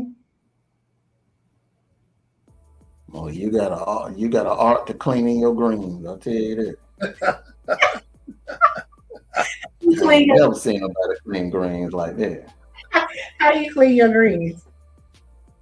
Do you Nah, put she them cooked the green. baking She cooked the soda? green. She cooked greens better than I do, so I had to let her cook the green. Okay. Is she cleaning with baking soda and salt, or does she use something else? And she put us out the kitchen when Oh, she cooking on Thanksgiving dinner. Yeah. okay, she does. Okay, she does it too. Uh-huh. Yep. This is one of them things. People like, do you need me to help? I'm like, nope, just get out my way. Get out my way. I gotta get it done. Because certain people don't want to eat my mom. My mom used to like cook the day of Thanksgiving, and I don't do that. I prep a lot of stuff. I prep like days, if not a week before. So what you were seeing was, you know, I had already, you know, prepped a lot of the stuff, but the greens I did separately. And I just don't, because I want to be able to, when the day of Thanksgiving, I want to eat at a certain time. I like to eat like around 1 or 2. I hate when people be like, oh, we not eating until 6, 7 o'clock. Well, dang, Thanksgiving damn near over. Hmm. You know, 7, 8 o'clock at night, because you cooking all day. So I like to get that stuff done. Yeah, I think the best thing to do is to start cooking like at 6 o'clock that Wednesday. Mm-hmm. Yeah, don't cook the day of Thanksgiving because you ain't gonna be done till like late that evening and half the day gone. Exactly. I can't deal with it. And I brine my turkey, so I brine my turkey for a week. Well, that's already, you know, I just have to, you know, dress him up and do what I need to do. But most of the stuff I do ahead of time because I want to eat, and then either I'm gonna go to sleep or I'm gonna go to somebody else's house and, you know, have fun, one of my relatives' house and have fun. But I don't want to like leave like late. I guess I got older. By the time I get home, 8, 9 o'clock, I'm ready to be like it's over with. Right. the day is done. Yeah, you're right about that. So that's why I don't see how people wait till the day of to try to cook all that food. It was people. My husband went to Safeway. We got Safeway out here. I don't know what. Maybe I don't know if y'all call your grocery stores out there, but we got a Safeway. My husband's like he went to get some soda, and the Safeway was still open on Thanksgiving Day. He drove up there. He's like, when I tell you, the parking lot was full to capacity. He's like, I ain't going in there. It was people shopping on on Thanksgiving Day for turkeys and everything else. Now 8, maybe 10 a.m. in the morning. Mm-hmm. You know that food ain't gonna be ready. Good luck on that. Exactly. That food ain't gonna be So ready. they starting at 8, 9, 10 in the morning. Yes. Safeway was packed. People was buying turkeys and hams and this and that. Yeah. I don't even like starting late like that when I'm grilling for the 4th of July. Exactly. You like to let your meat season overnight. Yep. Marinate overnight. Marinate. I'm the same way. I don't like doing stuff the day of, especially with meats and stuff like that. I let your seasoning set in. You know what I'm saying? Even with spaghetti, the spaghetti tastes better the next day because the seasoning is set in. Right. Exactly. Man, that's one thing I had to cook the same day. Okay, I had to cook it the same. I'm serious. I had to cook it. I want my spaghetti fresh, man. I ain't pre-cooked no spaghetti. Better the next day if you have leftovers, though. Yeah, the leftovers taste good, but that first day I want it to be fresh. Oh yeah, I can make. I don't want no pre-cooked spaghetti. Right, spaghetti is easy to make, but you can make that in less than an hour. Yeah. It's just like with barbecue, on the 4th of July, I get up like at 4:30 in the morning. I start grilling like 5. I want to have everything on the grill at 5 a.m. Okay. What time are you done? Depending on how much meat I'm cooking. Do you smoke any meats, or you just do grilling? Grilling. Okay. That's a lot. 5 in the morning. You got ribs, chicken, links, sausages. Yeah. But see, I ain't eating none of that. What you eating then when you grill? I don't eat hot. Let me tell you something. I don't eat hot dogs. I don't eat links. I don't eat Polish sausages. Vienna, so I don't eat none of that. I'm not putting nothing in my mouth that's shaped like a damn penis. Oh my God. Is that the reason why? Oh my goodness. I ain't putting no links, none of that. I ain't putting nothing in my mouth that's shaped like a penis. Are you serious right now? I've been like that ever since I was a kid. I don't eat no hot dog. Oh my God. I've never heard this. Wait.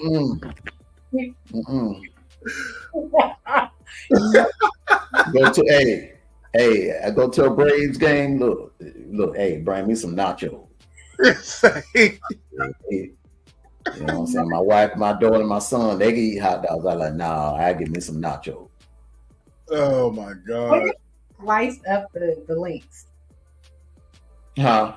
What if they slice the links? Would you still not eat it? I'm damn sure I ain't it.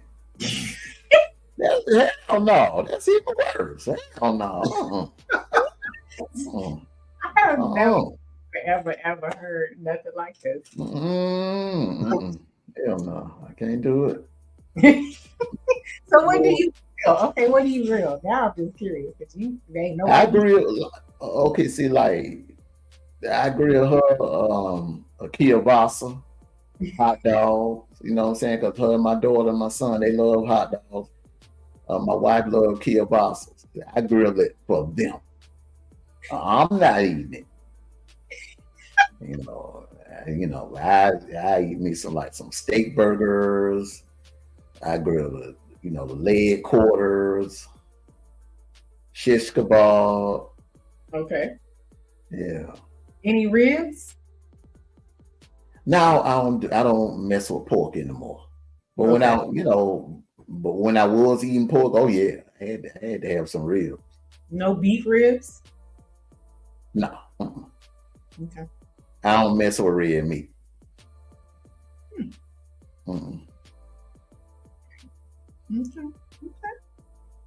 I ain't never heard that. What? Sausage. No sausage. No, I don't know sausage, no hot dog, no Polish sausage, no links, none of that. Oh my Kielbasa, none of it. No, none of it. I thought you was gonna say because of the different parts of the No. you used to make hot dogs and stuff. You went away. That was with A whole nother way with that conversation. I wasn't expecting that. I thought maybe it was like health reasons at first. Right. I don't mess with nothing that look like that. Oh my God. He said Vienna sausages. None of that. I ain't heard Vienna sausage in God knows how long, but man, wow. My husband loves them. These Italian sausages. We have a place out here that they make them fresh. They make like different types, and I buy like a wheel of it, and I cook it up for him, and he loves those. Now, hot dogs and hot links, yeah, he don't eat them, but that he will. But it ain't for that reason that you just said. It is not for that reason.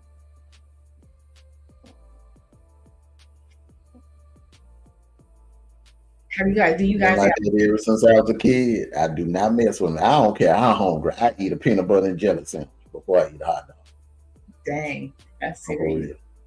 That's serious. So, Ray, do you eat hot links? I love hot links, man. Hot links. Now he got me thinking. All right. I'm like, what the hell? Pause. That's crazy. I know I used to eat links and stuff like that, but not no more. And a good rib. But I don't eat a lot of pork. I don't eat pork like that. So you were saying pork. When I used to eat pork, I used to eat the hell out of pork. Pork chops, sausage, the pig tail, pig feet, chitlins, pig ears, hog maw, yes sir, hog maw, ham, tripe. Nah. Yeah, he do tripe. Okay. But yeah, man, when I was a kid, I used to love pig ears though. You get some pig ears, some slaw, pig ears, slaw, black eyed peas, and cornbread. Oh my God. That was the meal right there. Yeah, that was the meal right there. That's real big here in Texas, especially during New Year's. Pig ears? Pig ears and black you eat pig ears? No, I can never get down with it, but my folks do. All my people eat that stuff. I can't. The pig ears were good. Pig ears were good. I never tried a pig ear. I had My grandmother used to make pickled pig feet. Now I've had pickled pig feet, but that's about the extent of it.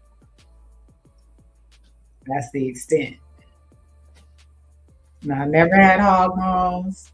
I had a boyfriend. His grandmama used to make it. She used to have a separate kitchen in her She called her garage, the garage, and she would make hog maws. And I never knew what it was until I was like, "What is that smell?" And she took me in the garage and opened up that pot, and I saw like the whole head of a dang pig. I almost vomited. I had never seen that before. No hog head cheese, hog maw. No, wasn't interested. It's like it's good. And I guess you put it on crackers and put some hot sauce. And I'm like, no, ma'am, no, thank you, ma'am.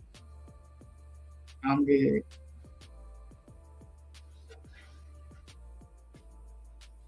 You ever eat gator meat? Yes, I have. Okay. They have we have some seafood festivals out here, so I have tasted gator meat. That's not bad. It's not bad. My daughter loves gator meat. Gator meat is good. She loves it. Tastes like some of the best chicken you'll want to put in your mouth. Right. That's what she said. It tastes like chicken. Mm-hmm. Yeah, they made it like some kind of like chicken strips. Mm-hmm. You really can't tell the difference. You really couldn't. Mm-mm. Mm-mm. I've never had rabbit. I've never had no raccoon. I've never had. Mm-mm. I've never had wild crap. Yeah, I've never had none of that. My grandmother used to make rabbit for her husband, and I'd be like, oh. No. I think possum too. Yeah, no, none of that. I'm sorry.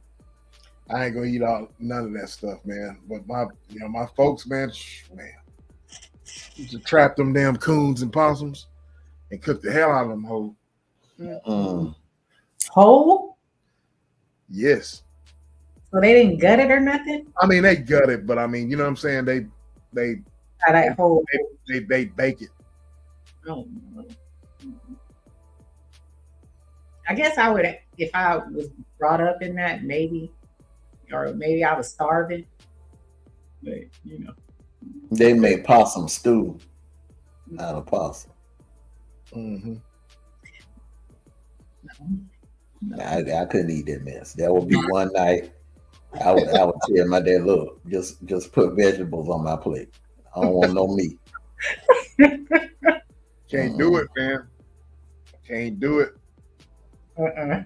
Now, Silverback, they say people from Texas, they say they eat snakes down. Oh, yeah. Mm-hmm. What? They do. Man, that's more of a, but that's more of a Hispanic thing, though. But a lot of people of all cultures eat it from this way, but it's more of a Hispanic thing. They bake them, they fry it. They say it's good. So you haven't tasted it. You haven't indulged. Oh no, I'm not gonna taste that. But he's right. That they bake snake, they fry it, they batter it. Yep. No. Oh God. No. So the Hispanics they eat snakes. Yes. What they do is I was asking to do. What they do is like rattlesnake for example. It's poisonous. Mm-hmm. He said you cut it a certain way, and there's a sac, the sac of where the venom is. Mm-hmm. Sac out or whatever. You let the snake drain for a little bit. Put it in the refrigerator for a while. Take it out of the refrigerator. Season it. Boil it for a little bit. Then they grill it, or then they fry it, or they bake it. Mm-hmm. I'm like, damn. Hell no. No, I'm good. Yeah, I'm good. I'm definitely good on that. I got to stay in the regular departments. If it ain't a pig or a chicken or a cow or something. I can't. I did the gator. You know what I'm saying? That was stepping out of my wheelhouse. It's not too much more. What about buffalo meat? I've never had buffalo meat. Nope, I've never had it. I've never had bison, even though they sell it in the grocery store. I've never eaten it. No deer, no antelope, and no bear.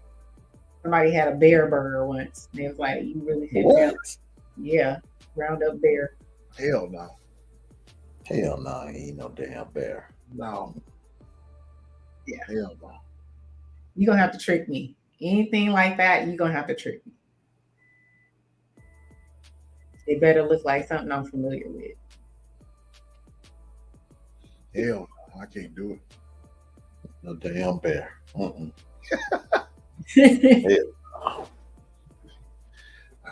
I can't have yogi for dinner. I can't do it. Have yogi? No, yogi. I'll pass on yogi. Oh, what now? On Yogi Bear. I'll pass on. Oh yogi. yeah, yogi. Yeah, I can't eat no bear. No. Can't do it. I ain't doing it. You're gonna have to trick me, and then I'm gonna try to, throw up my throat. If you ever tell me, I'll be like, oh my god. Y'all had turtle? No, I have not had turtle. I ain't never had turtle. That's all. I guess that's a major Texas thing too. Turtle soup. Yep, turtle soup. Shit, even taking the turtle, them wild big ass snapping turtles, taking them things and cutting them up and frying them and eat them too. Now I've never had it, but I've just seen it done. I've seen it on one of those Food Network shows, the snapping stew or something like that. And I was like, yep. They eating frog and turtle and yep. Frog legs. Have you had frog legs? No, I've never had it, but my daughter's had it at this. There's a seafood place that we have not too far away off of 20 here. My daughter's had frog legs. Why are they adventurous? She says it's like chicken. It tastes like chicken. It's tough to chew. It's tough as hell to chew. Oh, it is? Okay. Yes, it's tough to chew. No, thank you. Yeah, she says it tastes like chicken. Yeah, it tastes like chicken, but it's tough to chew. Tough to chew. Tastes like chicken though. That's what she said. I said, "What it tastes like?" It tastes like chicken. I said, "Okay." Here, take some. I was like, "Nah, that's all right." That's all right. So, how did she start eating different foods like that? Since you don't have the same palate as her. Her mom. Okay. Her mom, like, you know how her mom was a lot like you whenever you experimenting with spices, healthy eating and stuff like that. Her mom liked for them to try different stuff, and so she's like that. Got you. So she takes after her mom, as far as like, that stuff. Me, I'm not like that. You have your basics. Yeah, I got I'm very basic. Yeah, I'm very basic. Now, can you guys eat the same thing over and over again? Same meals? I do chicken and rice the way I cook it, but I season it differently. You see what I'm saying? And I switch up the rice go from brown rice to white rice. Then the season, like I said, the seasoning that I have for the chicken and the types of chicken I have that I make with my chicken and rice. You know what I mean? It gives it a different taste. It gives it a different taste, right? Okay. What about you, Mondo? I could eat different salads every day if I had to. Yeah, that's another one. Different salads. I like to make spinach with my salads. as I know salad. you love spinach. I love spinach. Yeah, I have to do different things. I can't eat the same thing over and over again. I get bored. Right. I like to try different ways of cooking things, different seasonings. Yeah, different seasoning. To me, if it's the same thing, different seasoning makes it. But after a while, you gotta. I can't eat the same thing. Forever and ever. But I mean, it just depends on what it is. Right. But yeah, like Mondo says, salads and stuff like that. Yeah, I can eat different salads. But I typically like to make my salads with spinach. Only spinach, or what other type of lettuce? Do you have any? I like romaine. Romaine, iceberg's all right. But my favorite is spinach. I like arugula. You like what now? Arugula. Oh, okay. Yeah. I like I like romaine lettuce, but I love to throw arugula in there. So I have romaine, some endive, Mm-hmm. some butter leaf lettuce. Mm-hmm. My favorite is arugula. I like arugula. Mm. Yep. And I can throw different like peppers and onions and all different types of stuff in there. Right. And I love sprouts too, like the broccoli sprouts. Yeah, I was gonna say different sprouts and stuff. Yep. Did you change the music, Armando? Mm-hmm. Okay. I know somebody said, left a message in here like, "Oh, I thought it was a music show, a quiet storm, but y'all up here talking." Oh. Jill type that. She crazy. Okay. I was like, Yeah, I was playing music the whole time. See, I know.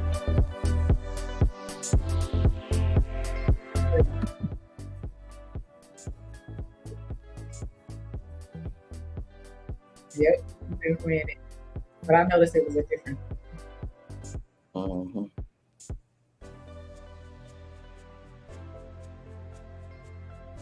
Okay, now desserts: Ooh. chocolate cake, cheesecake, caramel cake, Okay, and that's it. and that's it. Man, That's it. He's like, I got a list. Man, I got a whole list. Let's see. You know what? Pound cake. I will add. I will eat some pound cake. Pound cake, socket Timmy cake. Chocolate cake's all right. Let me see. We'll get the pies. Sweet potato pie, pecan pie. Am I missing something? Custard pie, apple pie, berry pie. I ain't really keen on apple pie or custard pie or none of that. Egg pie. Some people call it egg pie. Yeah. Lemon cakes. I like lemon cakes. Strawberry cakes. No strawberry cakes, no lemon cakes. No sir. Now, let me ask you a question. Let me ask both of y'all a question. Do you consider sweet potato pie dessert, or would it be like considered a vegetable? I consider it dessert. I mean, because it's all that sugar and that brown sugar you got put in there. Oh, okay. I don't put brown sugar in mine. Well, not brown sugar, but you know what I'm saying. It's a bunch of sugar and stuff like that. Yeah. It's a dessert for me. Now, Yeah. eating it as a vegetable would be like candy yams. Yeah. But in a pie crust, I deem it as a pie, which is a dessert. But I love sweet potato pie. That's my sweet potato That's pie. good. My weakness. Peach cobbler. I love peach cobbler. I love berry cobbler. I love cobbler. I don't do the pumpkin pie thing. Hell no. No. No, I don't mess with the pumpkin pie. Give me a sweet potato pie. Yeah, give me sweet potato. Mm-hmm. Okay. My mom used to love pumpkin pie. I used to get so mad because she made pumpkin pie. So basically, I'm like, I gotta go to my grandma's house. I'm the sweet potato pie. She loves it. So I like sweet potato pie, cobbler, berry cobbler. I love red velvet cake.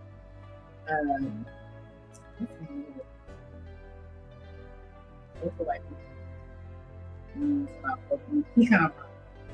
I like pecan pie. I want to say ooey gooey cake. I make ooey gooey cake, but it's not my favorite. Everybody else does. You said ooey Gooey cake. When I make ooey gooey cakes, and I make like a regular ooey gooey, I make lemon, strawberry, red velvet ooey gooey. You make all different types of ooey cake. Mm. And those are my. What about a funnel cake? The who? Funnel cake. Funnel cake? I don't make cakes. I don't make no funnel cake. Funnel I made cake, 7-Up cake. I made a Hennessy cake. Oh yeah. 7-Up cakes are off the chain. Yeah. And some people call it rum cake, but I make mine with Hennessy. So, oh, okay. So you make yours out of Hennessy? Yep. You got a little hood in you. You got to be different. Yep. Well, I bet you it's good though. I bet. Mm-hmm. So you just switch up rum instead and put Hennessy. Yep. Damn. Pretty much. Wow. It's good. It's a keeper. Oh, and I like bread pudding too. Bread pudding? Yes. I don't know what it is, but a good bread pudding for me. Oh my God. I like it. Huh? I've eaten it before, but it's not. I mean, I guess maybe it's not done right. You know what I mean? It's a textural thing. I think. Right. Yeah. I've eaten it before to where the dough or whatever is too. I don't know, or I don't know, man. It's just not. I don't. It's a textural thing because it does have that kind of like spongy or like squishy. Yeah, it's a textural thing, and I love it. Throw some nice like caramel sauce over it. Now you making it sound good. Yeah, some rum sauce. Oh yeah, so good, so good.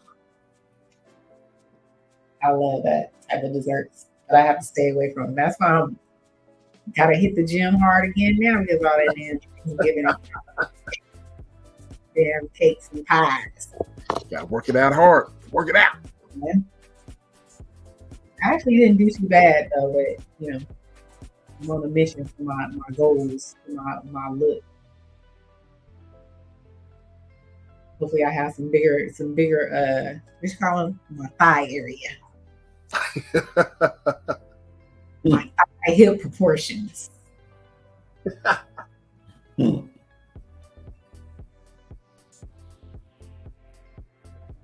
Most definitely.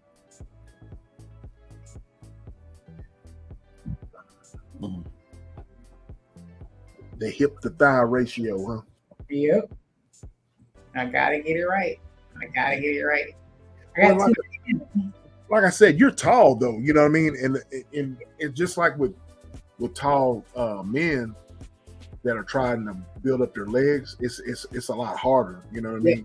So it's all about the angles. You know what I mean? I know. And squats is not my friend all the time. I hate doing them. I hate doing all that stuff, but it has to be done. But yeah, it's I'm tall, and I have some people have a short torso, upper I'm all leg. And then folks like that have short torsos and whatnot, they're really good with squats, especially if you're short and compacted. You know what I mean?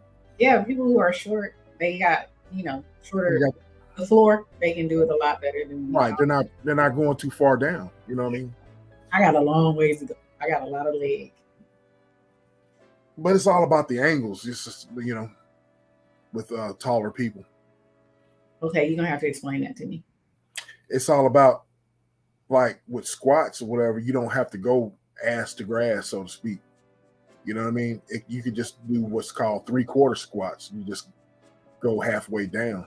Yeah, when you're tall. Right. You know what I'm saying? Yeah. Tall, you don't have to go low. You know what I mean? It's all about hitting that quad. Okay, I see what you're saying.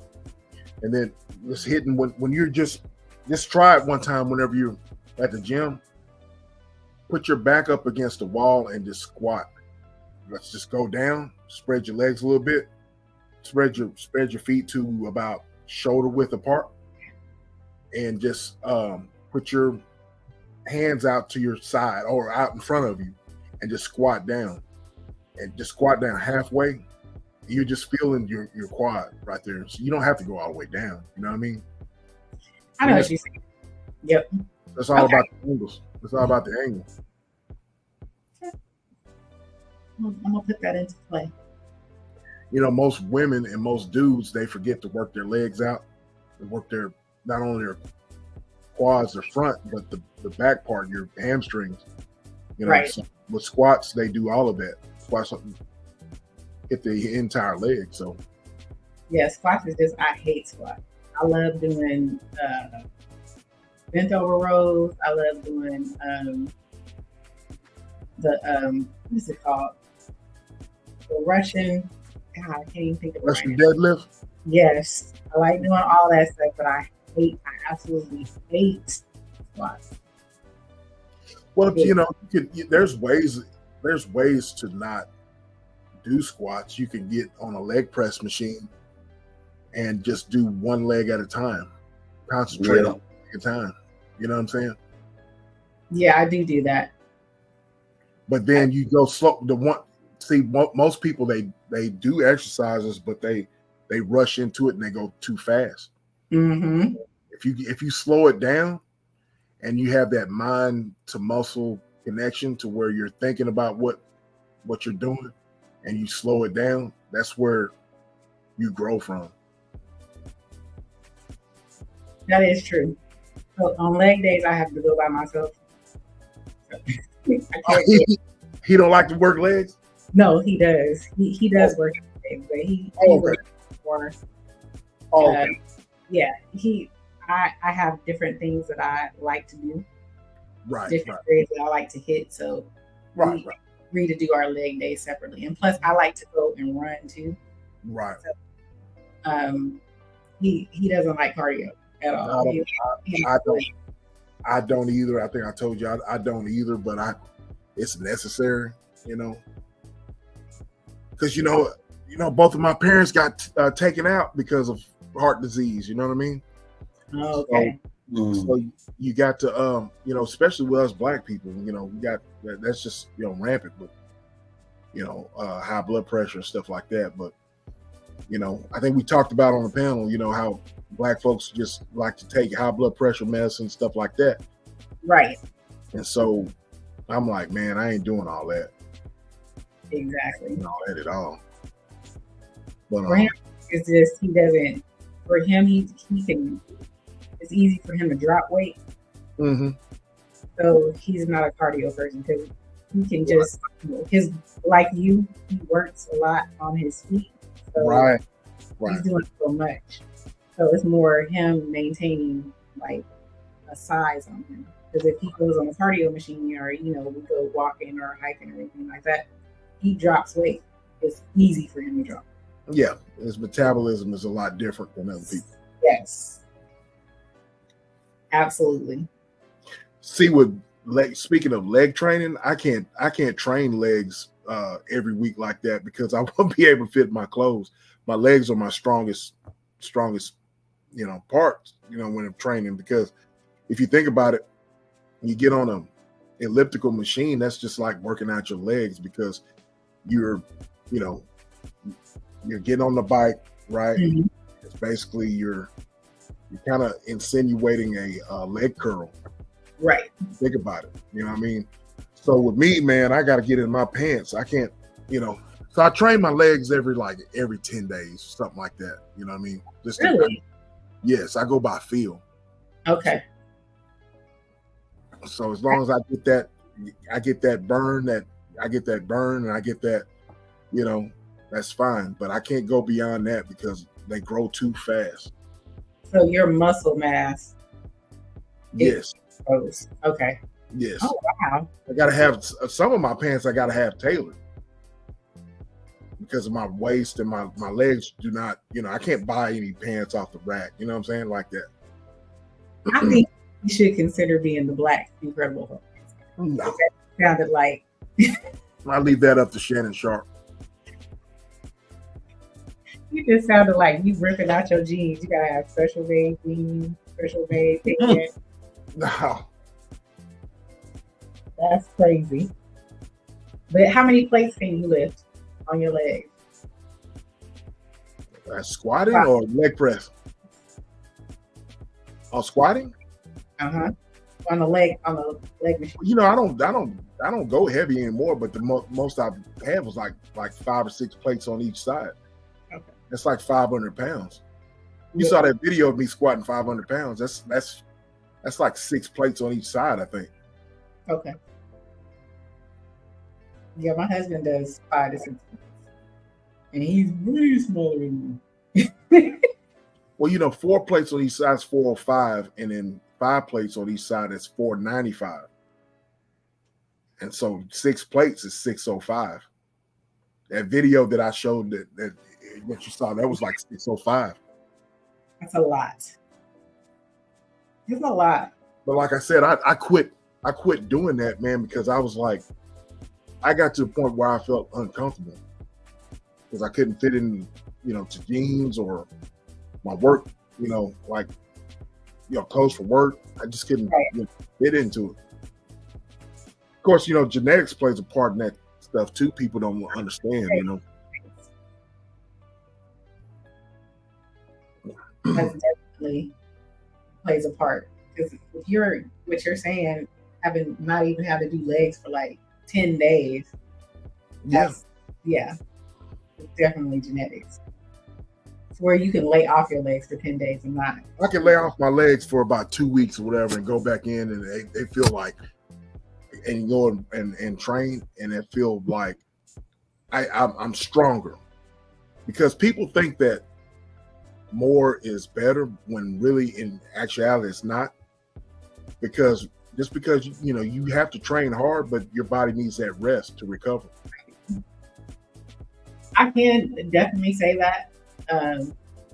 Sometimes when I take a break, a couple of days off, when I get back, I feel better when I'm lifting. It's like I'm giving my body a chance to repair itself. Yeah.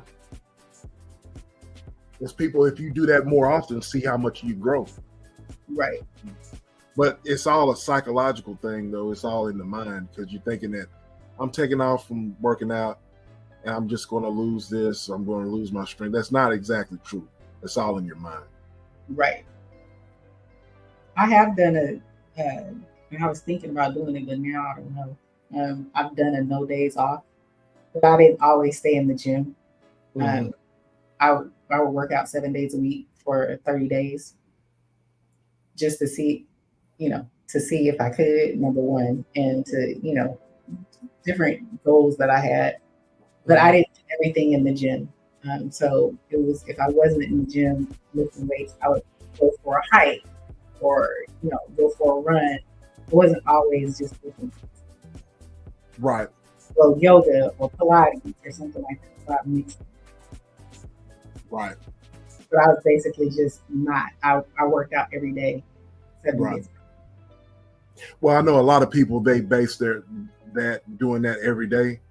There's a show on YouTube that this guy he's going around, not on YouTube, I'm sorry, on Netflix, where this guy is going he's going all over the world and he's interviewing people.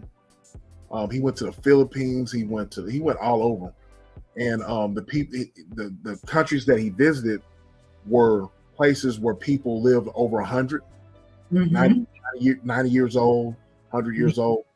And what he gathered from that was that all these people that were, and he went to China, of course, and all these people had one thing in common. They did some type of activity every day. When he went to China, of course, their diet consisted of rice and is a lot healthier than it is over here. Yeah, right. Yeah.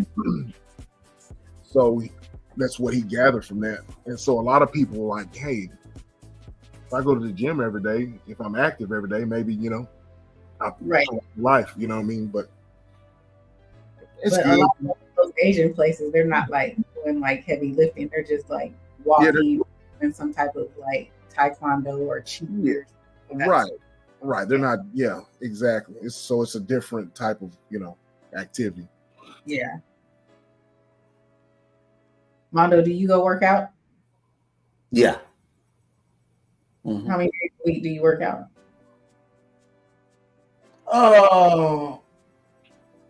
Twice a week. Okay. Yeah, but I got stuff here at the house. I go in the basement and do curls and stuff like that. Bench press. What do you prefer, upper body or lower body? I think both go hand in hand. I try to work out on both of them. Okay. Yeah, I hate lower body. I like upper body. I love bench pressing.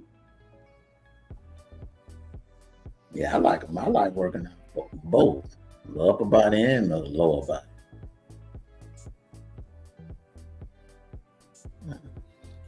The older I get, I'm trying different things. Cycling classes and stuff like that to keep it, as far as like cardio, to keep, like I said, I don't like cardio. I'm with your husband. I don't like cardio, but if I feel like, man, my diet has went to hell, and I need to I need to boost up my, cardio, then, I get into a cycling classes as well. But I have not done a cycling class, believe it or not. I've gotten on the cycles in the gym, in the regular period, but I've never taken a cycling. It's real challenging, It's challenging. I can imagine. I've done Zumba. What have I done? I've done Les Mills.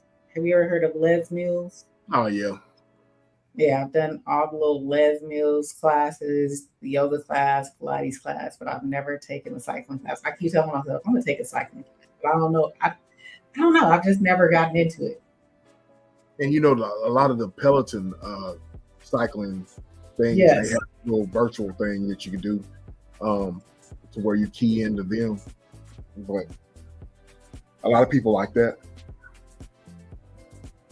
Yeah, everybody was into the Peloton when we first went into the when COVID first hit. I should have brought them when COVID first hit because they went ham buying this thing. Right. They were killing. They made a killing. Yes. But then now they like one of my friends. We used to work together. Bought one at the beginning of the pandemic. I asked him, I was like, "You still get on your Peloton?" He's like, "Hell no, I'm supposed to be hanging up on that damn thing." I'm like, he's like, "And I'm still making payments on it." I'm like, "Oh my god, you just bought a glorified, expensive hanger." Closing. Yeah. I'm gonna tell you something else that's taking, boxing, just, taking boxing classes and stuff like that. Yeah. I love that. You know what I mean? It's, yes. I've done kickboxing, but not boxing. Well, kickboxing, a lot of the women like the kickboxing, you know what I mean? Oh, God. That's a workout. Mhm. That is definitely a workout. But I do want to do like a boxing. Yeah, boxing is, not only is it, just, something that you'll need that I'll tell anybody, self defense or whatever. My daughter wants to be in boxing, but That's but really. yeah, she wants to be in boxing. Yeah, The next Layla Ali, man. or who's the newest one? Clarissa Shields. There you Yes. go. There you Yeah.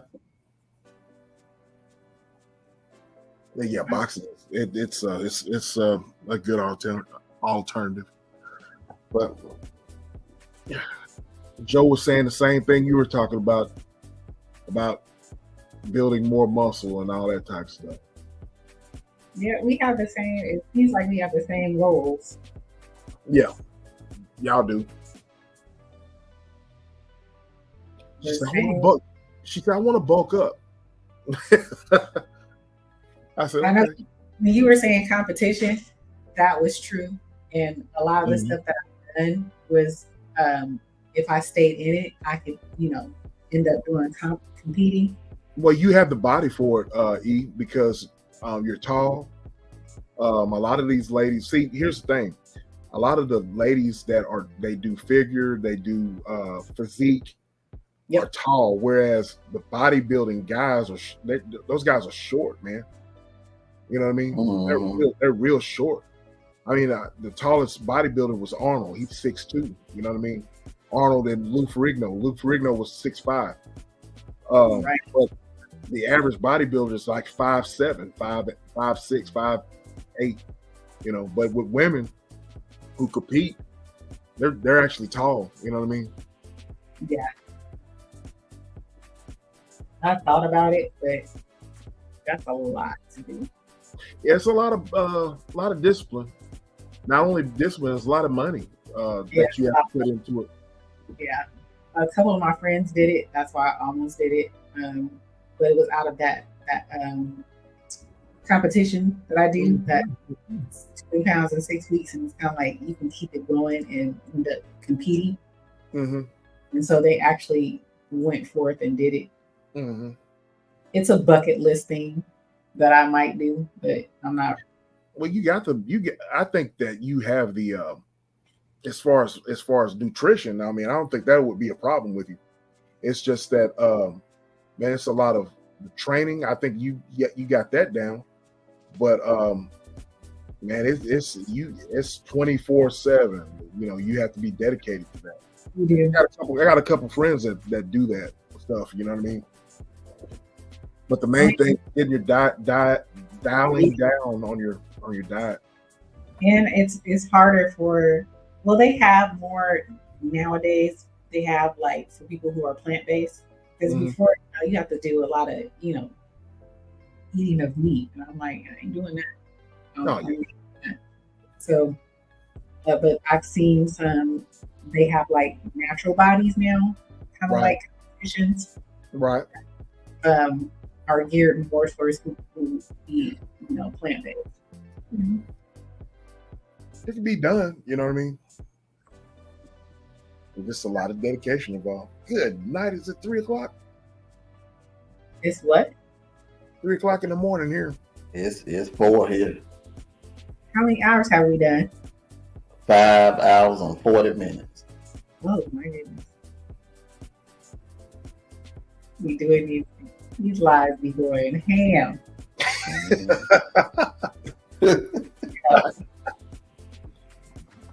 I'm trying to get used to it.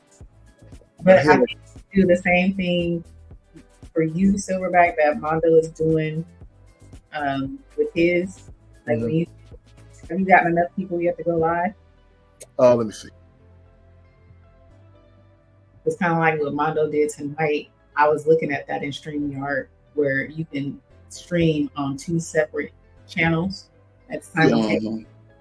And so that you get your hours and I would get my hours. Right. I'm almost there. I need 9 more subscribers. Okay. Because that'll be a good way for both of us to get the hours. And then you won't have to if we're doing it simultaneously, So people can watch on your channel, they can watch on my channel, and we still getting the out. Gotcha. Mm-hmm. Yeah, that's a good idea. That's a good idea. Yeah. I did that for D True. When he was close to his watch time hours, I started pushing it like that. Like while he was at work, when I went live, I would double stream to his channel. Right. Yeah. That's what I was thinking. I should have did that with you with this one. But you need for the other one, the sounds and beats. Mm-hmm. So we can do it on yours when you get your other people. We can start doing that, so you can have it. So you don't have to wait, and you can hit screen. Yeah, I'm gonna go ahead and do the meeting with YouTube when I end this live here in a few minutes.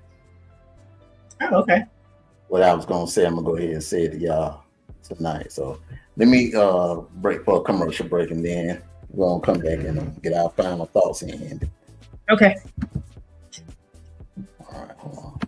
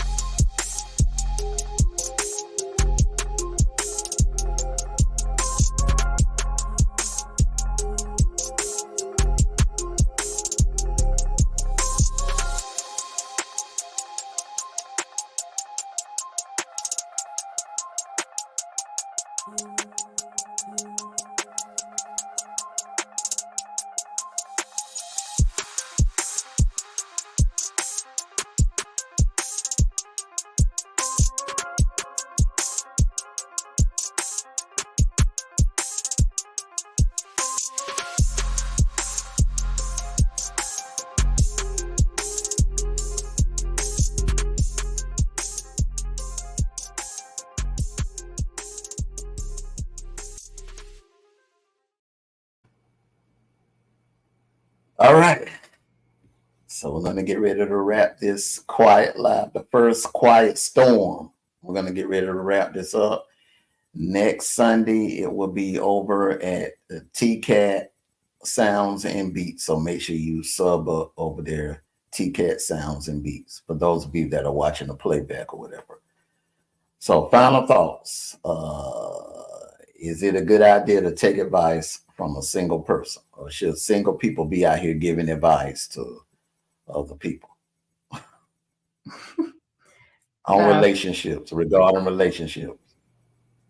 In my opinion, no, they shouldn't.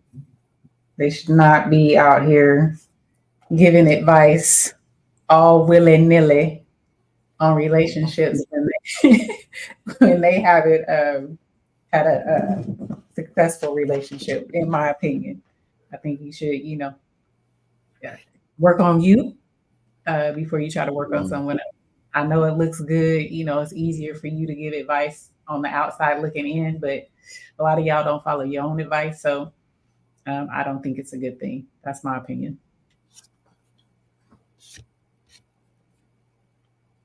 Silverback. I feel the same way. I think that those who are looking for advice, you need to get it from folks that have been in it for a while and who have pretty much successful relationships, marriages, or whatnot. You can't look to someone who has not proven themselves and who is not in a relationship. So it doesn't make any sense. So like E says, you can't be gullible, you can't be naive, and just get advice from just anyone.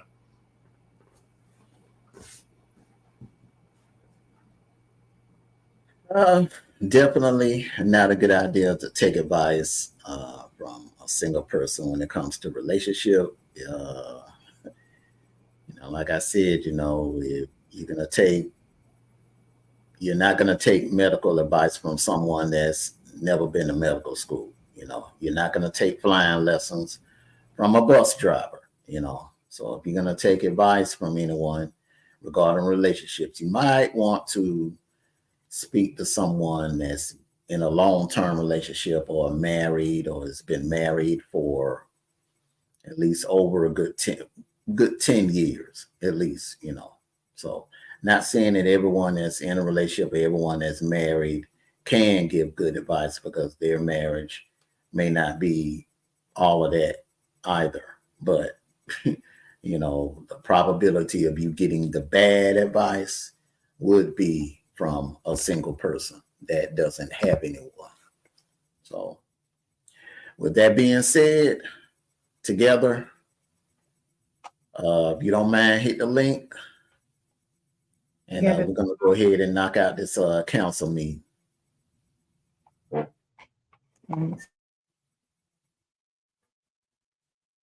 I give her a minute to hit the link.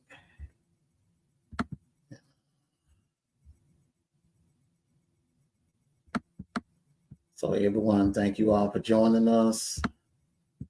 I'm a little lagging right now, but this sleep hit me. The sleep hit me.